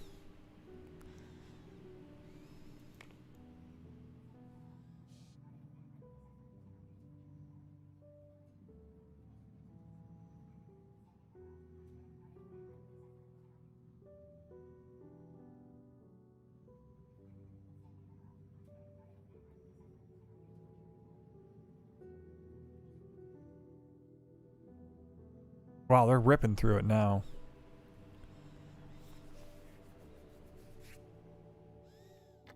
Well, I'm not marketing it either. That's great.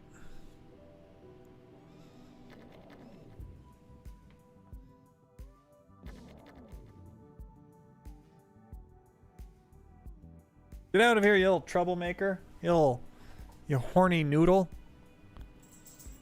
We don't appreciate your kind around here.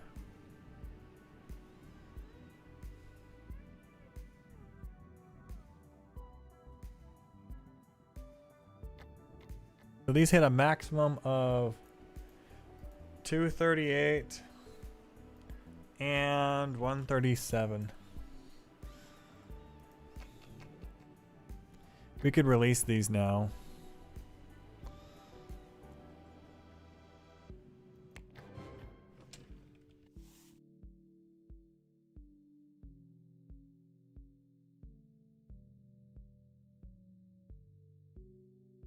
Troublemaker.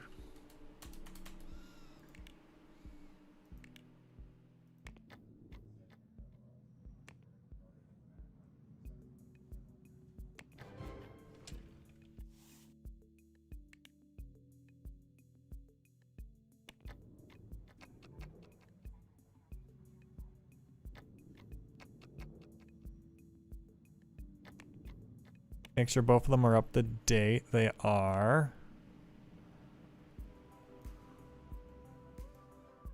Get rid of deals on here. And assign support to help with this.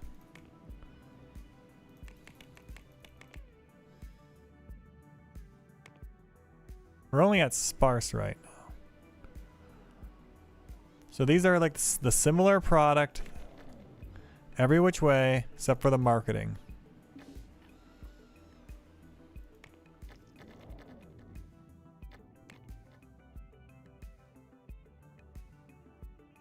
Huh?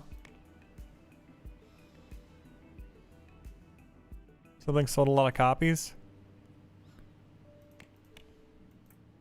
AV1 sold a lot of copies, and so did AV2.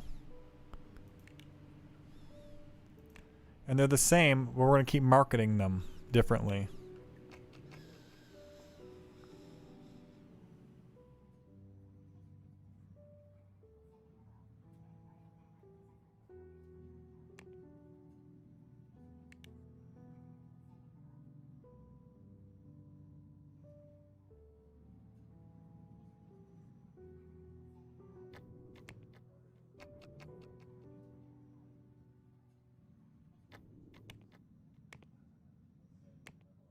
Push out some bug fixes for these products.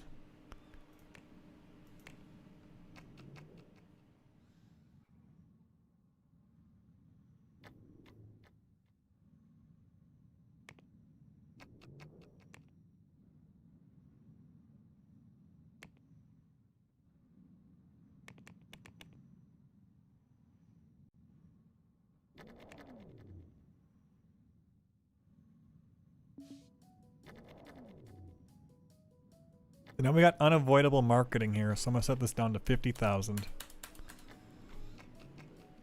and get support off of this. So, how we doing here in terms of sales? Huge sales. Huge sales. Almost market recognition amount of sales. If we could break through that one heart, you get a huge boost in sales. Every one of these is a boost in sales.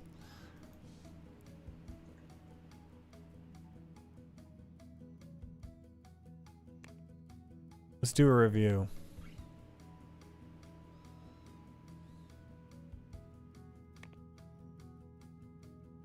$8.1. We did 5 complete iterations on it. That still amazes me.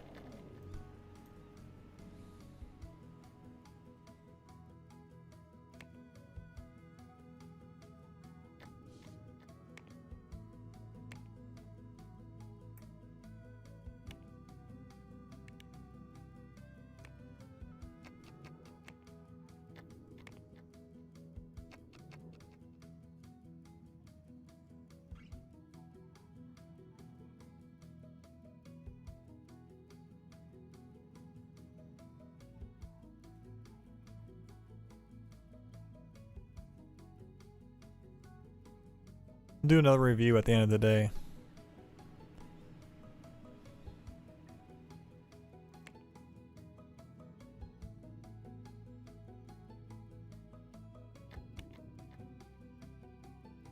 $10. Do you trust it though?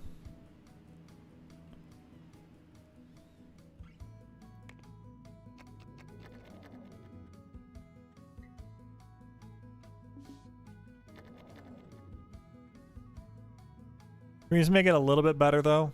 Even though it's perfect, can we make it better?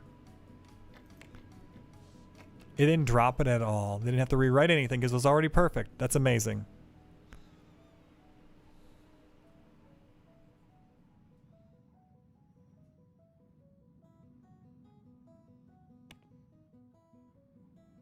So it appears as if marketing does make a difference.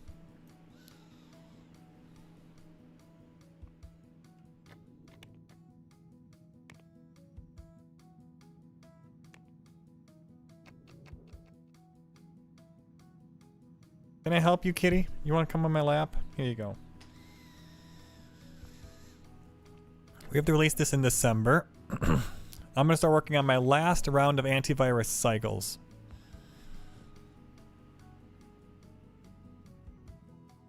So the first two sold like crap because they both only had ordinary creativity. The second two are selling better.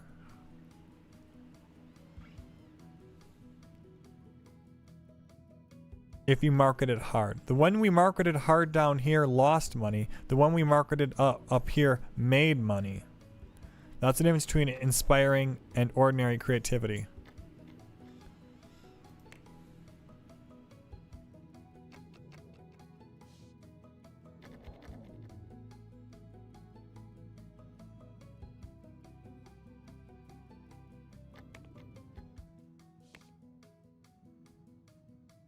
Okay, we'll minimize these.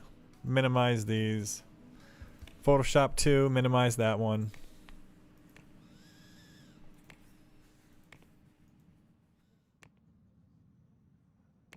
Deals?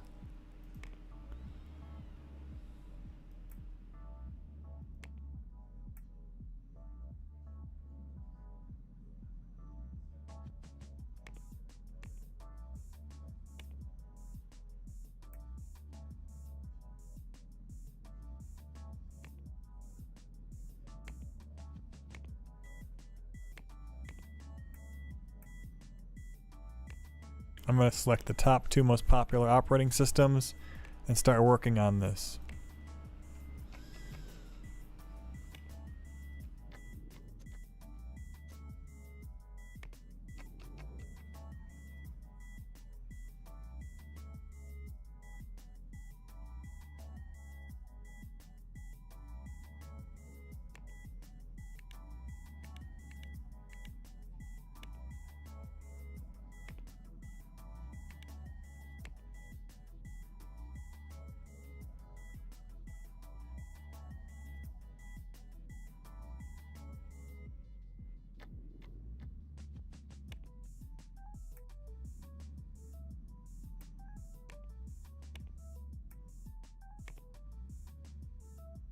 So just remember that, not 82.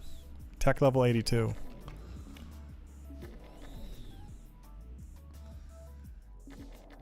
Ooh.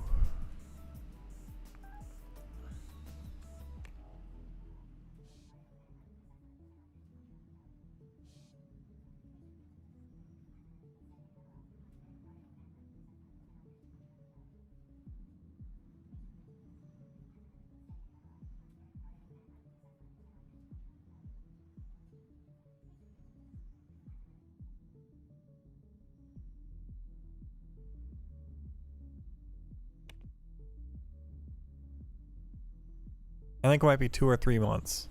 We needed to have all the way up to here complete.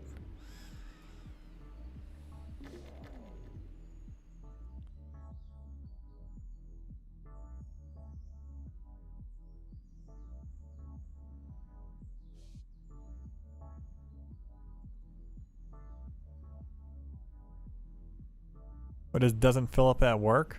I think it only recharges at midnight.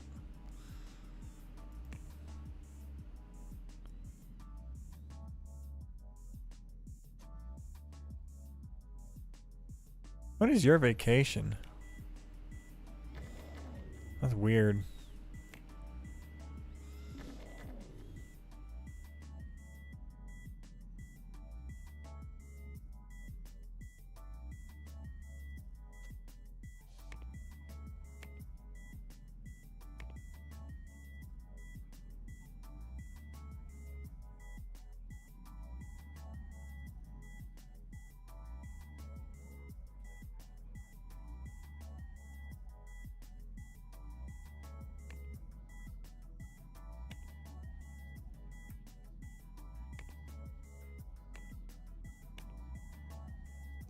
Now we can make a sequel.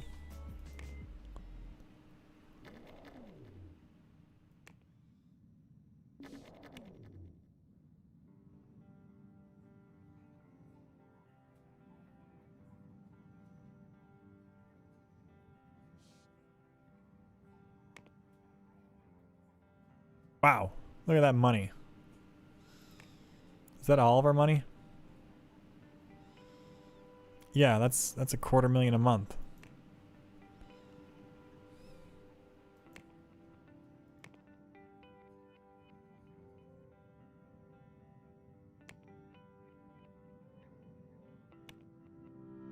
Just enough left over. Perfect.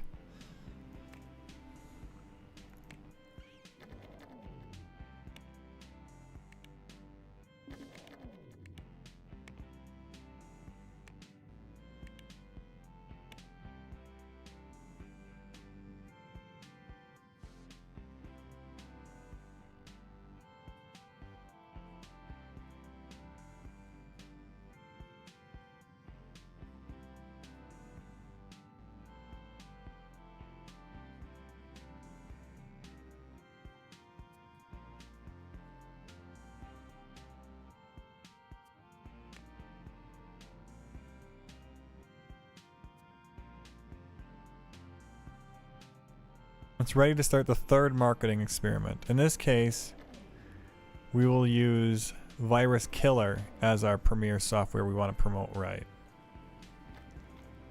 So let's go for that. Now we actually have one full hardened antivirus. So these numbers should be a little different.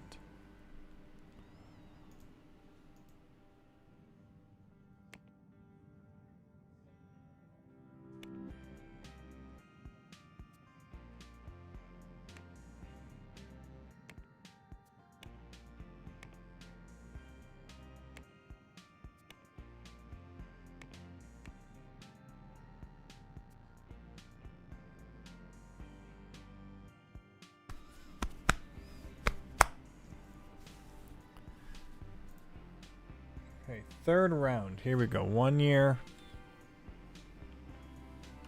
Here.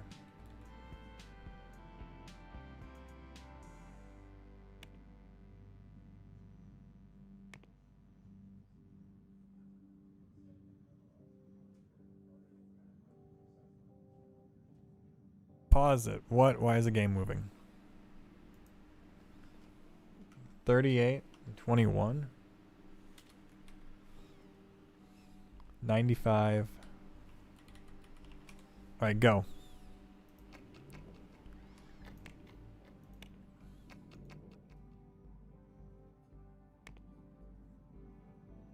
I think we fixed the bugs on this thing long enough. I almost forgot about it.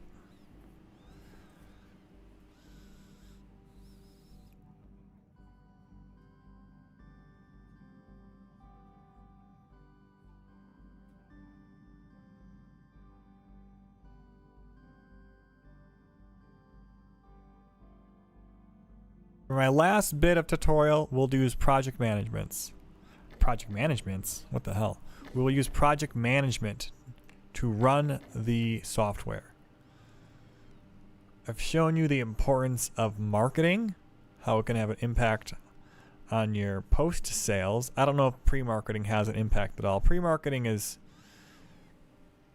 something the publisher does, something the project manager does. Doesn't even make a tangible difference. I need to figure that out.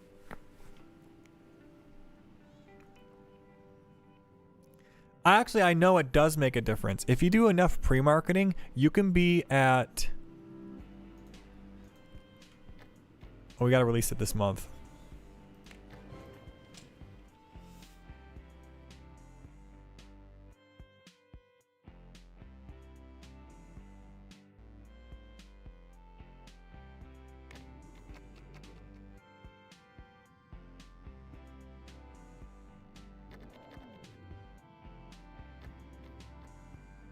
So this should sell a lot better because we have a publisher and it's like a perfect quality software, right? Is it like outstanding, visionary?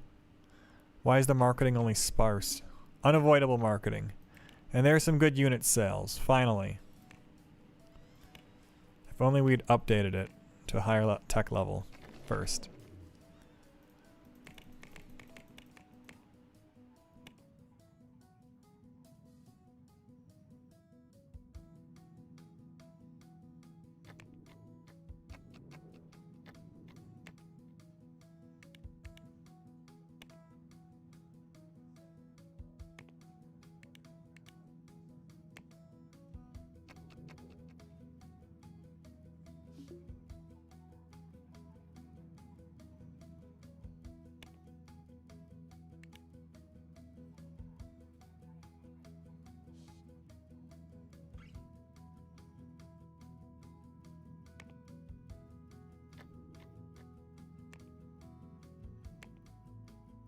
I need to review this software. Almost forgot to do that.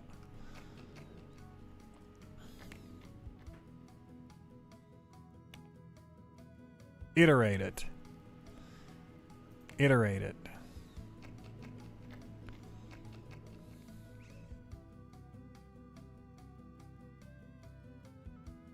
Alright, so this should sell even better.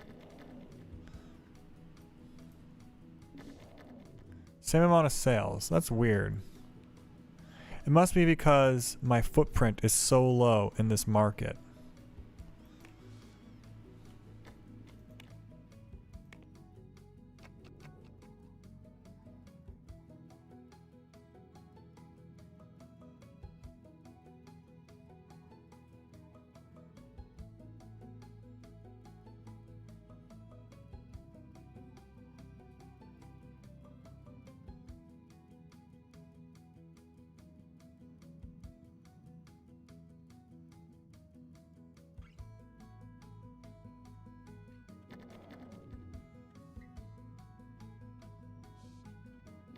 So Photoshop is selling increasingly well, Photoshop 3, as we get more and more market recognition. It's going to start selling better and better because people are like, oh, that's not just some no-name virus software. They actually are somebody. On top of marketing well. So marketing, there's a whole bunch of tiers. Hidden mechanics going on here. You need to have your creativity high, your quality outstanding. You need to be at the highest market recognition, and then you need to be at the highest level of marketing unavoidable. That's how you get the best amount of sales of your product. And also, hopefully, no one else releases a competing product at the same time.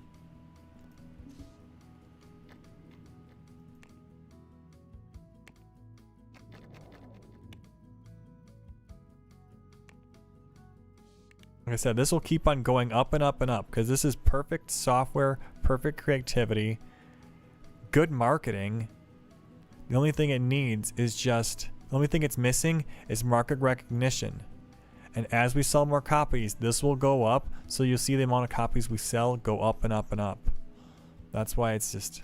So next month, this should be 20 and 25,000 and 30, 35,000. There might be a point where what's limiting us then is our consumer reach, which is kind of low, 700,000. Now we're going to look at expanding that. Programming.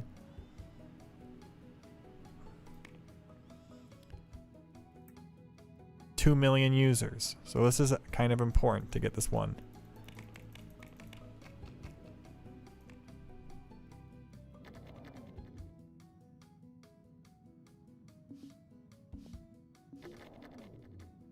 Let's hire some more programmers.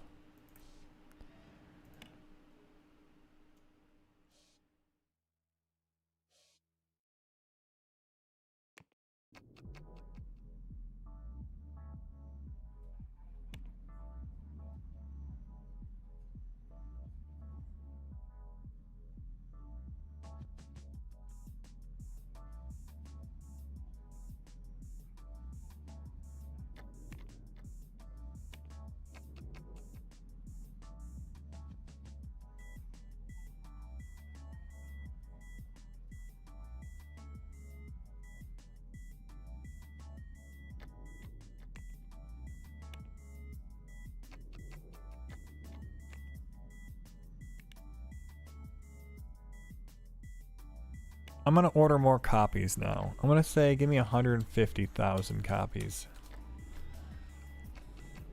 We more than tripled. We were at 700,000.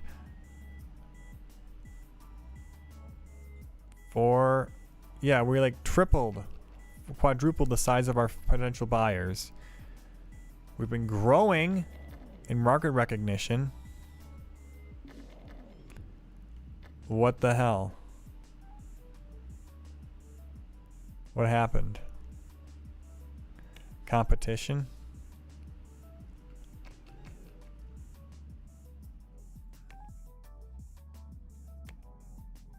Release.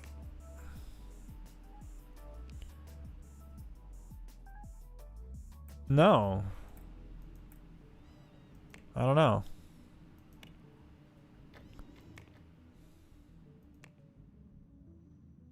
Is it the price?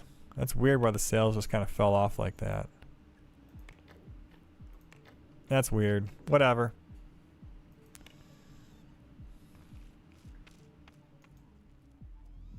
And I was just giving this big speech about how it should be even more sales than ever.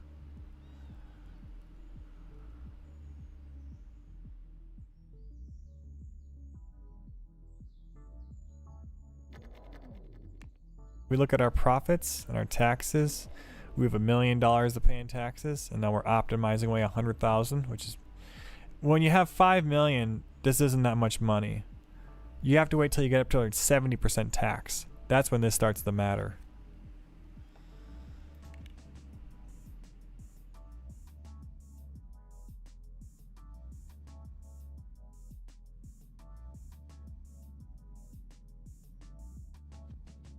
Education.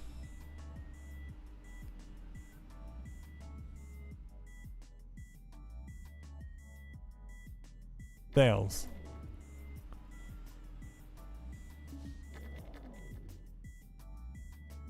Deals.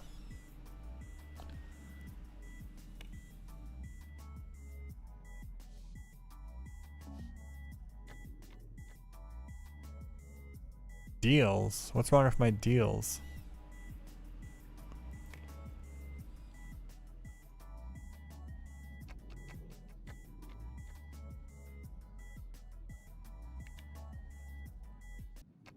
Why aren't these guys happy?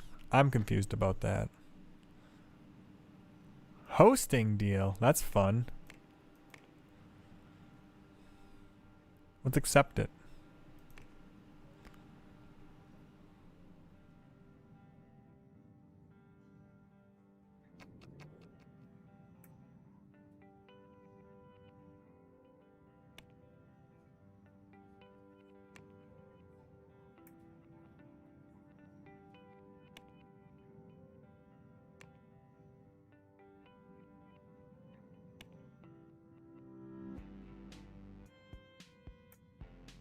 Oh, you're gonna get more users, aren't you?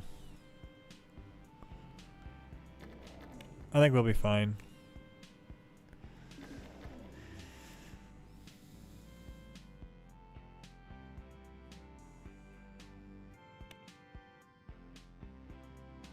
This, though, this is a real mystery.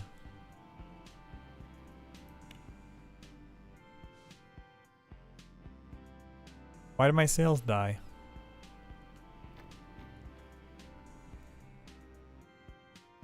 It was after porting it, too.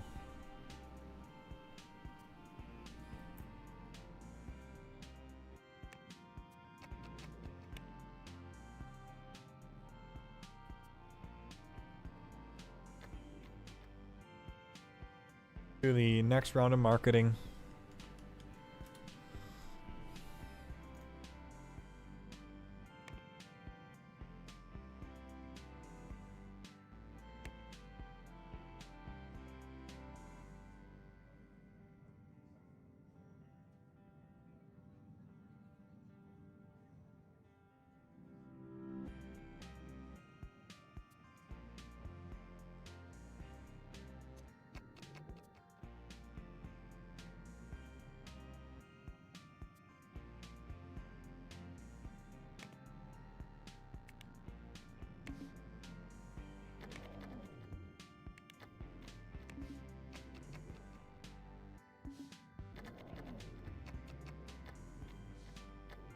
Now this one's huge.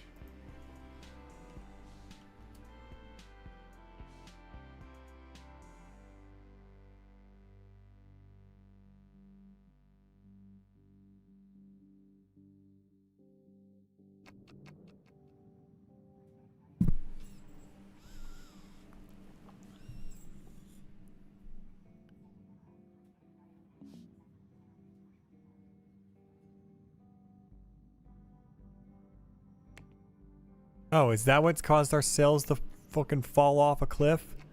I didn't update it? Are you kidding me?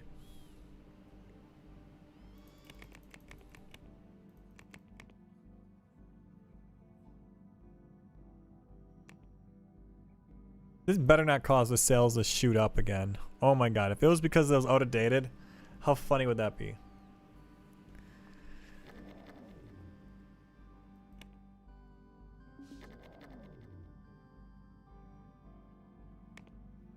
Slightly.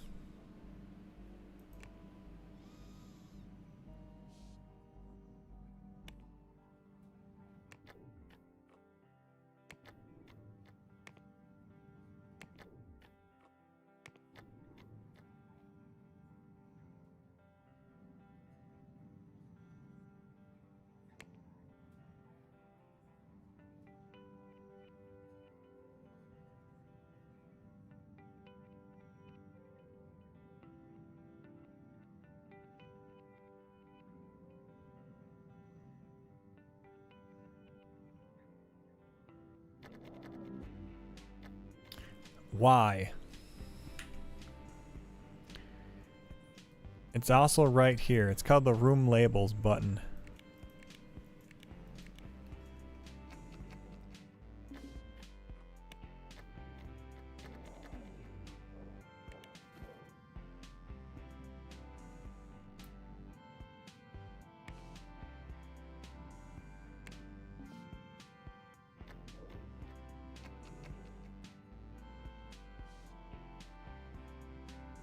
Okay, it's time to release the antivirus.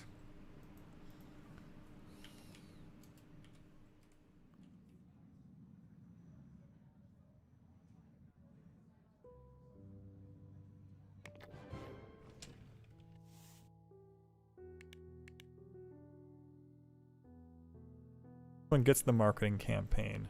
This other one does not.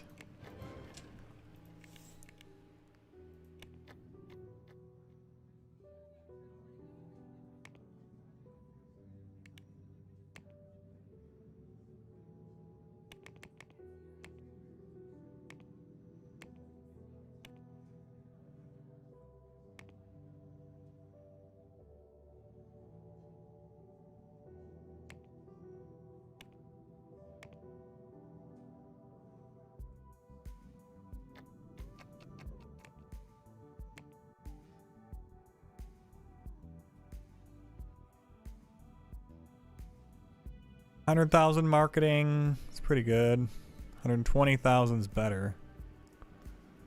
Yes, 150,000. That's some good numbers.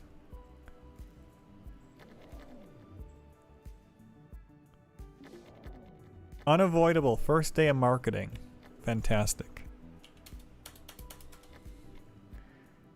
Did it warrant any extra sales? No, it didn't. Didn't really help at all. I mean, it's better than the other one.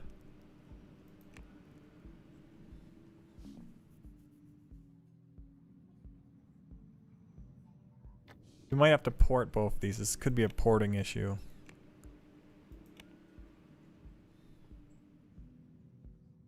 No, they're good.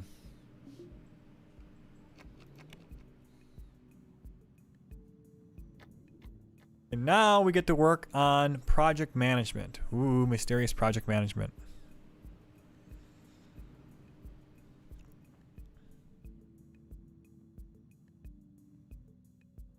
I'm going to develop software until I want to make an operating system. Let's call it Killer OS. Killer operating system. How cool is that?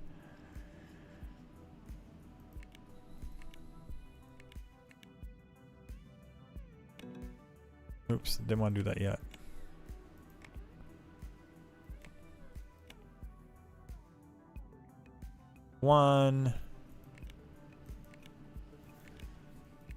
We will not do subscription-based operating system. That is a silly thing.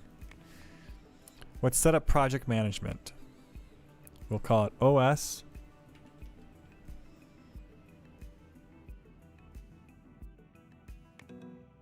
Gotta pick a leader before we continue. Core. Right, so this person is gonna start putting effort into project managing. They have to use their skill to put points into design, development, and marketing pips here. They spend these to push projects into design, into alpha, and to do marketing. They spend these points. If they don't have enough of these points, they can't do stuff. So for design, it'll consist of the core team and the design team. For the development team, it'll just be the programming team. Secondary development team, none. Support team, it will be support. Marketing team is marketing. Post-marketing is marketing. Update team. Who does the updates? Programming. Source control management is our server. And our server is our server.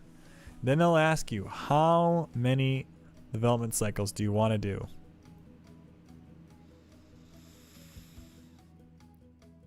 Let's go for 2.3. Update tech cycles. Do an update every 2 months for 2 years.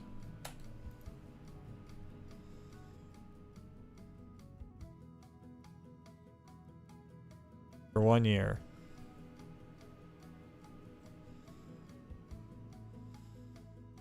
Maybe every 3 months. Yeah, maybe they're on to something every 3 months. Do hype, auto develop. Only sequels. Use frameworks. Oh, that's good. Use own licenses. Yes. Handle marketing. Physical copies to print. We're going to set this to be 10,000%. And now we have this project management running. Now we can assign operating systems to it. So let's make our killer OS. The first one we have to manually assign.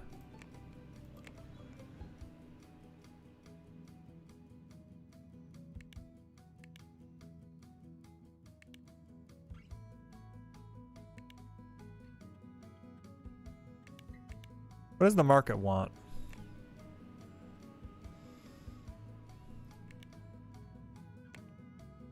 That looks pretty good.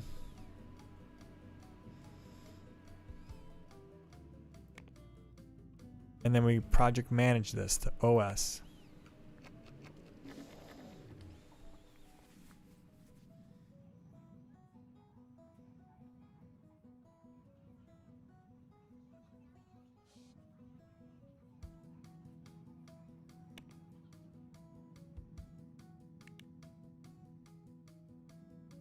Really kind of disappointed in these sales figures. Thought they'd be higher.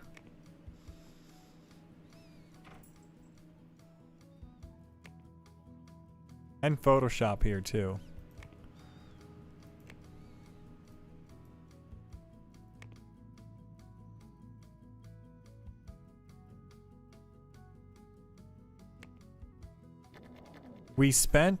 We had 2 points, but we spent them now to put the product in design phase. So now we are designing it.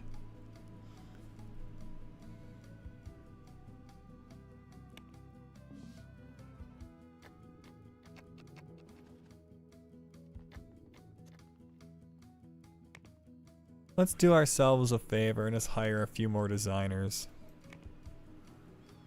System 2D. Super focus.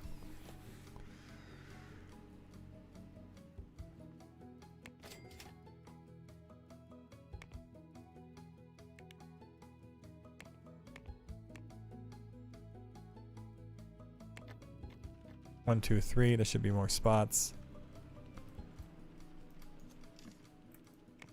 Should be 8. Oh, and then there's the leader in there. You know what, you're fired.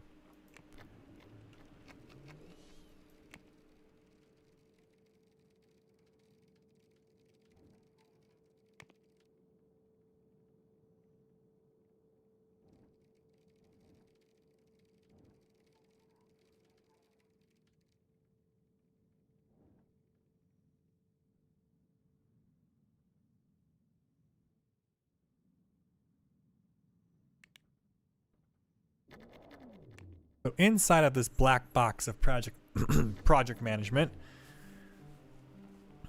It tells us when they want to release this operating system and when they want to get it out of alpha. These numbers will move around. They want to do 2 years of designing. I guess that's okay.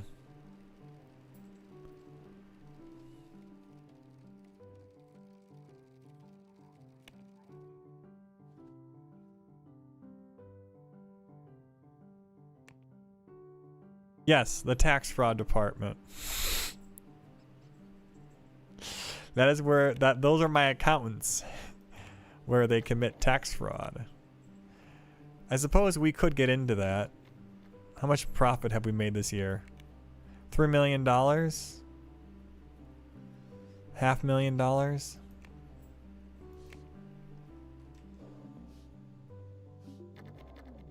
There's things you can do to avoid paying taxes, like buying precious metals. Maybe we'll look into that. Tax fraud department, can you look into buying me some silver bars?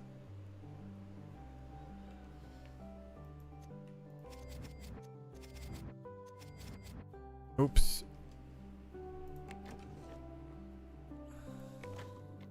There we go. Let's buy some.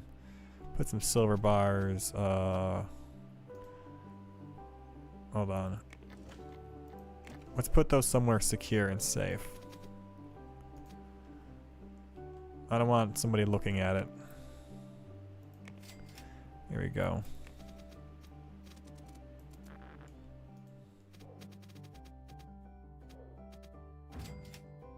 Just a nondescript building in the middle of nowhere. No reason to ask any questions about what's inside. There we go. No silver bars.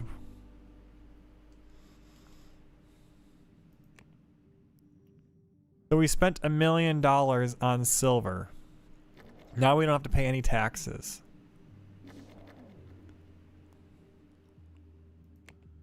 What we can do now is we can choose to sell this.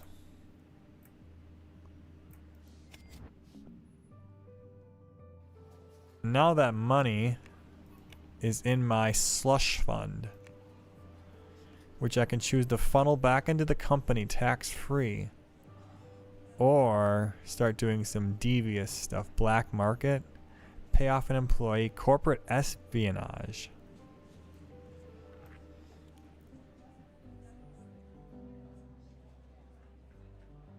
Circumvent the research process.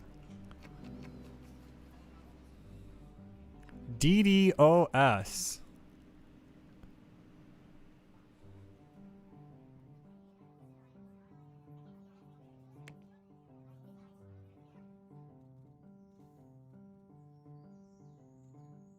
We're making money still. $500,000. We're still making $500,000 a month.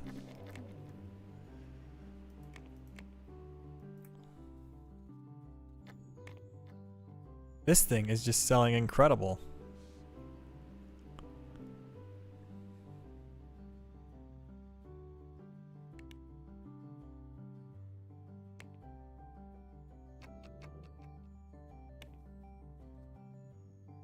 How is AV2 selling better than AV3?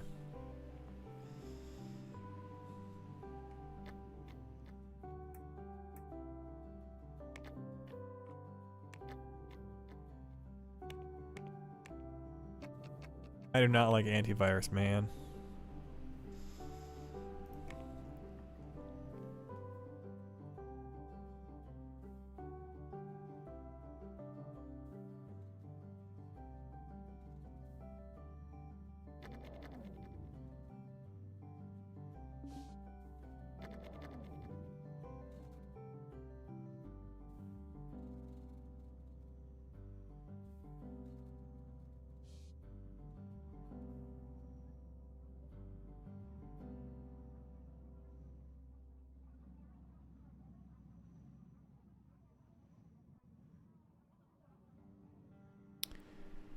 This is going to take forever.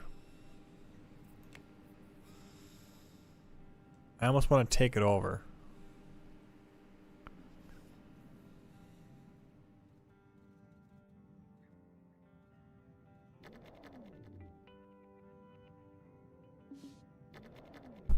So this is project management now. It's working, it's running. These numbers here, these release dates, these can be a lie. Do not always trust these.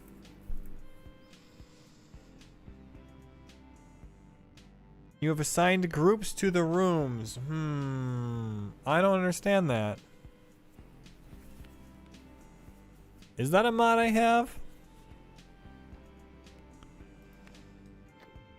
Mods. Options. Mods. I don't think so.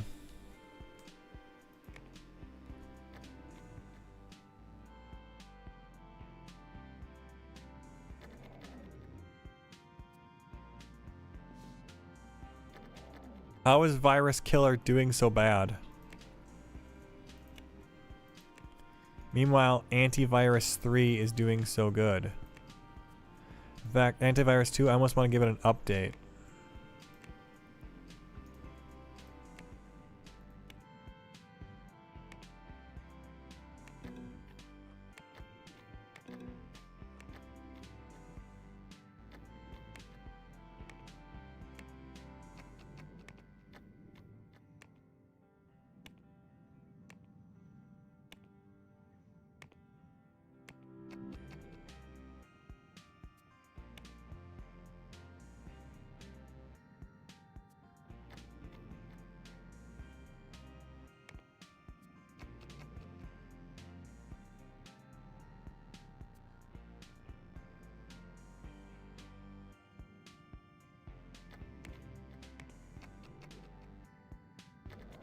Let's go, come on.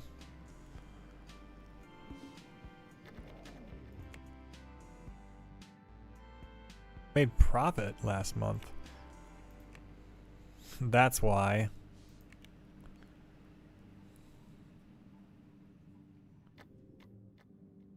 Do some marketing on AV2.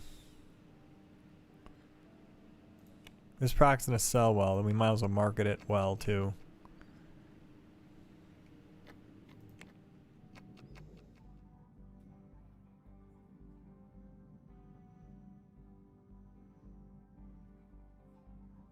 No, not assigning groups to the room. That's not the mod. What this guy thought was a mod was the names above the rooms.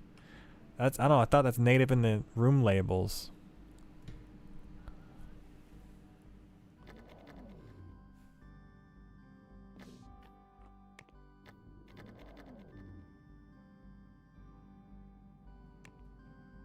And now we're marketing it, and now it's going to sell even harder.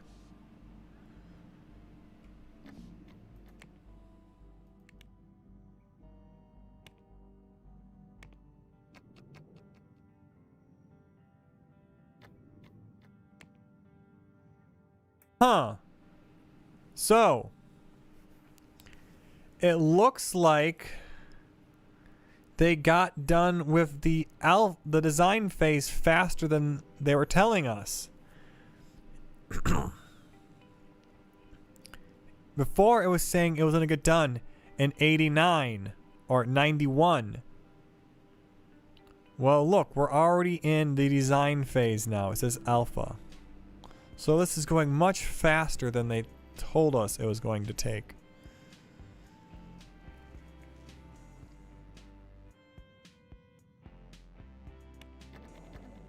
$180,000 in marketing, that should be good enough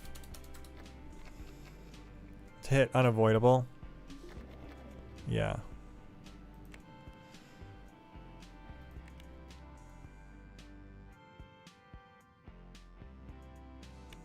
If there ever was something we wanted to port, it was this one right now.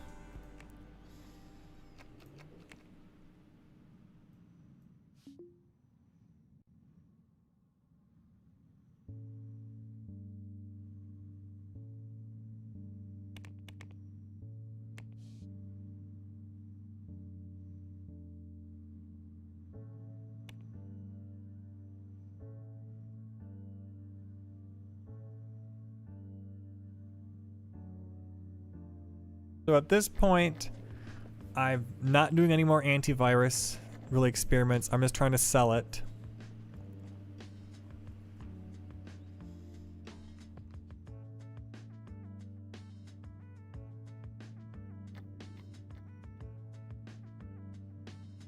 Let's make a sequel to Photoshop.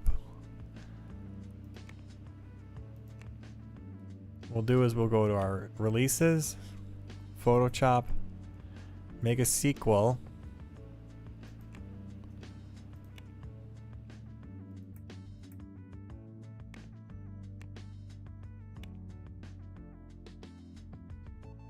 And then we will project manage this to OS.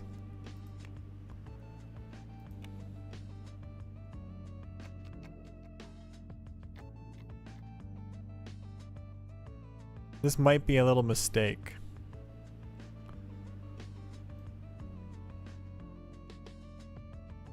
In fact, I may need to cancel this right now.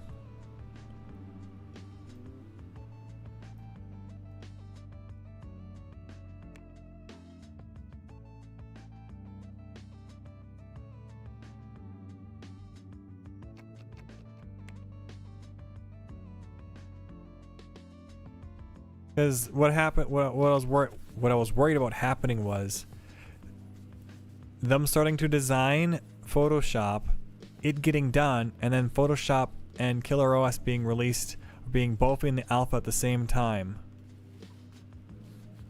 And it'll slow down our progress. I want all my designers, my programmers, to focus on this one right now. No multitasking. What is with this? When we port this thing, all the sales start going down terribly. Is that a bug? Literally, when we port this, we lose sales.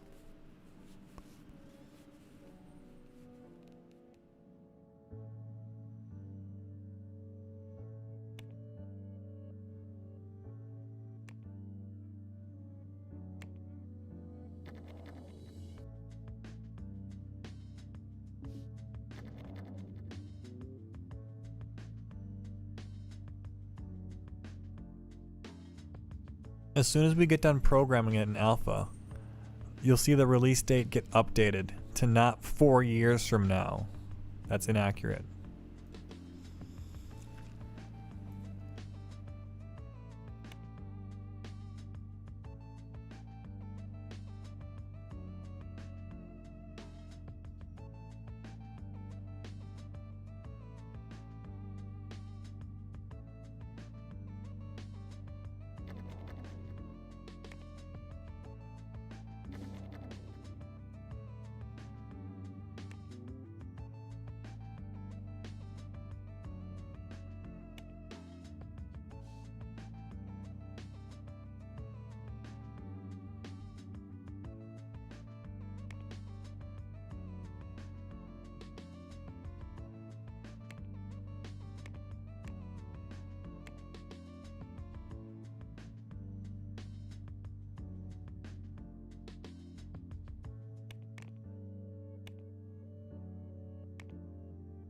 Still in the alpha phase.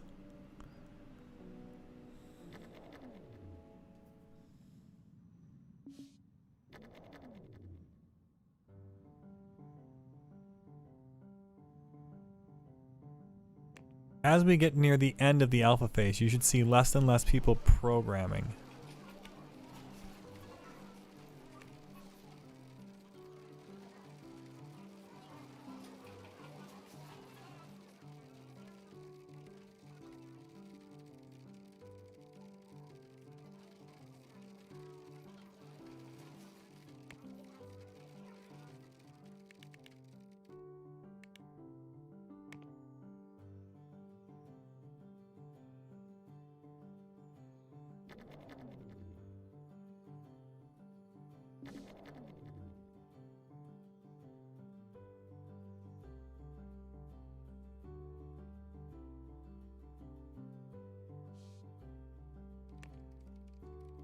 Still in alpha.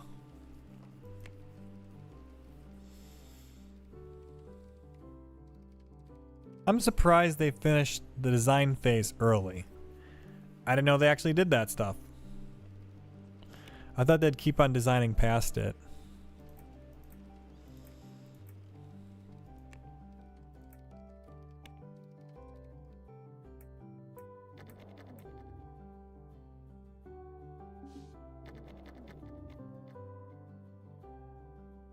There, now it got updated. We're now in the beta phase, and it's being released in May of 1991.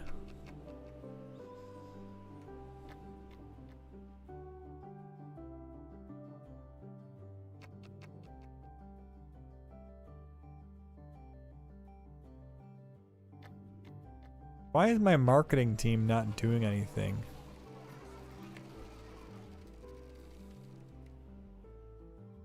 Not even working on a press release for it.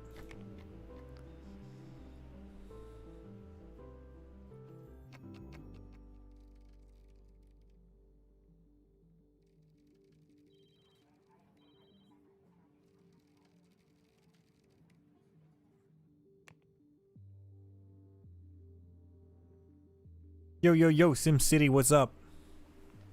Glad to have you here.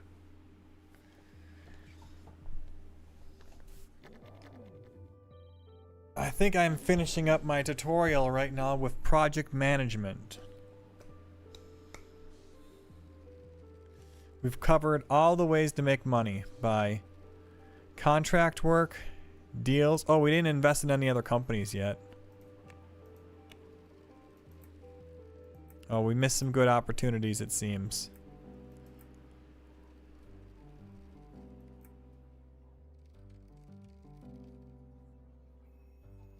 We'll keep this open.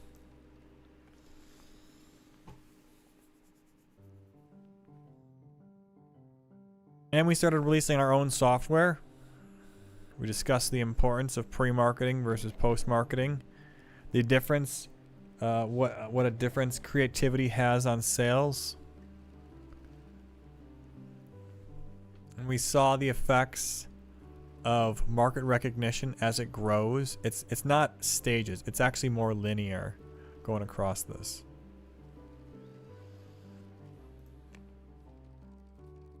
Another skyscraper, that's awesome. Too bad about right here though. This is very unfortunate.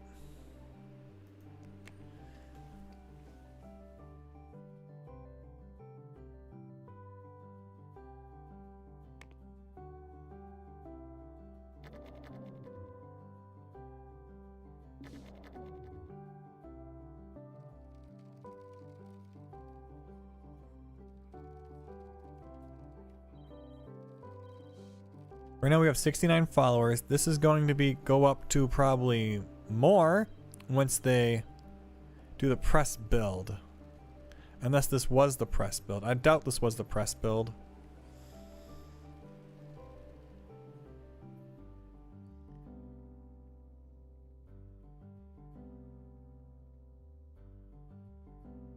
Then they will start printing.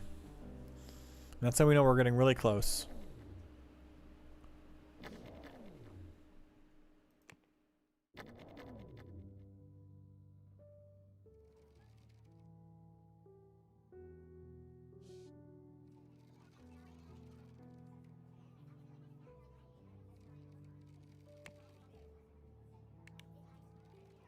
$200,000 a month. Oh, here's a new company we can invest in now. Welcome to my stock market tutorial. First thing I'm gonna do, though.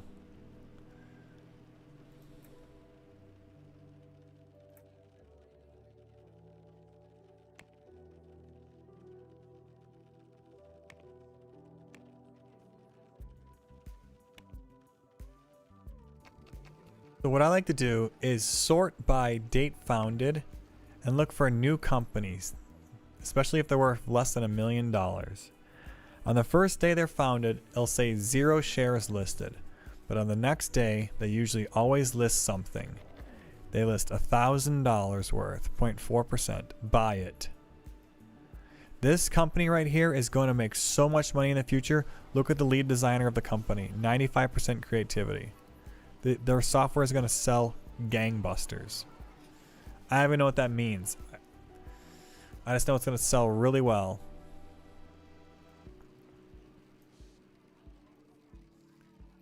You usually will invest in them for 3 days in a row.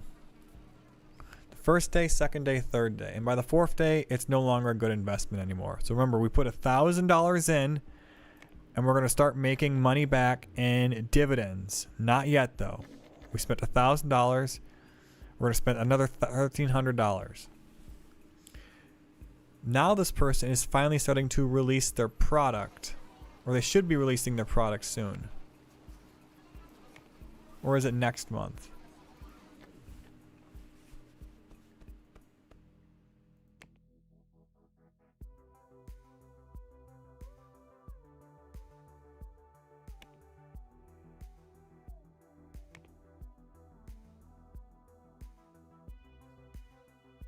Oh, they're about to release it today. Okay, it hasn't happened yet.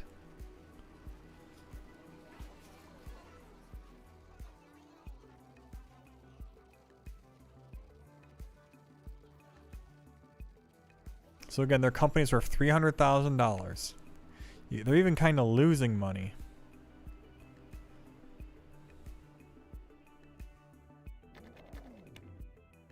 But their first day of sales are going to be good. Buy their shares again. Keep on buying their shares. Now we can see their product. Did they not release it?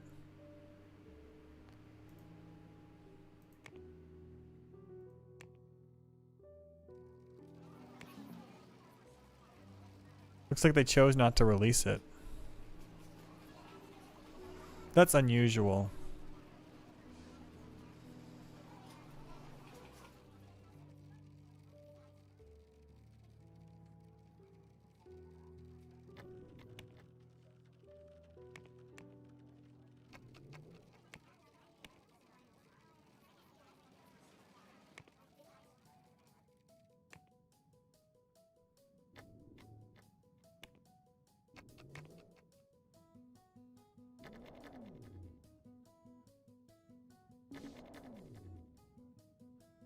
There we go. Now they had their first day of sales of the product. And it was pretty good. Made $300,000. They didn't order enough physical copies. So they completely are, the company is way undervalued right now. Keep on investing. We've put a total of $4,000, $5,000 into this company, and we're going to make that back in dividends next day. Yeah, we put a total of like $8,000 into investing in this company.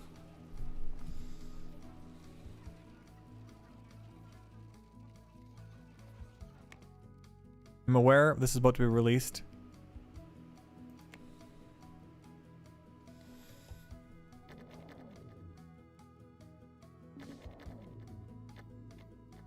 And we can see the dividends now. $6,000. We nearly made back all of our money the same day.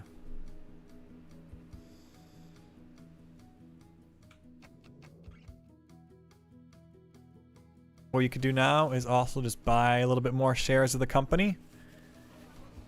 Not for the dividend money we'll make, because it's such a small cut, but for the way the shares are going to grow in value.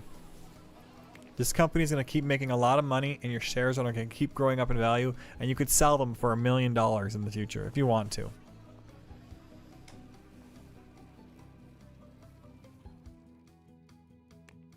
I told you their products were going to sell really well. You can see 29,000 units, the second day of sales. Nobody even knows who they are. Their market recognition should keep growing.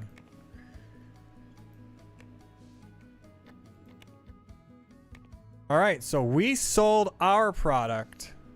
We ran out of units to sell. We didn't even order any units. That's okay. We sold licenses. Let's start printing our own copies. How many? 2,000.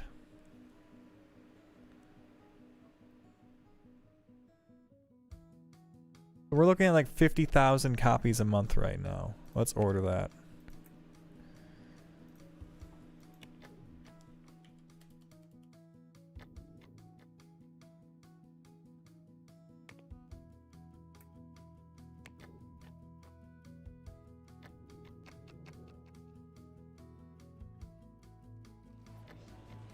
Only problem with OS's project management is they don't update it the same day. I like to do that.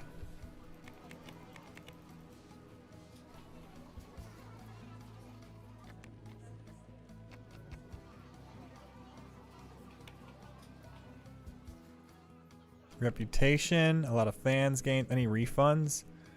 Tiny amount of refunds. Income? Okay, so we're gonna make like $4 million next month. We're gonna make $20 million next month. Here comes big money. $5 million.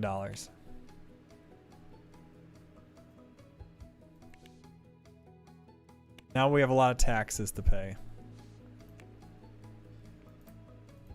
47,000 active users. I thought it'd be that many sales that first day.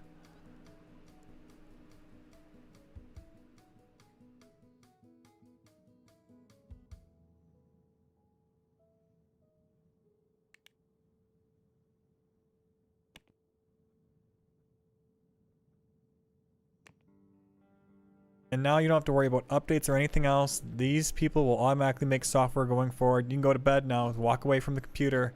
The game's playing itself now.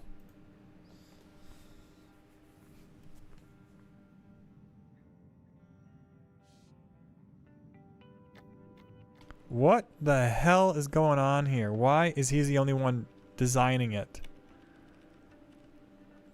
Did they put some crazy feature in there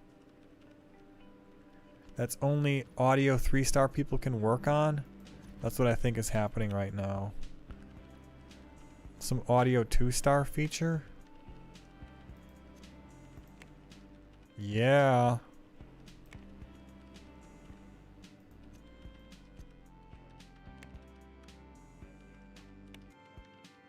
I don't like it.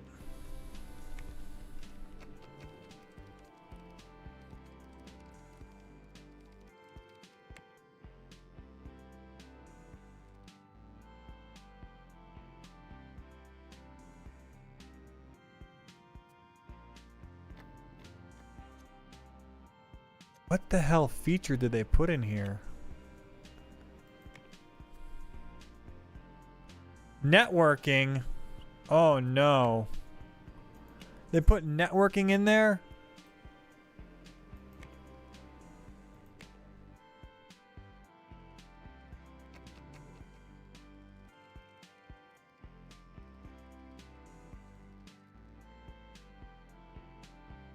How would you do that to me?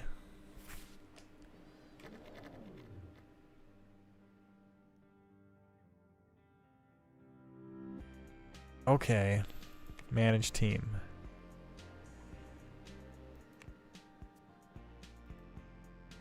Okay, we need to have a network guy in there and a... Yeah. Shit. We gotta fire one of these 2D guys and get like some network people in there. Let's pick the oldest guy.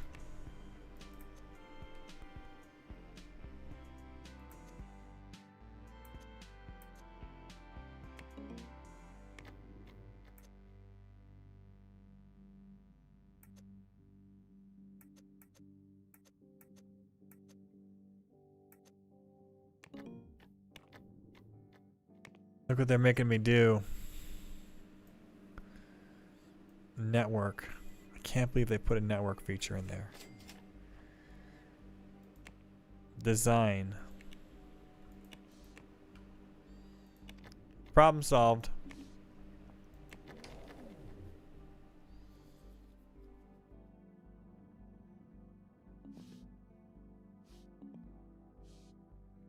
Some employees are unhappy with their job. Why? Oh, your friend was fired.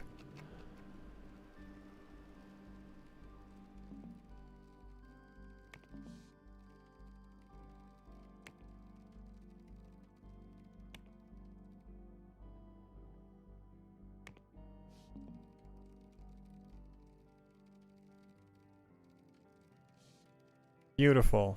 Beautiful, beautiful.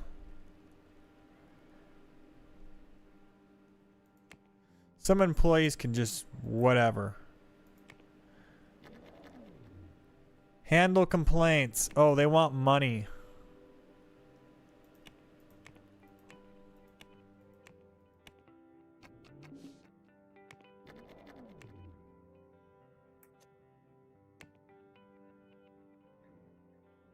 My friend was fired. Oh my god, they really like that guy.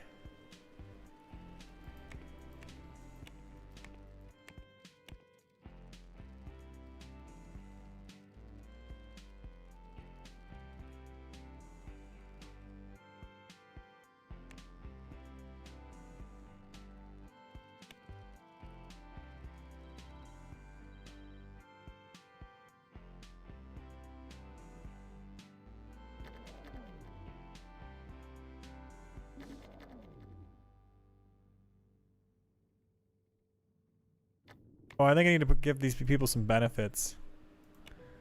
Oh, okay, that should help them. They're all cranky. Here you go.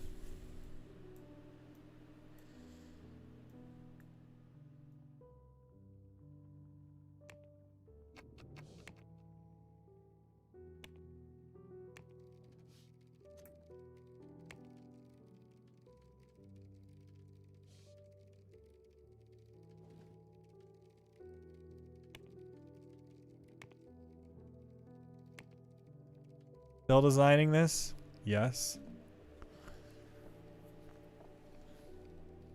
Our last OS we released, what quality was it? Outstanding quality. That's fantastic to hear.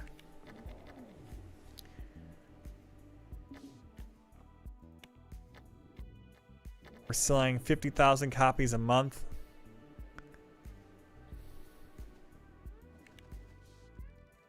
$41,000 fans a month. Huge money. Just insane.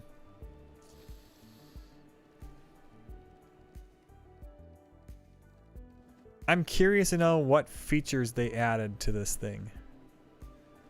They basically ruined my team setup when this project manager decided to add features that weren't needed.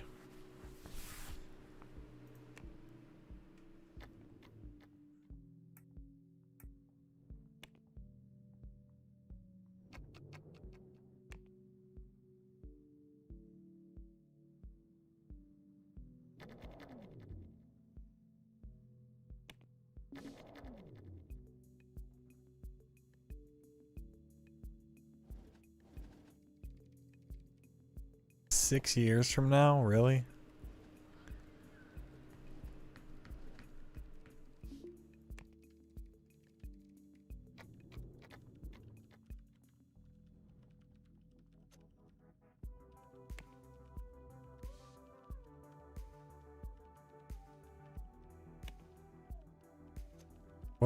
What are we making?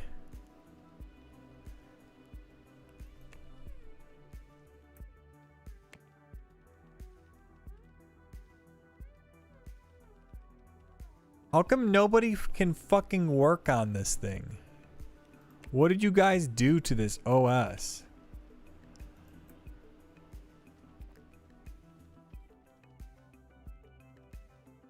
Did they add 3D features? I don't even think there was 3D features you could add.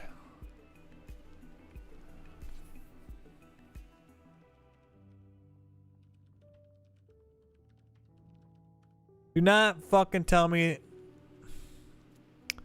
What is it? Audio level 3? I'll fire one of the 2D designers, I guess.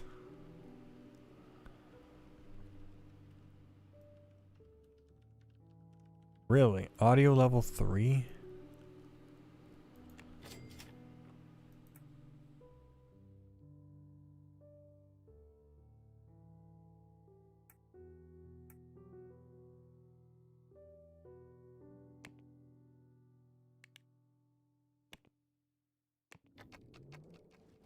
We got mysteries to solve here.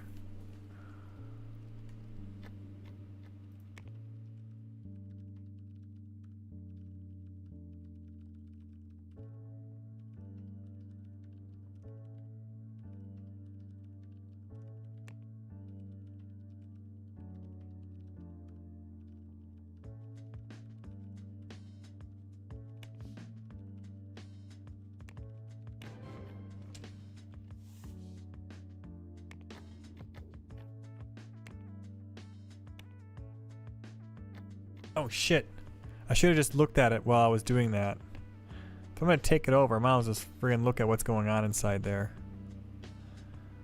What is this? Speech recognition and auto update.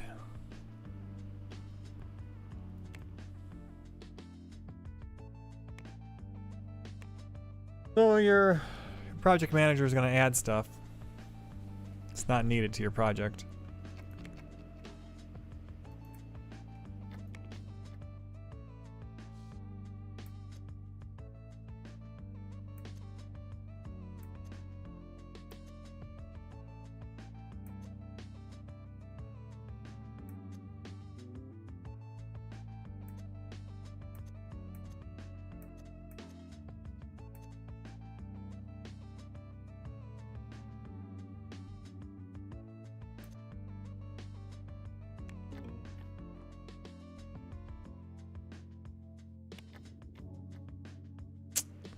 They're gonna hate that.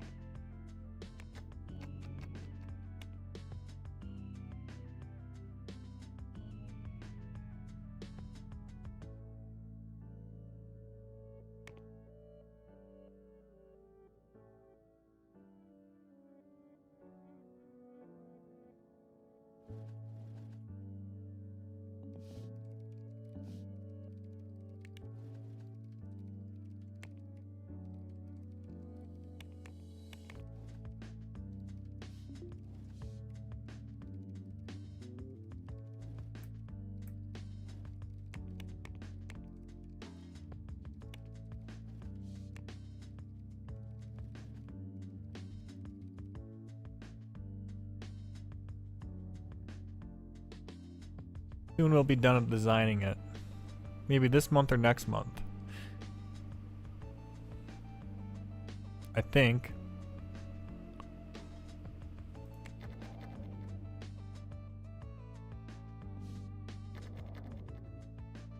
We take this over. Yeah, it's at 3 iterations. And they're gonna stop at like 3 and a 2.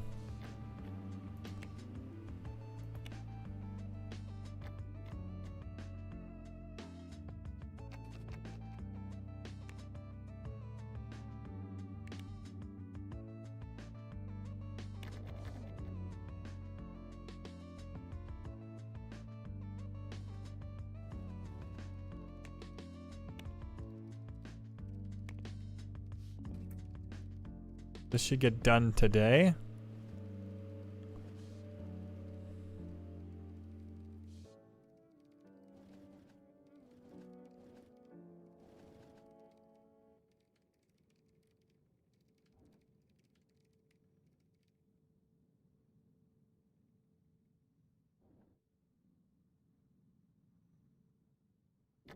Not done today.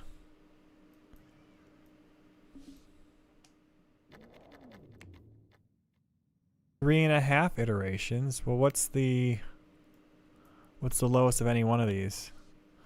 Oh, 3D needs to be higher, but these people rather work on anything else rather than 3D. So, that's interesting.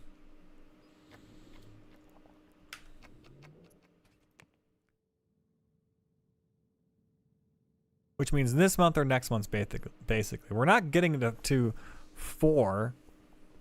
I think it's the lowest feature.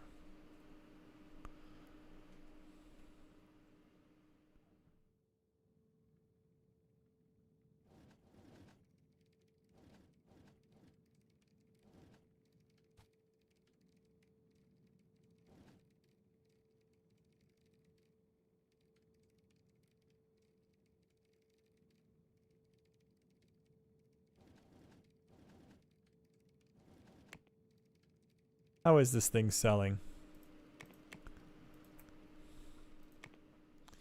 Well, you know, just $2 million a month.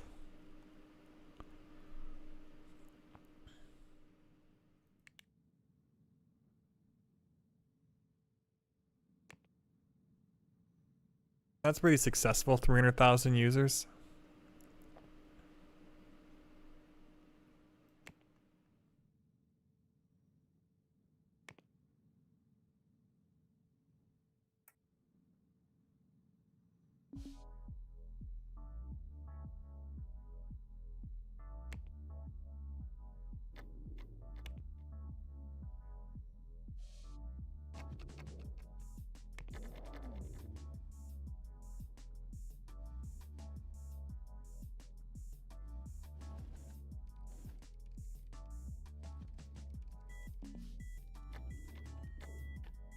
That's so weird.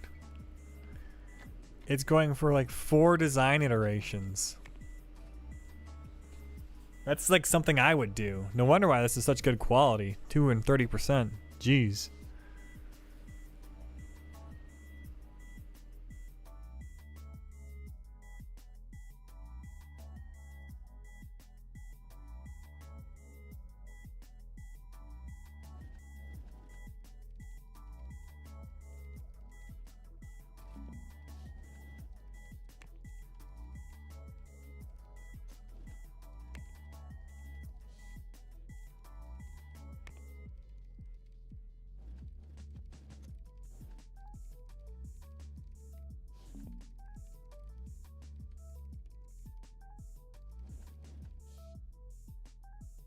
Working secondary tasks? What do you mean?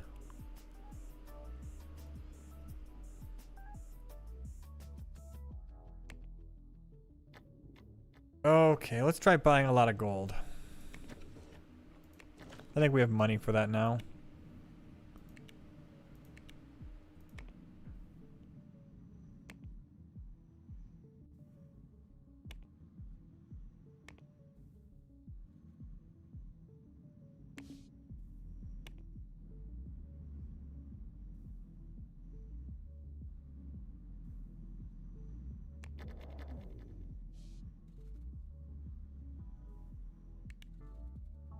So this is automated. We don't have to worry about making OSs anymore. This will just take care of it. We'll just step away.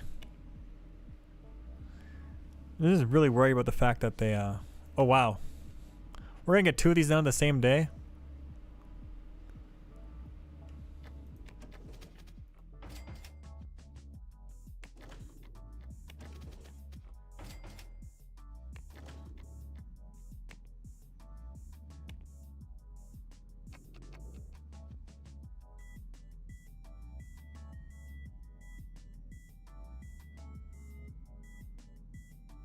We can sell this.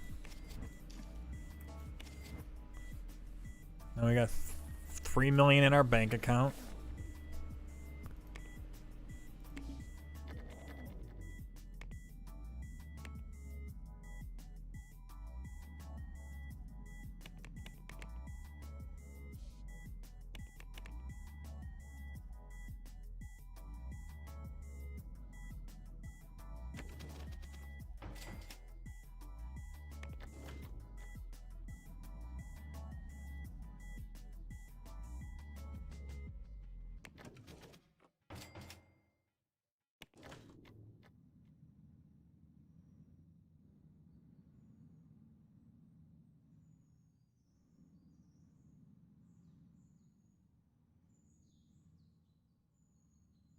Let's sell these 2 now. So now we have $5 million saved up.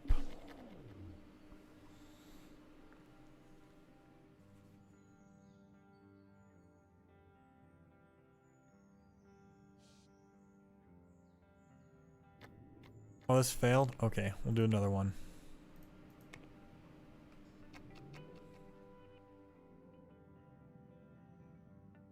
Where are my accountants? Oh, my accountants are taking a break. Everyone's on vacation.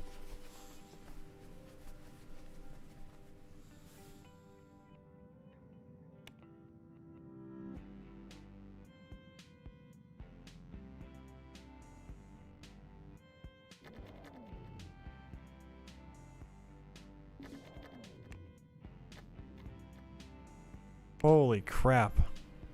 That's so far along. Load game.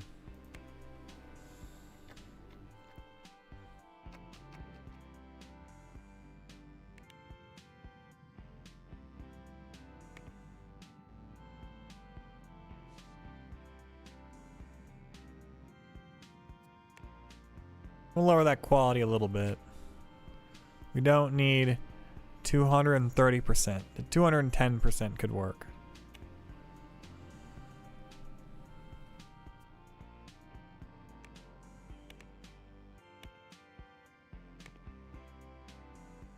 Get some tax fraud going.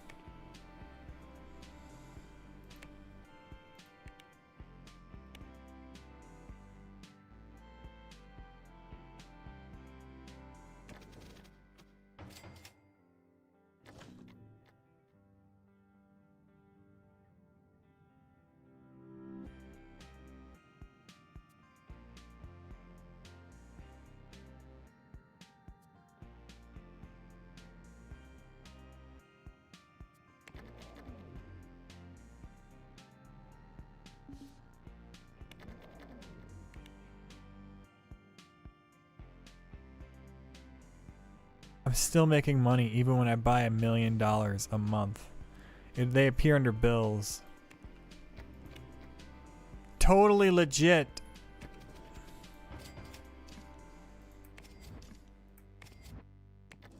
Guys, this isn't tax fraud at all. We have $7 million in the bank now.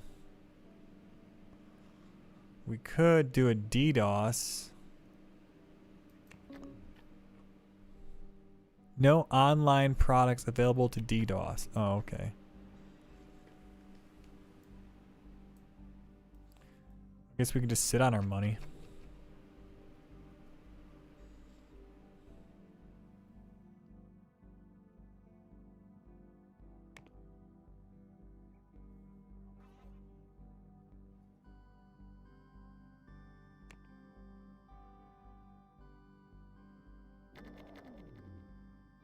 Please don't tell me this is gonna go until December.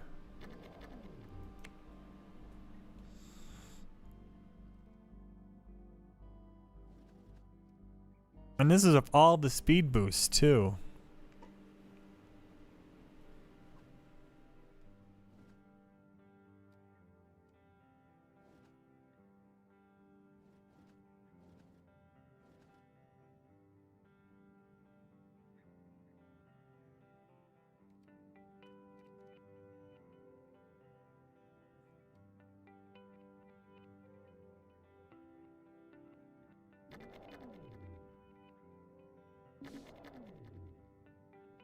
Still more profit.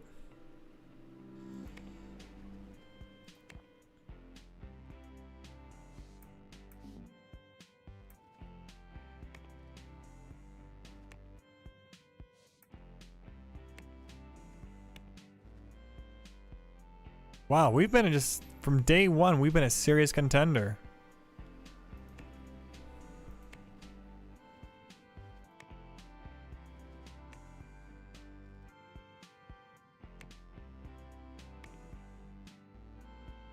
Huge, 400,000 users.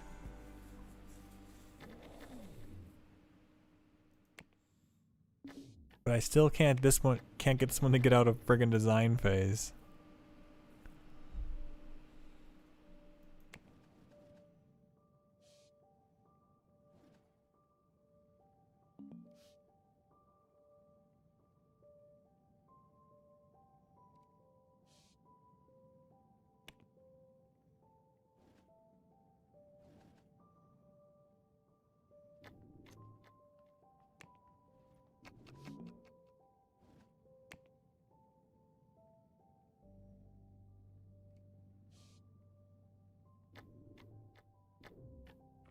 Whatever. So this is done. Project management's done. This is taken care of. It's running on its own now.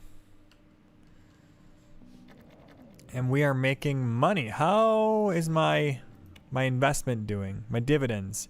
$9,000 in dividends last month. Huh.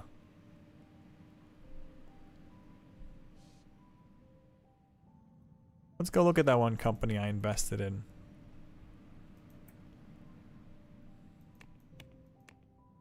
Here they are. My investment is worth $140,000. It was paying me $10,000 a month in dividends. Let's go look at their chart really quickly.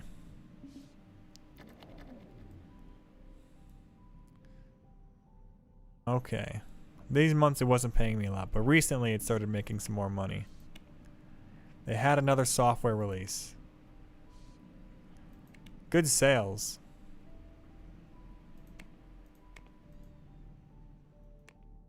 I'll sell off my shares. They're up 1,000%.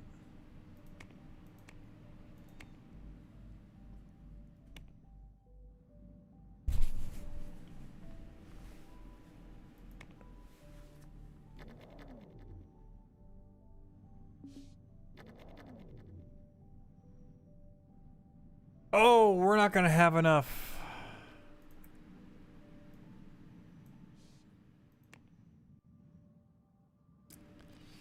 I'm going to have to hire network programmers and audio programmers now. This really screws everything up. Anyways, I feel like this is kind of the end of my tutorial. My grand 6-hour tutorial.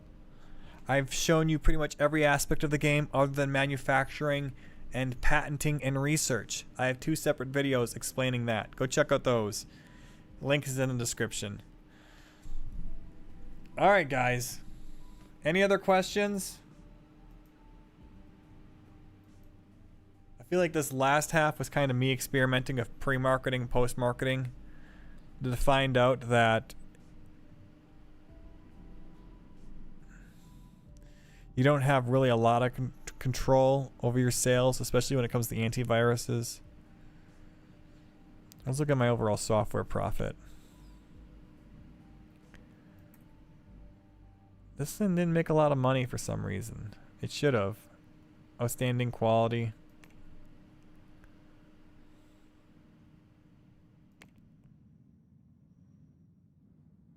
There's just a slump in the market, it seems. Everybody was selling bad.